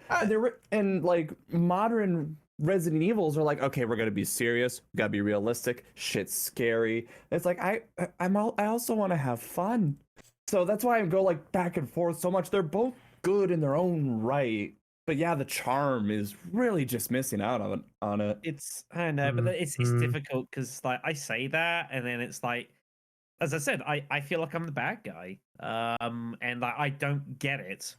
Like Maybe I don't. said, I always thought this was going to every single time I look in the RE community, it always is binary choices. I've seen people say, "Hey, I'm not feeling Remake 2 that much. I feel like they cut too much content." Even though can't look up Ashley's skirt. Bad game. Oh, I've God. I've seen people do worst game We ever. won't go into that. I've seen people review bomb RE4 for that. It's just like Yeah, I know. a plethora of people trying to discover what they really wanted from the game, and once they didn't get it, it was just simply like game bad, 0 out of 10. So like I said, for the timeline thing and the replacement of remakes and whatever, who's gonna replace the original? I think RE4 is at this point. There's no way that people don't have multiple versions of RE4 at this point, and I give Capcom credit for at least saying, "Hey, we're going to make a remaster, Ultimate HD," and there it is for the people who really did want it, as opposed to others just saying, "Oh, they never really thought of anyone in the first place who did love the original, so they don't care. They're putting out this new $60-$70 product, and that's the only way to get it." So that can't be used against them. Maybe for RE2, maybe for RE3, but I get the whole preservation thing when people bring that up, but I don't think their intention was to timeline replace it. They just said this is a companion piece, it's a totally new timeline. If you appreciate the old timeline, we're not overwriting it. The only time I've seen a timeline overwrite and that being accepted was when they did it for RE1, and that made more sense during the time, because literally, like, who goes back to OG RE1 to see how they did the lore there? They're gonna go to the remake because it did it so well and it interconnected things so much better. Yeah, and Right, I think we- like every sorry. remake they've ever done has been at least fine.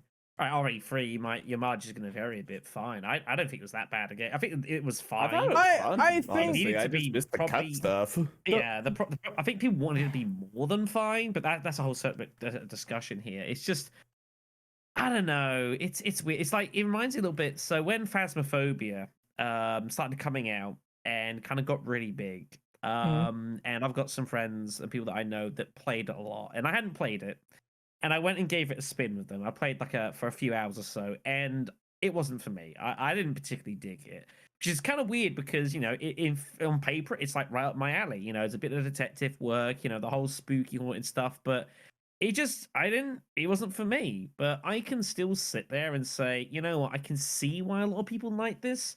It just isn't for me, and I just feel it's kind of a bit where I am for this. Like, if I had to like give this a rating, like, it's at least a 9 out of 10. At least a 9 out of 10. I mean, this is a fantastic product.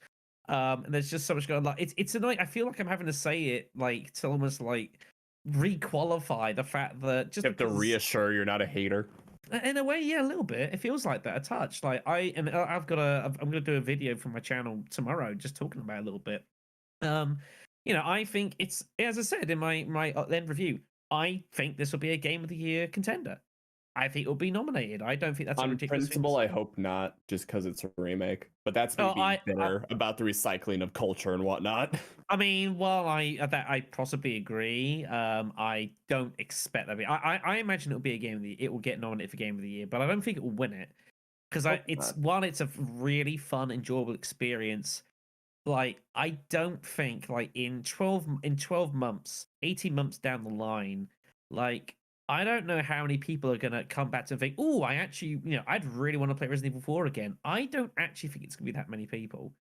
And maybe that's just me, and that's fine. But I think like a lot of other games where it's like you don't play it for a couple of years and you go back and like, oh, I'm playing, so I'd really love to give this a spin.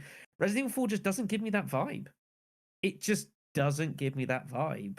You know, I feel like speedrunning will stick around you forever. know, and just like the I other can only Resident speak. I Evils. can only speak I can only speak for myself. I can't speak for people that have put in like 60, 80, 100 hours at this point. Some ridiculous thing. I've played it. I've been back in the country for a week. I had to kind of cram in 20 hours of gameplay as hard as I could, and I probably should have just played it on standard and not immediately on hardcore. That was my own damn fault. But yeah, it's annoying because I can sit there and I can recognize it's a really, really good game, but I knew it was going to be a really, really good game, and that's not what I was looking for. I was just waiting for it to just something to happen to like just grab me and pull me into that world, and it just never did that for me. And I don't know if that's the game's fault or if it's my fault. I legitimately don't know. I feel like people who feel like that give it time, because what happens in situations like this is, due to recency, whenever a new release comes out or new remake, if there is a bigger problem than it was in this game, they're going to look on this game fondly. It's going to be the immediate knee-jerk reaction. They always do it. For the second thing, I feel as though, like I said, this is really solid and a stellar game, but it depends on what people are looking for. Some people don't want to go back to the original RE4 because it's like, I can't move and shoot anymore. What is this horse shit? I can't do this anymore. Or I've seen people say on the other side, no, these PS1 graphics, I can't do that. This fixed camera, tank controls, fuck this. So it's on both sides. You will get sort of opinions like that to what is people's cup of tea and what is not. So it just depends on what people are in for. I think it's going to continue. Even if Capcom, everyone just goes batshit insane and says, oh my god, Code Veronica remake, then there's going to be another side like, oh god, I can't imagine what they're going to cut from this game. I'm going to freak out about it. It's going to be the same thing. It's gonna, all of it. Yes, it's going to be the same sort of reactions when that happens. So, some people will probably love it, and other people will not be pleased, and it just goes hand in hand, like oil and peanut butter. It's the same thing. This is the weird thing. Again, it's what I brought up. So, like, again, that's why I mentioned Resident Evil 3. Like, people mention, obviously, like, the clock tower and, like, use that to say, oh, this is a bad, getting the cutting content all over the place. And yet, it's like I said, if I mention the stuff they cut out for this game, I feel like I'm the arsehole for mentioning it, and like I shouldn't say. Oh no! I think the thing with cut content is, here's the thing for this game. I feel like if they're repurposing it, they did a much better job than RE3, because RE3 just cut out things completely. You're not having some U3 chasing Ada or whatnot, and you get that and you experience like the bosses that were there. I'm talking about this stuff is just like gone. It's not in the game whatsoever. So I think like the option they did for this remake is much better than like taking something, replacing it, or making different areas or enemy types or story beats, as opposed to saying this is gone and the game is much shorter because of it. As a side note, with just comparing RE3 and 4, right? With RE3, it was very short. Objectively, like I remember it being floated that like this game might as well have been a DLC for RE2 with how long it was, as opposed to RE4 where, like you guys said, okay, I said 15, what do you guys said, 30 hours on just one playthrough. There's enough going on that even with the bits that were cut, and it's sad to see that they're cut, the game still flows very nice. It's still logical. There's still enough to do. There's still enough going on. It's not like RE3 where it's like, and now this 1/3 of the game is gone. Why? Because it is. Because clocks are hard to animate. I know there's other reasons. But yeah. I genuinely feel where Shadow is coming from with this, though, when he says, like, if I have, like, X, Y, or Z issue that's a personal thing to me, or I make reference to this or call something out, then I feel like the bad guy, right? Like, because we have a problem these days where people can't differentiate. Like, I feel almost self-conscious for bringing up my issues with, like, the modern industry in relation to this game, and I know for a fact several of you on this very podcast, and I'm pretty certain Ren especially is going to fundamentally disagree with me here, because we've had discussions before on Twitter on occasion. But at the same time, it's like I feel bad for bringing this up because I know people that are listening to this aren't going to be able to differentiate, and they're just going to think any criticism to anything remotely related to the game means my viewpoint means bad game, when it doesn't, because this game is excellent, you know? And I just hear me feel out. like Hear me out with the internet culture and Twitter people. Mm-hmm. Fuck them. Because Correct. it is binary. Like Fair.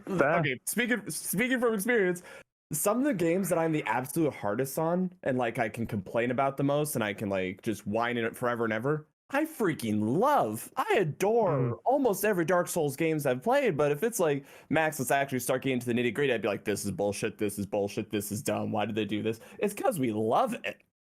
Like, just looking at a game and saying, like, no, it's bad, like, that's lazy. But when we get into details like this, it shows you care. So if anyone is going to sit there and be like, oh, clearly you hate it because you didn't like this one thing.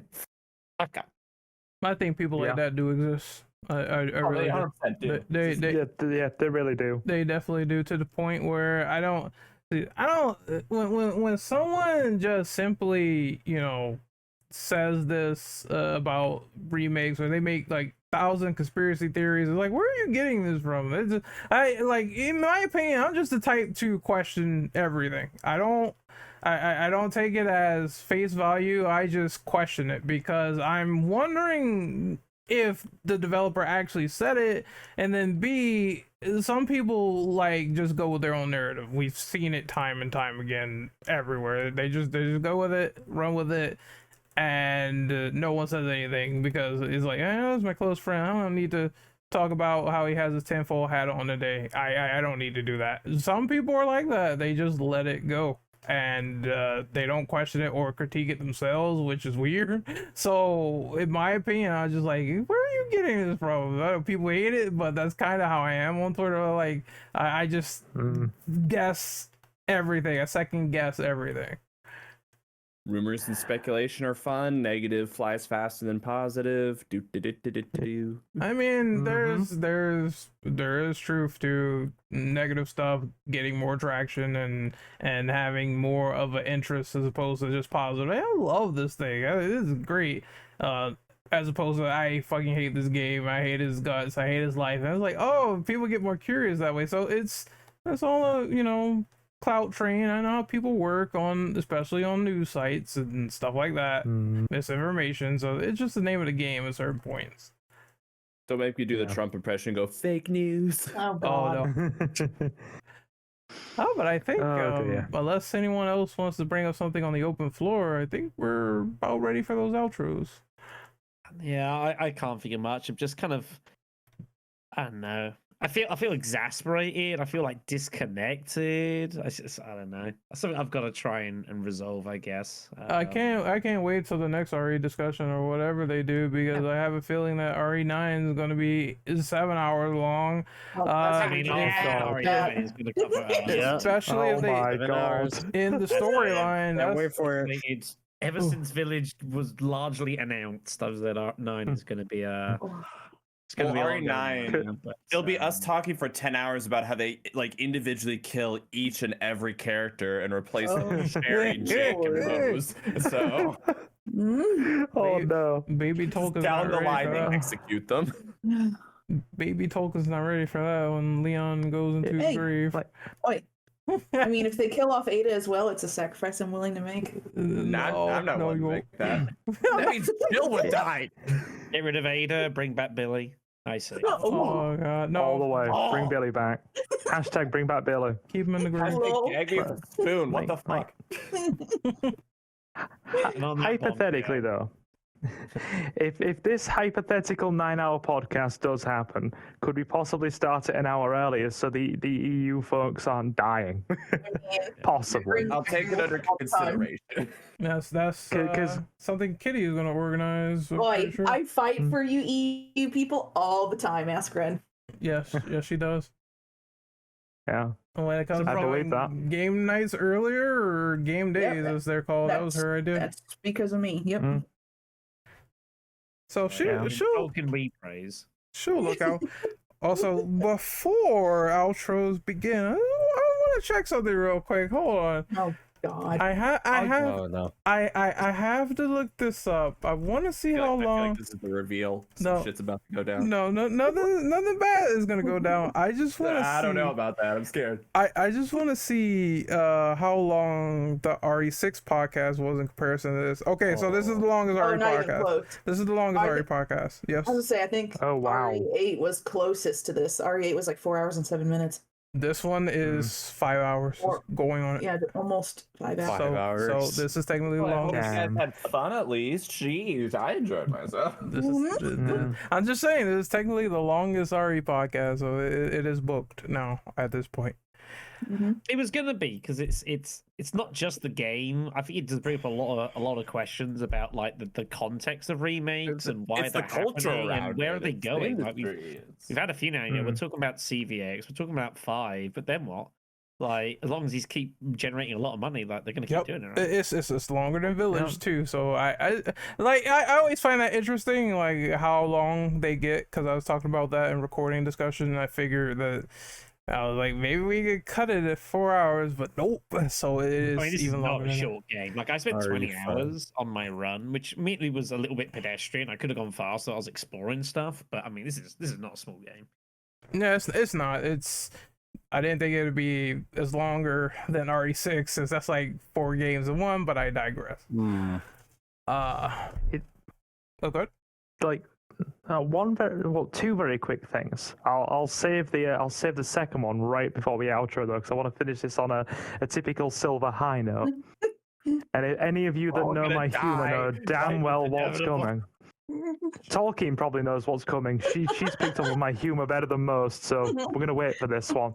But the last point I'm gonna bring up before getting to that is did anybody else notice how like with all the quests and like side stuff that each individual area is semi-open world now, and you can just go around it at your own leisure and literally go back unless it's a hard blockade where it's like you cannot go past this point for XYZ reason, and you can just explore around whole areas and get things and do things at your own leisure. Yep. Yeah, I noticed that. Yeah. It's It really definitely- is just It's familiar So- to the areas you notice in the original, but they definitely expanded them in a lot of different degrees. Whether making them different or changing placements, because I think the when Leon has his gear taken, that entire area is done backwards as opposed to the original. It doesn't. it's backwards. Yeah, the factory you have to actually fight Also to get blocked into. off later too. Yeah. So it's like they Yeah. twisted it the other way, and I'm like, oh, okay, that's kind of nice. So I like that. See, that's how I know I'm a fake fan, because I was more focused on I just snapped someone's neck with a chain. That was fucking hype. Elise, where'd you go? Hey, buddy, no, hey, come back. And then getting really excited when they handed me 3 knives. 3 whole knives. 3 whole knives is awesome. Yes. Dang. 3 of them. That's a lot of stabby to be done. I love my stabby. I like playing the second row and parrying people. I think it's fun. But yeah, finishing on a high note. In the original Resident Evil 4, I used to joke, ironically, about Ashley sitting on my face. Now I can proudly sit here and say I want this Ashley to unironically sit on my face. Thank you, listeners. I'll make sure she's wearing the armor first, so don't worry. Oh, for God's sake. Don't ruin this for me. Oh man. Oh. Kind of disturbing. I forget who made the art, but one of my with RE4 fan art, there's one that's like this simultaneously exasperated but bloodthirsty Ashley like sitting on Leon's shoulders with like 2 RPGs just like screaming. That's one of my favorite pieces of artwork. That's what I think. I think I've seen that. I want her to sit on me. I'm just imagining her screaming, firing RPGs. Like, yeah, this is fine. I think now we can do these outros. Please. I'm getting a little sweaty. The prospect of Ashley in armor just ooh. Certainly makes me happy. Oh my God. Love a girl in uniform. Oh yes. All right, Kat, you know what to do. All right, we'll start at the top with Shadow. Yeah, you can find me on YouTube, BlackShadow993, where, as I say, I'm currently in the midst of uploading my run of this game, which is going to take a while because it was a 20-hour run. So, yeah, plenty more videos of that coming on. Mercenaries, Vanilla Professional, it should be eventful some point in the future. Also, Twitch at black_shadow_993. Which has been kind of quiet because I've been kind of out the country and then came back and then played Liz and I'm moving in a few weeks and eventually it will be active again, but not currently. But yeah, back to 993 on YouTube. There's other things. I have Discords. I have other communication methods, probably Pigeon, all that lovely good stuff. So yeah,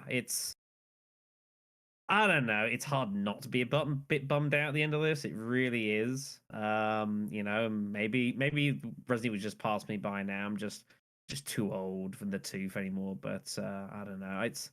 It's annoying. Like I feel like I give the game at least 9 out of 10, and yet I feel like, oh, how dare you only give it 9? And like, I mean, that's what it is, right? Don't worry, just like Chris, you'll be executed in the next game, so you won't have to deal with being too old for too long. Wonderful. You can find me on YouTube, Twitch, Twitter, and Instagram. I have my full playthrough of Resident Evil 4 Remake on my channel. I'm gonna be doing some professional at some point. That's gonna be fun. But yeah, it was nice for you guys to have me in. It was a nice talk. Go, Max. Okay. Well, my name is Max, also known as Electro. I am a variety streamer and occasional VTuber on Twitch and Twitter. As of recording this, I'm playing Wolong Fallen Dynasty. I'm going to start I always forget exactly what it's called, Fatal Frame Lunar Mask of the Eclipse, which I'm pretty excited about, and eventually a Resident Evil S Plus Professional, or Resident Evil 4 S Plus Professional, whatever you would call it, playthrough once I get all the preparations ready for it. And hopefully getting back in review videos soon as well. Thanks so much for having me. I promise I wasn't trying to be too much of a philosophical downer. I really do like this game. It's just some parts of it make me sad. But yeah, thanks so much for having me. Mr. Wren. Okay, Wesker Daddy Enthusiast. So, you can find me on... Ren? What? Do we He's have a playing red? bingo. He's playing bingo. Yeah. Damn, my insult was missed. I call token Wesker Daddy Enthusiast. Okay, so you can find me on Twitter at Operative _. You can find me on YouTube at Renegade Operative. I did do my hardcore run where I was very, very angry, and on top of being angry, you get to hear some jokes that I probably shouldn't have made, or people in cloaks coming after Leon and Ashley in the worst way possible. So look out for that. That's up on the channel. I want to do a review of this game. I don't know when. It's probably gonna be next week, but that's gonna be that done. And I am glad to be here. Also, I forgot to mention that this podcast did have a name. The new Resident Evil podcast. If you didn't see on our Twitter, I call it Prevalent Evil Contagion, the show where we discuss all things related to Resident Evil. I thought it made sense because spoopy, scary viruses affecting people is very disgusting. So there we have it, and this is our first podcast with that name. So yay! Silver. Alrighty. Yep. Big thank you to you awesome people for having me on again. Always happy to be the Resident Evil guy. Always on for something Resident Evil. When I'm free and available and I've fought my way from between Ashley's thighs, you can find me over at Silver Gaming Network on YouTube and over on Twitter by the same name or by following the handle SilverGaming01. Getting close to 1,000 subs, and we play a lot of GTA, Resident Evil, and retro PlayStation games. So if that's your jam, do feel free to come along, say hi to everybody, and help us get to that 1,000 subs. Thank you, guys. All right. As for me, you can find me on YouTube at Lady Tolkien and on Twitter at Lady Tolkien7. Thank you all for listening in to our very, very long Resident Evil podcast, and we will see you all next time. Don't get eaten by ganados and bees.